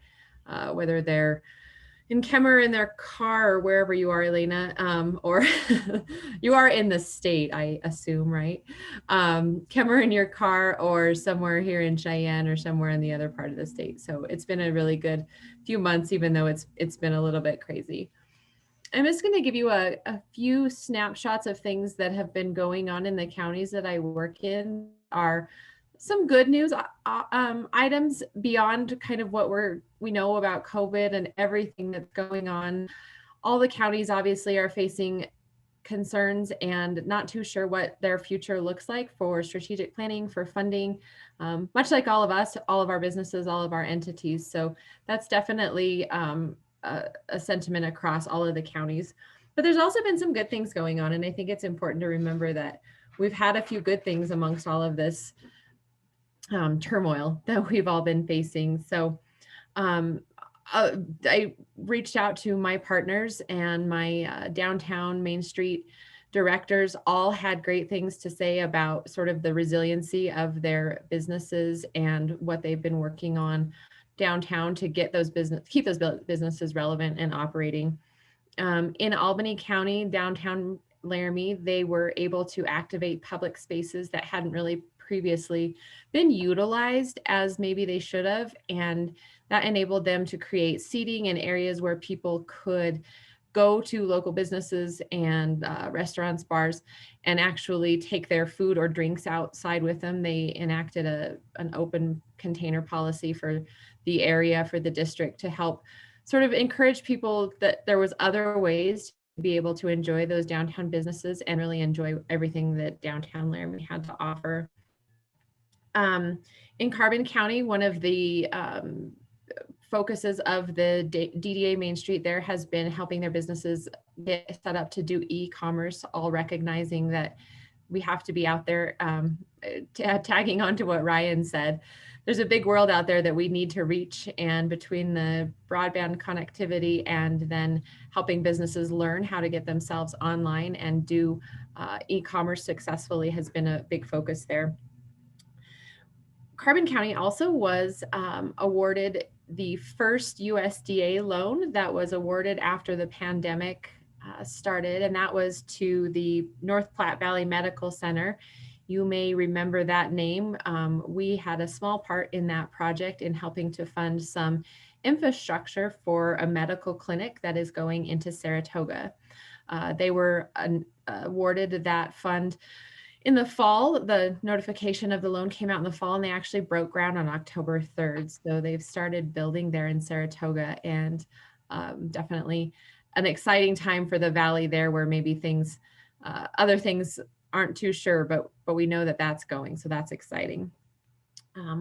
Another challenge that Carbon County is facing that's maybe a little different from others and will be ongoing is the continued conversations around energy taxes at the legislative level and probably also at the national level.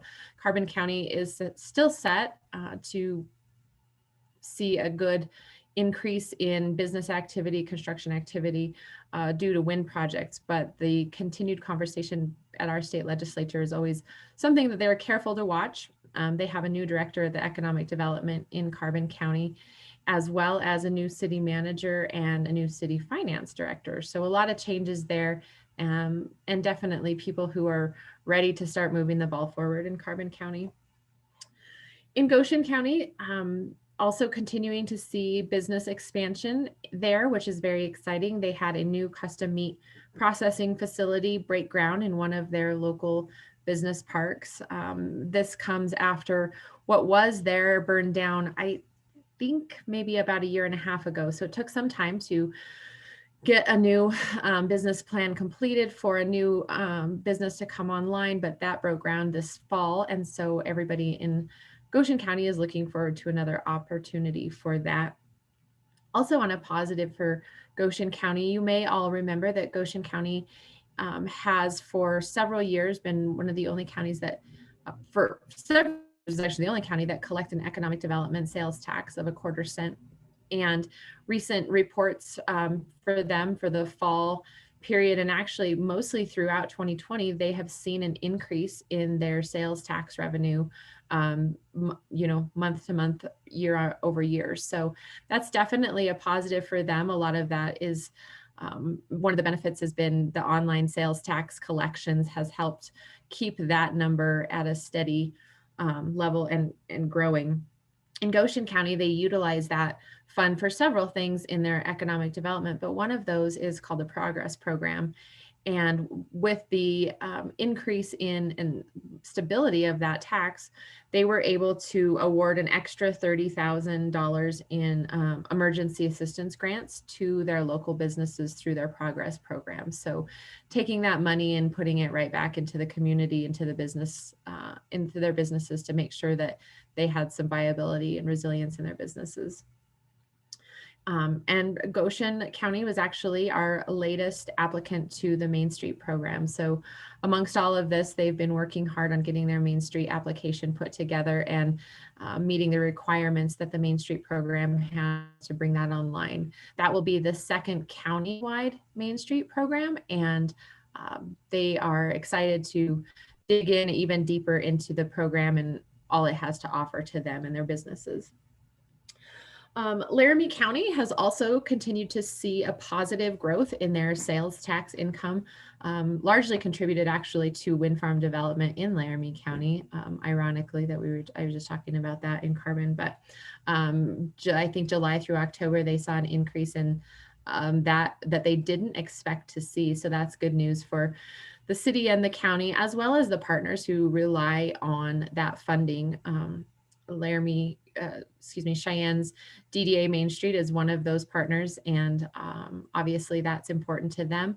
They were happy to report that through 2020, they actually had a net gain of 9 businesses in downtown Cheyenne, which is definitely a surprise and a positive story to tell. I think a lot of that is attributed to the new director there, who's been very proactive in making sure that people see what's going on downtown and helping connect business owners and building owners and making those networks work and see what we can get downtown and get revitalized downtown. Also in Laramie County, we're seeing a lot of activity in the data center world. The existing data centers obviously here are big. There's a big name one that we all recognize, and that's always been something we've been proud of.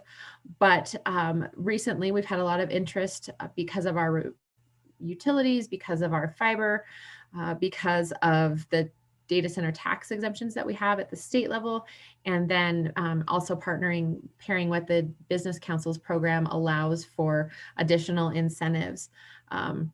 Cheyenne Leads has been working with one business, and that's ready and very close to getting open, but they also have about 5 other projects in the hopper that are all data center related. And so a long time ago, and I know that a long time ago could have been February, but really like a long time ago, 2 or 3 years, we used to talk a lot about data centers kind of being a little bit of a build it and they will come. They like to be where others are, and they see value in that. And while it took some time and some promotion and some continued work from the Cheyenne Leads team, they have, I think they're now seeing the fruits of that labor. They've actually also broken ground on a new business park along Highway 85 on the south side of town to help accommodate for data center growth as well as obviously other business growth. But I think the continued investment from Leads in business parks and obviously promotion is definitely paying off for them. So one of the challenges that still remains here in Laramie County, as well as Albany County, is workforce, specifically workforce in things like advanced manufacturing. We hear from employers all the time that they're struggling with that, but we also have leads that need that sort of workforce, and we do have a hard time responding to those, giving them the comfort, I think, that we have that workforce available. So continued work with the Laramie County Community College and other community colleges in the area, as well as the university. But that's certainly something that is ongoing, pandemic or not. We have businesses that are looking for skilled employers. So I think that's kind of it. I just wanted to make sure that we could end the note, at least on my region, on a little positive spin on not everything was awful. Everyone is looking forward to what comes in the new year with a little bit of trepidation, I think, but we're excited to take on the challenge. So others from the team are ready to go. I think Marcio is next. Hello, I'm next. I'm just going to share my screen very briefly here, and I can start. My report to the board today, I divide in 2 parts. One is reflect a little bit what happened during the BRP, and then the other part will be our original regional report. In terms of the BRP, if we take a look in the BRP as a strategic effort, we are going to find that there are very little adherence to add value or activate new industrial sectors. However, when we look at the BRP with the lenses of leverage our network and relationships, you can see that we hit right in the target there. I think it's hard to anticipate in any kind of a strategic planning that will be doing an economic relief in a crisis of a lifetime. But even with that situation, I think we were able to leverage relationships very well. The lessons we learned in the BRP that can be later help us to achieve other strategic goals were typical lessons that you have when you have good group of people working hard in a challenge. Some of the lessons are focus drives results. It's always better when it's a team sport. Our big mantra was slow is move, is move is fast. And when we're moving slow, we're able to listen to our customers in a way that we can meet their needs and then add value during that process. In the end, if we want to resume, one of the big lessons learned during the BRP is agility is essential too, and you can fill the blank. Whatever is next for us, I think we're well equipped. Now, from the balcony view, using an expression that if you were not there, hands-on tackling problems, and I had the privilege of sometimes being a balcony view, we have a fantastic adaptive leadership team right now. They can adapt to challenges and situations are different. And I think our team is well-versed in the agile project methodology now, and we can tackle other challenges that way. In terms of again, view from the balcony, in terms of our stakeholders' involvement and feedback loop, I think we were able to inform policymakers and help them to make decisions, because we are being agile and being able to share information and share what the customer's needs were. And last but not least, I think this improved collaboration that happened during the BRP allow us to allocate better resources and prioritize where these resources go to. So a lot of us had a hard time working in BRP because it was a lot of work, a lot of demand in our structures. But if we think that our strategic project is a strong foundation for what we want to do next, I think the agile way that we deal with the current year will help us to deliver what we need to do in the future. And we can talk about agile methodology, but we could not have done this without this awesome people we have in the Wyoming Business Council, that I had the privilege to sit in the sidelines and see them playing football. We didn't play defense. We didn't play offense. We played the other type of football. That football, you pass the ball, and then the goalkeeper, the obstacles, could not stop a team that passed the ball very well. So that is the first part of my report. I will pause here to see if there are any questions regarding the BRP that I can help to answer.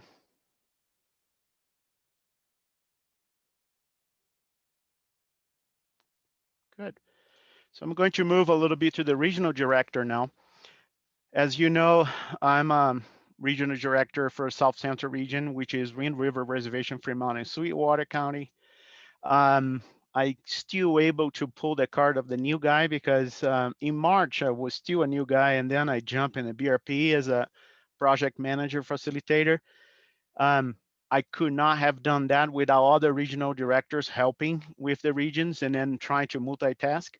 But I kept doing the business relief program this year, my initial approach, and build relationships, use the projects we have as assessment to understand the problems the community have, and promote coalitions.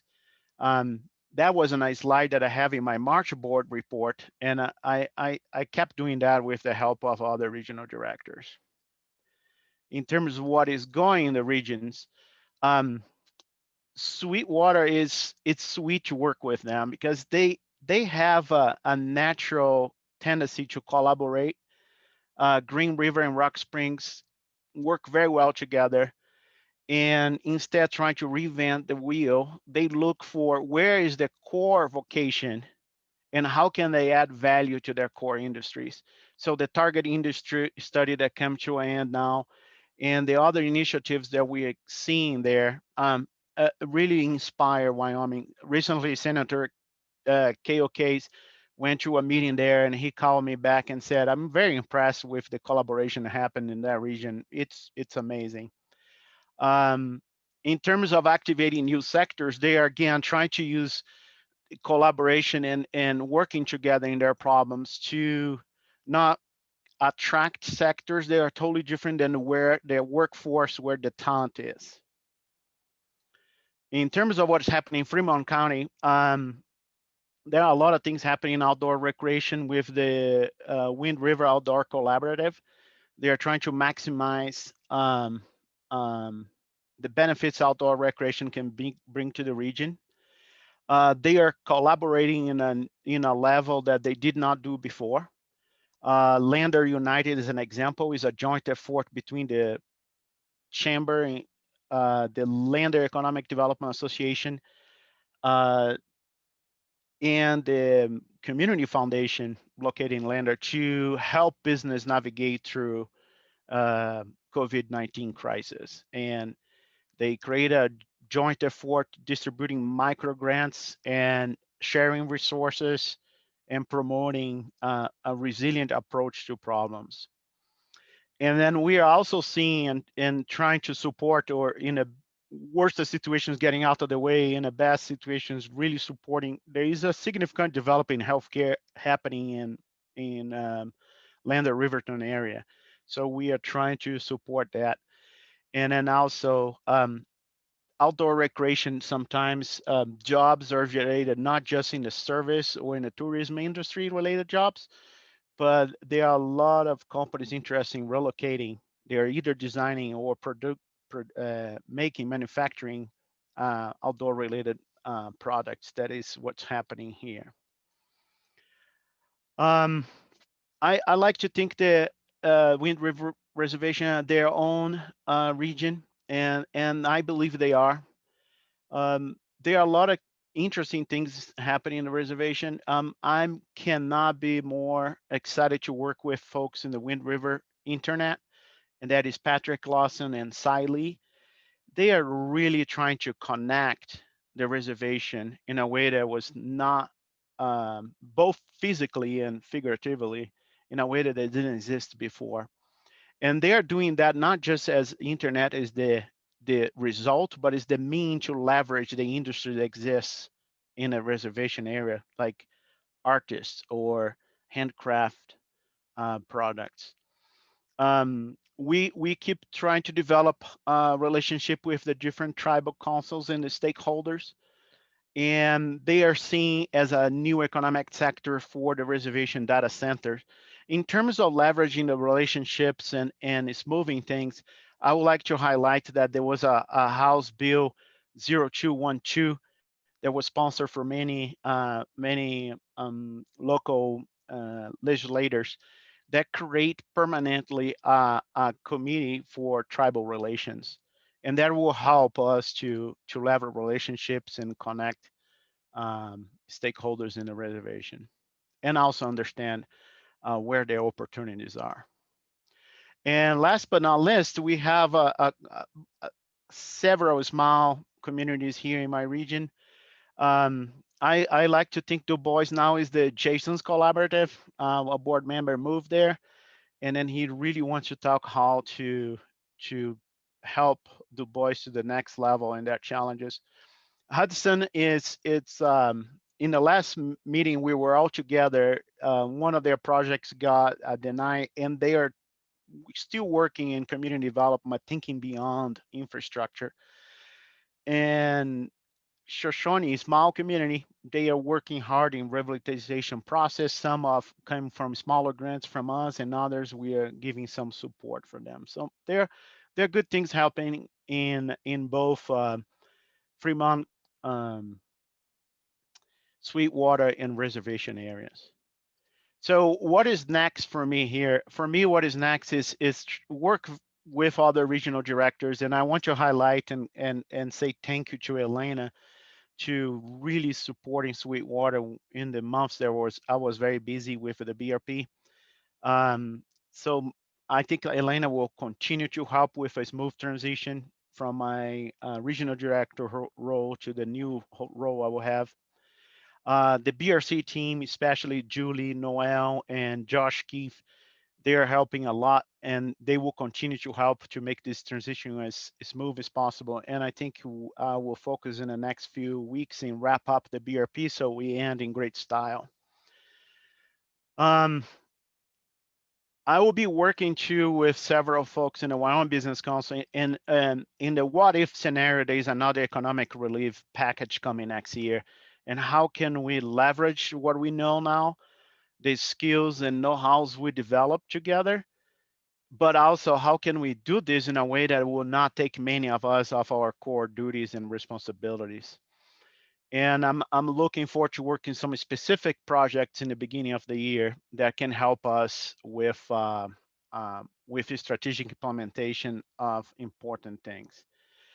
And last but not least, I look forward in the next year to be working in internal capacity building so we can innovate in products and service, but also improve the products and service that are doing good but need to improve.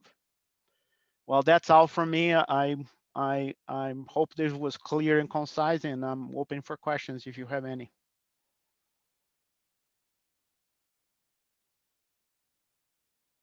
Good. Elaine, I think you're next. Thank you. Can you hear me? I can hear you. Okay, I have mute button challenges every time. And so I worked for the last 15 minutes to make sure I had every one of them turned off. Again, my name's Elena Zempel. I am the Western Regional Director for the Wyoming Business Council, and I serve between 4.27 counties and 4.68 counties, depending on which day of the week. So Lincoln, Sublet, Teton, and Uinta are in my region, and I have been helping out a little with Sweetwater County. To update, for those of you who remember, the city of Kemmer received an EDA matching grant for coal impacted communities. And City of Kemmer, Lincoln County, Rocky Mountain Power, and the state of Wyoming with the WBC and South Lincoln County EDC provided matching funds to the EDA grant. This grant was a two-part where they were to do a diversification study and then to hire an impact manager to do that. I helped through that process until that impact manager was hired, and that was just about 6 weeks ago. The first diversification study was completed by a company called Global Location Services, GLS. And during that transition, another company called Angelou Economics was hired rather than an individual to be the impact manager. When that company was hired, I became the parent of an adult child. And for those of you who've been a parent of an adult child, they want your advice, kind of, and they'll listen to you a little bit. And that is my role now with City of Kemmer. And I hope it works out really well for them, as the announcement of the closure of the Naughton power plant for 2025 was announced, and how that impacts the Kemmer Operations coal mine for that.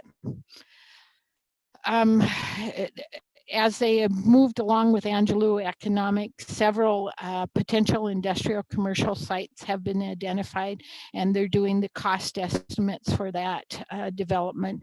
They're also looking at it's a diversification and a retention type of study. So they're looking at future uses for coal, as well as future uses for those parts that would be abandoned by Naughton, our Rocky Mountain Power, and the subsequent lower coal harvests that would be done. That's not a very good word, but there's my my agricultural background coming up.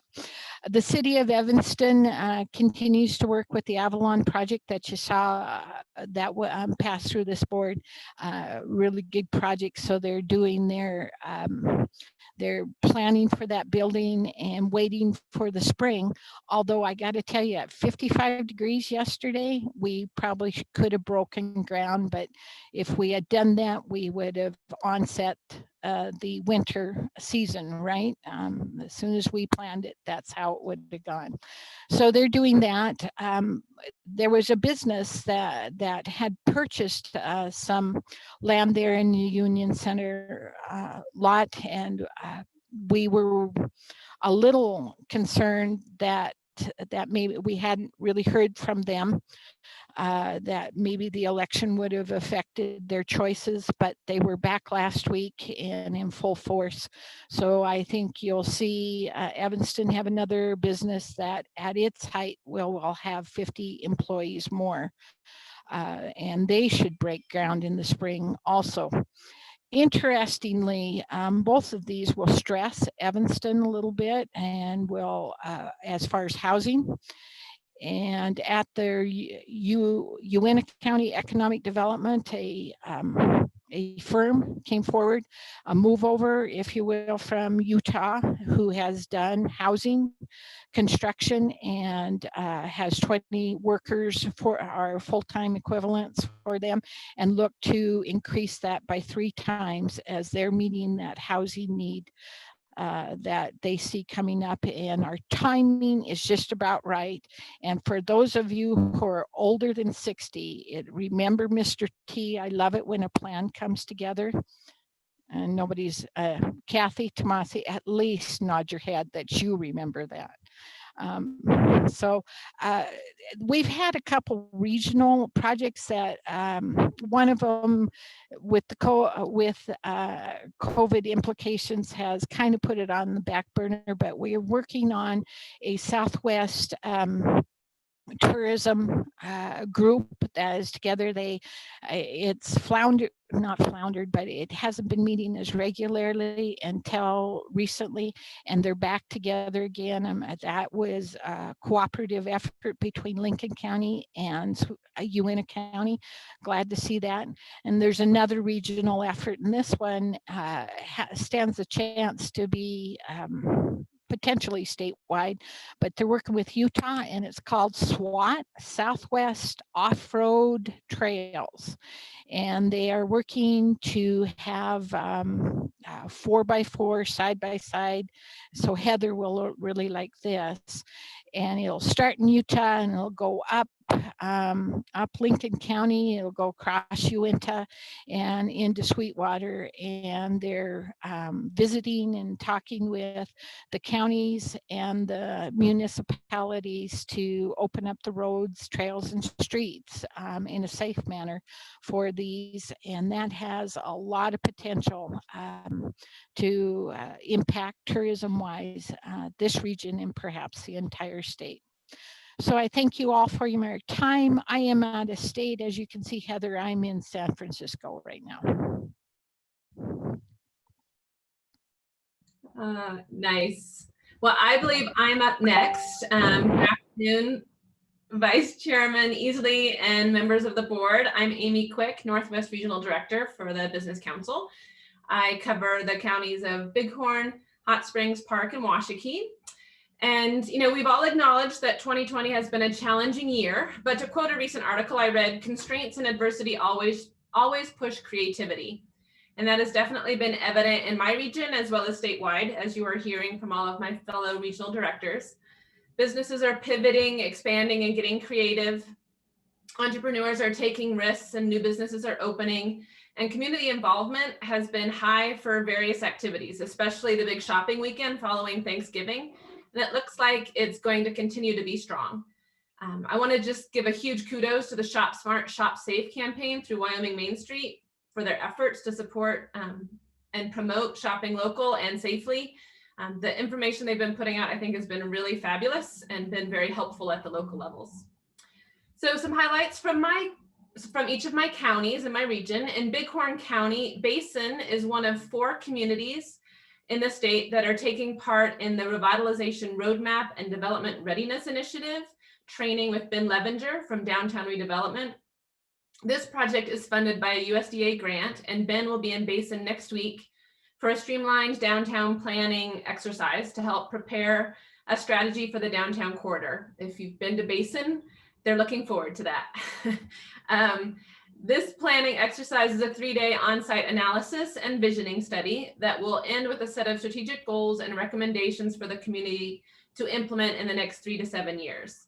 Following that, they will also take part in a half-day training that will provide strategies and action items on how Basin can improve its development readiness. So I'm hoping to be able to get over there and take part in parts of that, but we've got a lot on our plate these days. Just down the road, Grable has a lot to highlight, and I'm sure John can attest to that in the resiliency arena. As Grow Grable Director Jeff Thornton has said, people just refuse to give up. I know you'll all be excited to hear that, since our last in-person board meeting was in Grable last March, right before the COVID orders hit. So I'm sure it holds a bit of a soft spot in your hearts. And there are many inspiring stories of new business starts there, new ownership and expansions, and entrepreneurs taking risks and going for it. Sounds like cash registers are ringing constantly. And next time you make it up that way, there are a couple new fun retail and restaurants that I think we'll all want to check out, including the Tipsy Cow. I've heard some good things about that one. So really, it sounds like they turned around quite the dive bar into a place where people want to hang out and spend time. In Hot Springs County, Thermopolis has also seen some new businesses, including a new bakery that I'm excited to try out. These folks moved to the area for work at the beginning of the pandemic. That didn't pan out, and instead of giving up and leaving, they have become part of the community and started a new business, one that they tested with high acclaim at the farmers markets this summer. So kind of a test it before you really get into it. So that's good to hear. And they're using an existing restaurant that was for sale. Thermopolis Main Street has been very active in supporting businesses in the community throughout the year, and we're very pleased with the response to their Shop Smart, Shop Safe activities. People especially enjoy the Chamber Bucks giveaways during the Small Business Saturday, and so they've had some really good involvement there as well. Unfortunately, some of you may have heard there has been some sad news lately in Thermopolis with one of the longtime staples and a favorite restaurant, Las Fuentes, that was destroyed by fire this past weekend. It sounds like the business, which was in the final stages of shifting ownership, is a total loss, which is definitely very sad for the community, but in true Wyoming fashion, folks are coming together to support the business owners, and I'm sure that they will all rise up together stronger. And certainly we've offered our support if there's anything we can do for guidance. In Park County, Wyoming Legacy Meats received an EDA grant for their expansion project, which they expect to let out for bids the middle of January and hope construction to begin this spring. This is a great opportunity to enhance the meat processing and value-added ag opportunities in the area. And it's also the first EDA funded project in the community. In fact, 2 gentlemen from the federal government came and presented the award earlier this fall. So that was a neat presentation and opportunity. Lots of interest lately from a number of businesses interested in potentially relocating or expanding to the Cody area and Park County. There are at least 2 major business leads that seem to have Cody in their top picks, and partners, including Forward Cody, are working frantically to get those projects and applications put together. And I hope that you'll hear more about those very soon. Park County Outdoor Recreation Collaborative held a launch meeting earlier this week with lots of interest from various outdoor users. Marcio mentioned the Wind River Group. I've also been part of the Bighorn Basin Outdoor Recreation Collaborative, which was the first one that started in the state, and that is for the counties of Bighorn, Hot Springs, and Washakie. And so the Park County one is really modeled kind of around that same model, and to build upon the successes that the BBORC has had to date. They've had some spur groups that have started and a lot of projects that have really gotten off the ground in a short amount of time. In Washakie County, they're just like throughout the region, and I think statewide, thanks to the meat expansion grant and some other activities, but there are multiple meat processing projects in various stages throughout my region, including a new custom meats or fabrication shop in downtown Tinsley, which will be a great asset to the area. Worland has several pop-up shops that are kind of really taking off, featuring multiple artisans, seeing a lot of success this holiday season.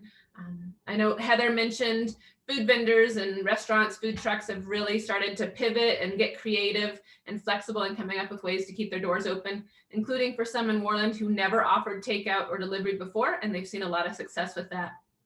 And then in true holiday spirit, Leanne Baker shared earlier this week that a group of community members got together in Worland to decorate the entire downtown to look like a Hallmark Christmas.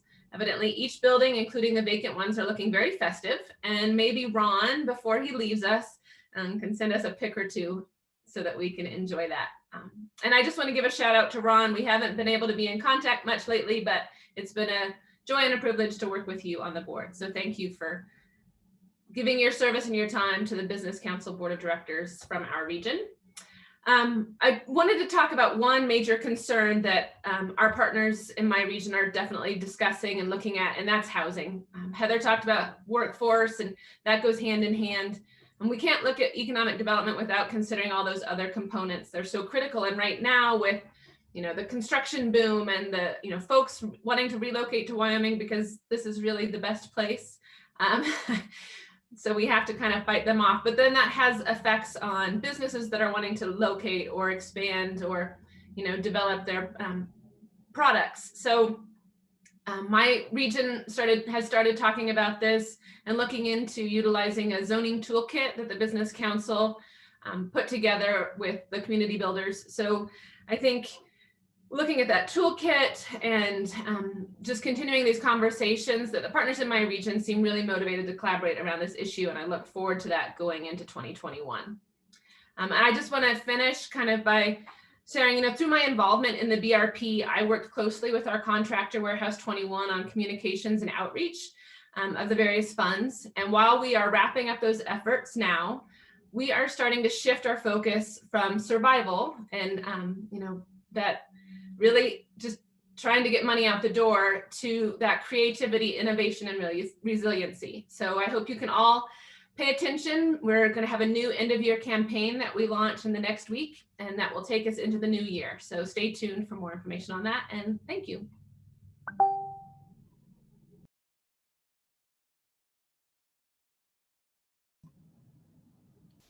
So I guess I'm next. Good afternoon, co-chairman, members of the board. I'm Kim Reitmer, and I'm the East Central Regional Director. My counties are Natrona, Niobrara, Platte, and Converse.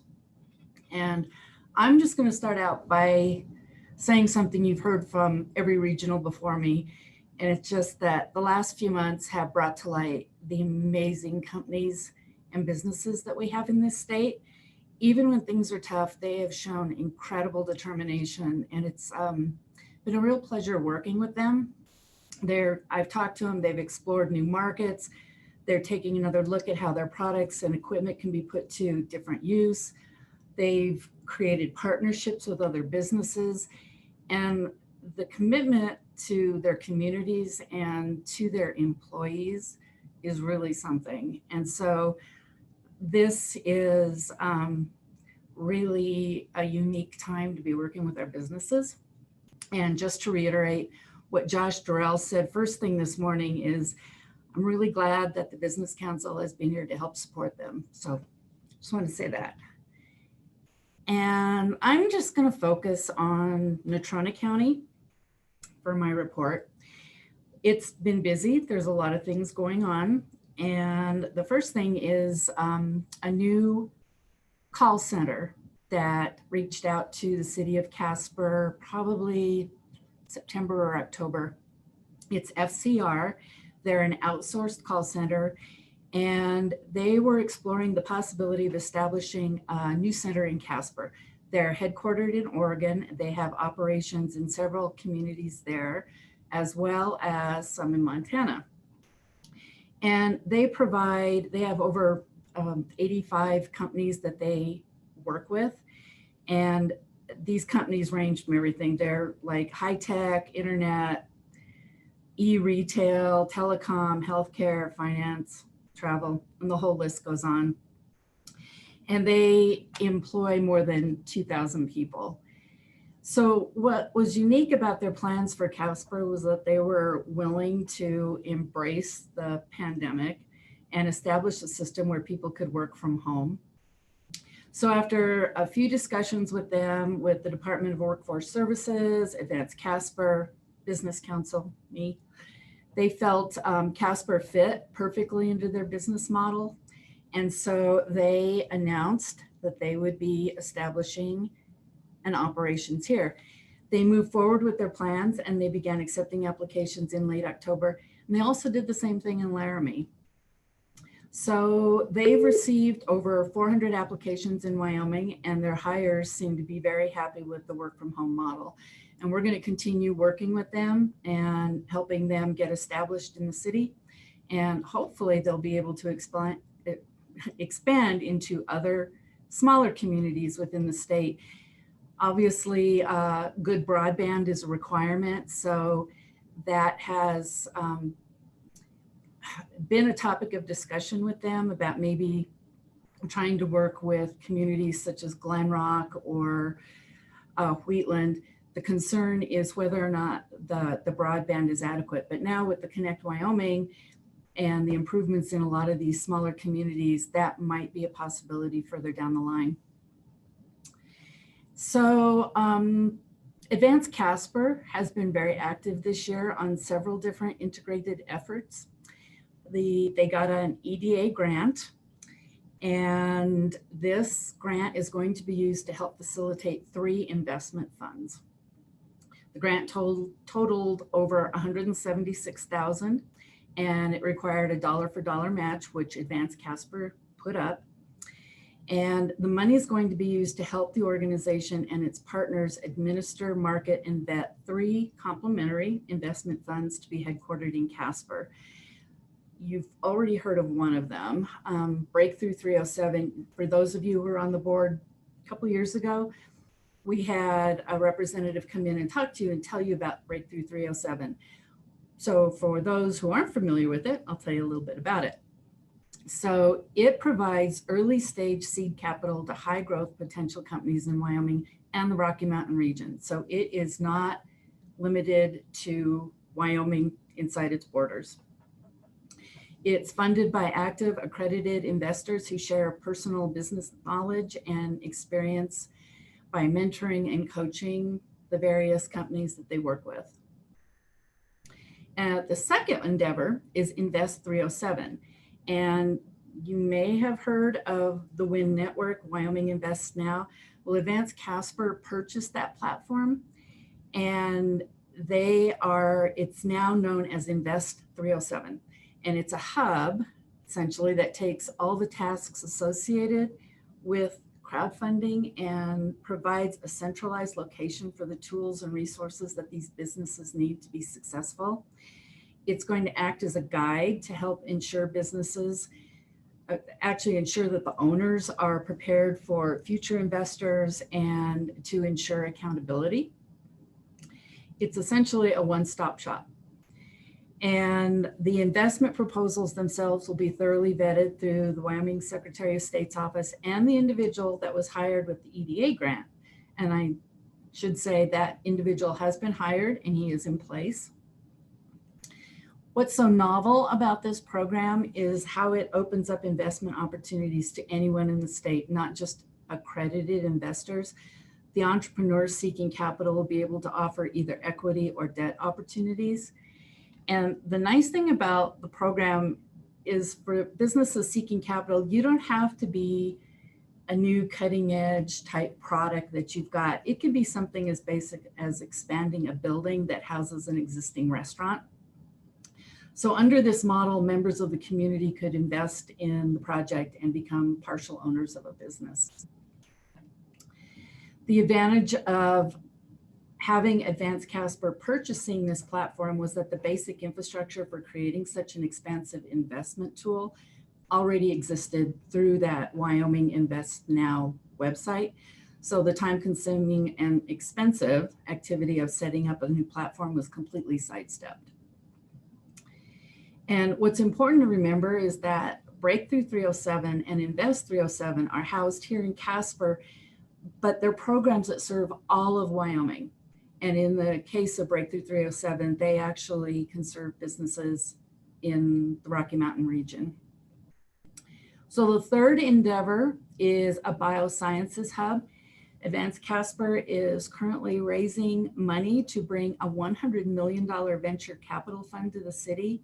It'll bring in a biosciences hub in the downtown Casper area, which is situated in an opportunity zone. So far, the exact location of that hub hasn't been identified, but they do know it will be downtown. Advanced Casper actually anticipates it will bring in between 6 and 10 companies, which would be headquartered in that downtown campus. And Justin Farley with Advanced Casper will be speaking about these activities on the WIDA Prosperity Call next Thursday. So I'd encourage you to listen in on this. He'll be able to answer questions and provide much better detailed information than what I'm able to give you right now. And with that, I'd like to thank you for your time. And if there's any questions I can answer, I'd be happy to try.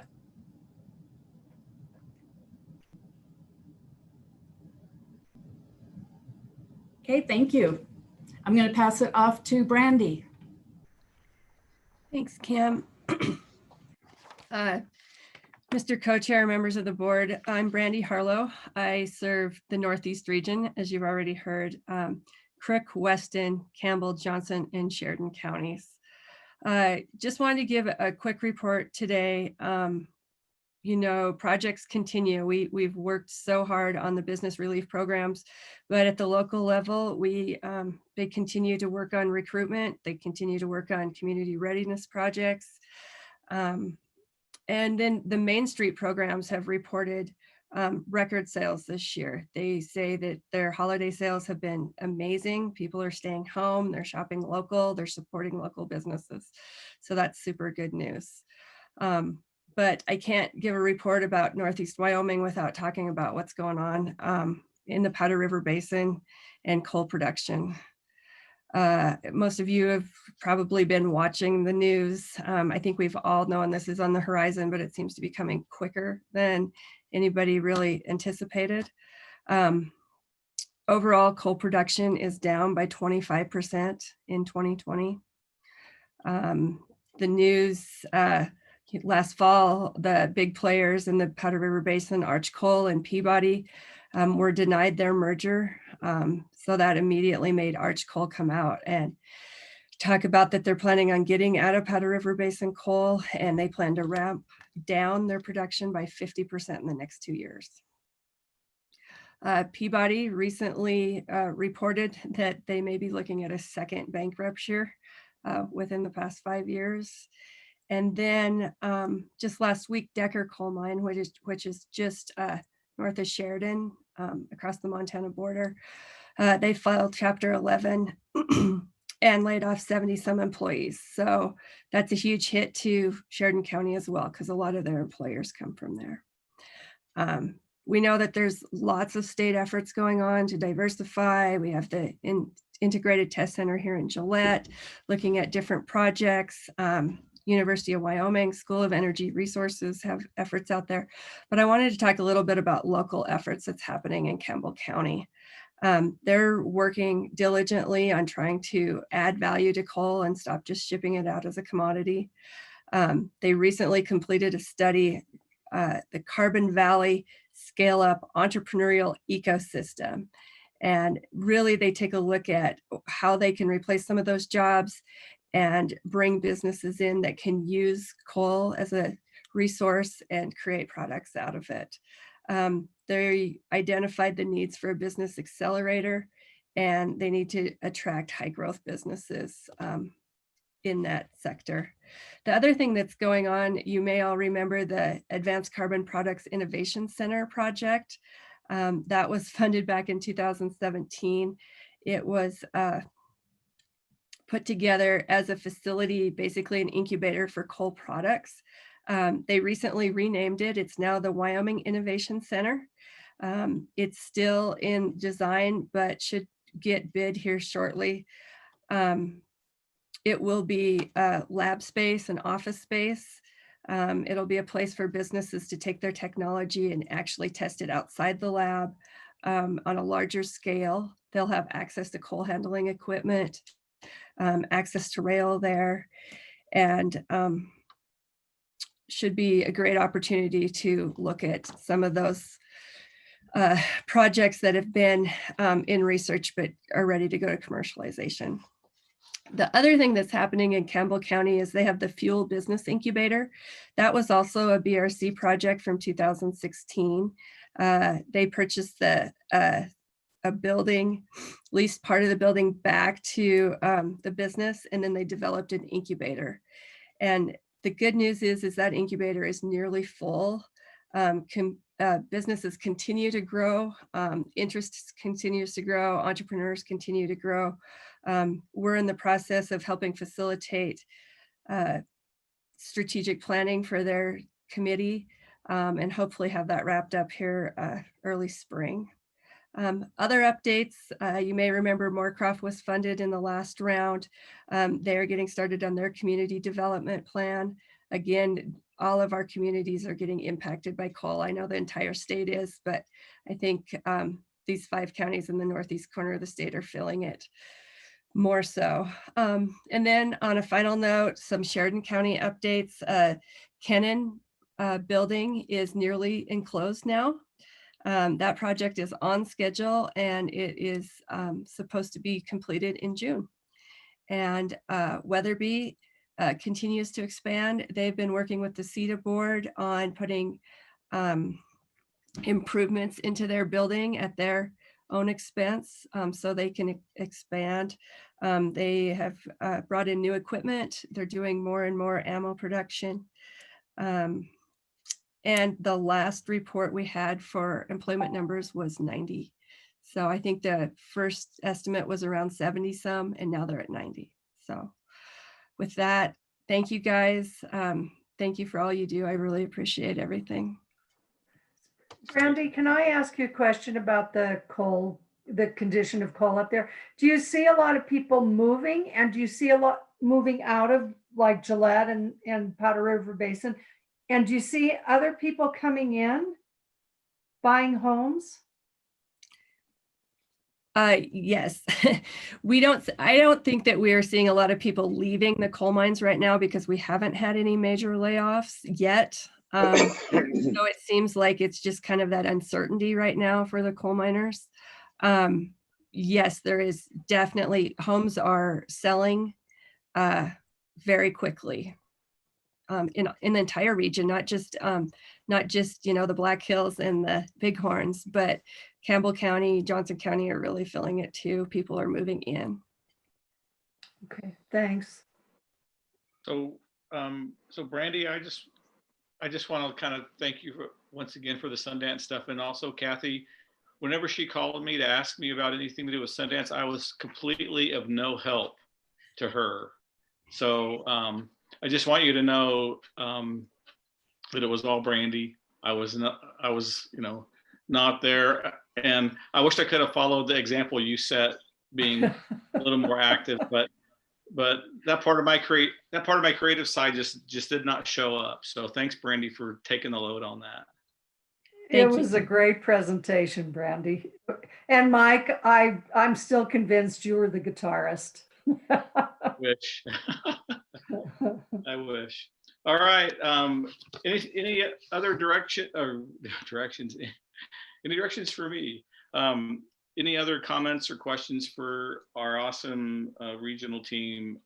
Just so impressed with all the stuff that's going on, and how you all have not only been able to do all the stuff that you've been doing outside of your normal core duties, but keeping your fingers or your thumb on the pulse of everything else in your communities is to be recognized. So thanks for all your efforts. Yeah. Okay. Mr. Co-Chair, if I might quickly echo your comments and to say, I think it's pretty inspiring, really, the things that are going on. And even though there are challenges, people are rising to them. And our regionals have always felt like they're out on an island because they're out in those regions and out in and this year we've all gotten to kind of get that feel because most things are virtual, and they're really, really good at it. Let's just say that. And they're also really good at adapting and putting together, putting their communities in the best light possible, and also making sure that people have the answers they need because it's tough. And they've definitely been juggling some flaming chainsaws this year, and appreciate the work that they've done. So I echo your comments, and regionals, you've continued to do a great job, and I'm guessing it's going to continue. So thank you. Okay. Anything else for regionals? Hearing not, we will move on. We do have want to do some recognition for our outgoing board members, and Josh, were you able to confirm that I'm not an outgoing board member? Or yeah, Mr. Co-Chair, we've framed it a few different ways. Your sentence has not been commuted. You've also not achieved parole. I'm not exactly sure how you want to look at it, but what I can tell you is that you will be here for another year, not as co-chair, but you will be a board member for another year. All of us are very excited about that, except maybe you. I'm very excited about it. It's the coveted past co-chair position. So chief second guesser, I guess, is what is that's also known as. No, but so we've already given Mike way too many compliments. It makes him way too uncomfortable. So we'll just skip over his the duties of co-chair and what he's done this year, and move on to Mr. Ron Harvey and Mr. Alan Hoops, who have been on the board for quite a while. And I would love to say some specific things about each of them. However, with this year being virtual and us not getting to meet each other very much, except for that very first one, I don't have anything necessarily specific, but what I will say is that I don't know of, maybe my experience with boards is limited, but I know that this board puts in a lot of work, a lot more than I would have expected, and maybe more than some of you expect when you sign on. But I know I appreciate it, and we have utilized your expertise and participation tremendously. I'm guessing over the full 6 years, but I know for sure in this year we got 6 years out of you, and maybe just in this year. And so I know we have done a lot, and you have all been very helpful in guiding and also in participation, like active participation in making this work. We joked around earlier that we have 33 people at the Business Council, and actually I think we have 33 plus 15 because this board does a lot more than just meet every quarter. So thank you both for your efforts and your time over this year and over the last 6.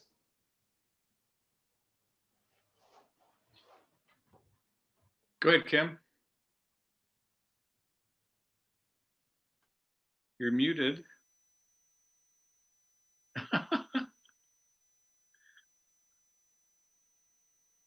You're not showing muted on the app. Maybe it's just, yeah. I think it might be on your headphones, Kim.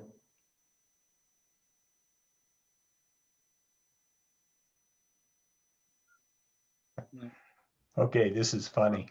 How easy is it to get Kim to be quiet? I don't know, but this is amazing. This new technology is quite amazing. Yeah. Okay, there we go. Can you hear me now? Yeah. Oh, I thought it was one of you guys. In fact, if anybody was going to have the technical ability to do this, it would be Alan. But I'll cut him some slack. So, Alan, when Josh brought up commuting a sentence, I'm pretty sure that might be how it has felt for you, especially at least since I got on the board, because you were one of only 2 people that actually understood the IT and the broadband world. And every time something came up, it was like we had to have an entire side conversation. So you could explain to us in like the world for dummies words that we actually got. So I'm really, really nervous because we're not going to have an actual broadband provider specialist when you leave. I wish we could have extended your sentence, but you're getting off time with good behavior. So we're going to miss you a lot. Thank you, Kim. Thanks for not extending my sentence. I remember early on, Alan, kind of piggybacking on Kim's comments, is there was so much, not only, information that the board was drawing, but there was so much public conflict around stuff that was going on and, figuring out legislative issues and all this stuff. And I remember you and Aaron Sopko just really working very closely together, even though you were competing with each other, and how you were basically putting the needs of the state, way above any of the industry stuff. And I remember conversations with you and things that you were saying. And one of the things that really struck me, an example you set for me, Alan, early on, was your sense of ethics that you had as a board member, and trying to be very careful about not only conflicts, but even the appearance of conflicts. And you were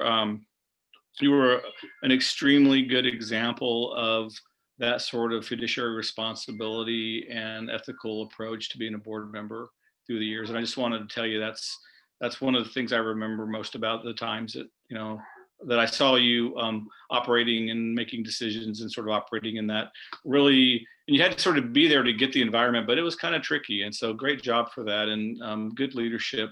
And thanks for all those efforts, Alan. Thank you, Mike. You're very kind. I appreciate the thought. I'm certainly excited for where we are with the broadband from where we began. I really am hopeful that the state can really pull this together. When I first started on this board, I just was frustrated with the progress we were making, but now I'm really having more faith in the process. So kudos to Ryan and Aaron and Josh and everybody that's played a role in that. So I've tremendously enjoyed my time on the board. It's been fun to get to know many of you and those that have already left and those that'll be here in the future. What a great organization. What a great impact you all make for Wyoming. So kudos to all of you for all your efforts. Thank you. Okay, so now we're on to Ron. And Kathy, I know we like to give you crud all the time because you're a hipster now with the whole, she's like leading the pack in the really cool area. But Ron was one of the first to have 85 side gigs. He is like, Ron is the epitome of the gig economy. And he did it long before it was cool. Unfortunately, the governor realized what an awesome board member and awesome community member and contributor he was on boards. So I'm pretty sure Ron's on like a minimum of 8 boards at a time. And we're not talking just small boards like a local charity. We're talking about statewide huge initiatives and revamps. The Fair Board, our board, he has given an inordinate amount of time while still running his own business. So Ron, we're going to miss you tremendously. You are a wonderful contributor. You really, really helped in the re-strategization, whatever that word could possibly be, of the board. Thank you for your service.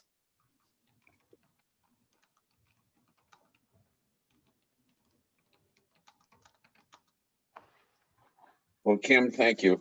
I have to tell you, I've enjoyed this board very, very much in 6 years almost. But I think back to, this has caused a little nostalgia sitting here today, and Alan will remember this, and the staff will remember this. That's still on. My first meeting was March 11th and 12th, 2015 in Casper. It was Kim Reitmer's best day ever. And Kim DeVore knows what day I'm talking about. The day before our meeting, this state lost one hell of a person. And Kim Reitmer and the staff took it on and did a great, great job of getting us through a meeting. For those of you that don't know, Mick McMurray was lost the day before our meeting. And this board has advanced tremendously ever since.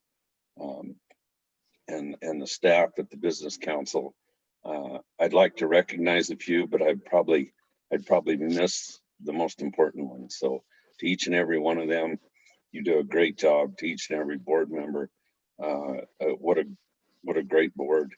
And yes, Kim, one less board. And I couldn't step out without putting a plug in for the one of the other boards I'm on. I encourage each and every one of you to look at someday joining Leadership Wyoming. I'm on that board, and I really, really think that's something that we should all look at. I believe there's a couple of you now that are doing it on staff. Josh, I can't remember who it is off the top of my head. So anyway, thanks each and every one of you. I appreciate you. And Alan, it's been fun. Thank you, Ron. And the person who's on Leadership Wyoming right now is Amy Grenfell. So she's been working hard with that and learning a lot, bringing it back to us. So thank you for that. Thank you, Ron. I enjoyed serving with you and coming in at the same time. And Elaine, it's been awesome to work with. I don't know if she dropped off, but we'll always remember placemaking because of Elaine, and we got drug into a placemaking fiasco here in Starville. Anyway, it was fun. So thank you, everyone. All right. Thank you guys for your service to us, commitment to Wyoming. Okay, next item, just a couple other things. At the next meeting, we will pass the Manual of Leadership for the Business Council Board, and we typically form a committee to vet nominations for the 2021 officers. And so if it would please the board, or if you guys would allow me to appoint a committee to do that, I have not asked people about this ahead of time, so please feel free to deny this service to the board if you can't do it. But Cindy, would you be willing to be on the committee? Okay, I'm seeing a nod there. Chuck Kenyon, how about you, Chuck? Would you be willing to do that? I believe I can find the time in my extraordinarily busy retired schedule, Mike. Okay. And then Alex Klein, to round that off to a committee of 3, would you be able to participate with that? I wish I were retired, but I think I can also make the time. So thank you. So we'll leave it to the committee to sort of self-organize and self-direct, but I think the idea was we would like to have to be able to have the committee to propose a slate of potential nominations for the board to vote on at our regular meeting in March. Is that right, Josh? That is correct. Okay. All right. Thank you guys for agreeing to do that committee work for us. And I believe that is everything we have. Any comments for the good of the order? Merry Christmas, everybody. Hey, there we go. Merry Christmas. Yeah. Yeah, same to you. So are we going to try to meet? Will we meet virtually in March, do you think? Or what, what do you think is going to happen? Something will happen. Something will. Yeah. The calendar's Well, going to thanks, change Mike, to the for next that piece year. of advice. Okay. The sun will rise. Do we even want to tempt 2021? Well, I believe a part of our budget cuts is Yeah. our plan going forward is to meet virtually 3 times a year and in person once a year. Yeah, right. And my guess is we would do that in-person one in the summer or the fall. So I think the initial answer, Kathy, is it will be virtually. Okay, then. I'll be here. And just a little co-chair privilege. Thank you all for putting up with me for the past year. And you guys are an awesome team. For a natural introvert, it was sort of, on one hand, it's been nice not to have meetings. It's, where we've all just been like in our own little bubbles, but at the same time, I really missed the opportunity to get to know, especially the new board members. I reached out to everybody on phone calls when they first came on, and I actually thought we'd get to know them better, and we really missed that opportunity. And so, maybe what we'll need to do, Kim, throw this out as a suggestion, but maybe do a night before Zoom call with people, just a little social get together, maybe just to kind of laugh and joke a little bit before the meetings. If we can do that without it being a public meeting, that'd be great. Just to have some social time for the board. I think that sounds like a virtual cocktail party. What a way to kick off. Yeah. I think that sounds fun. Okay, so anybody, I guess that's it. I guess with that being said, if we'd like to adjourn the meeting and entertain a motion to adjourn. So moved. Second? Second. We have a motion, a second to adjourn. Any discussion? All those in favor can say aye and leave the meeting. All those opposed can stay on the call. Aye. Aye. Right. Take care. See ya. Bye. Merry Christmas. Bye, Mike. Everybody.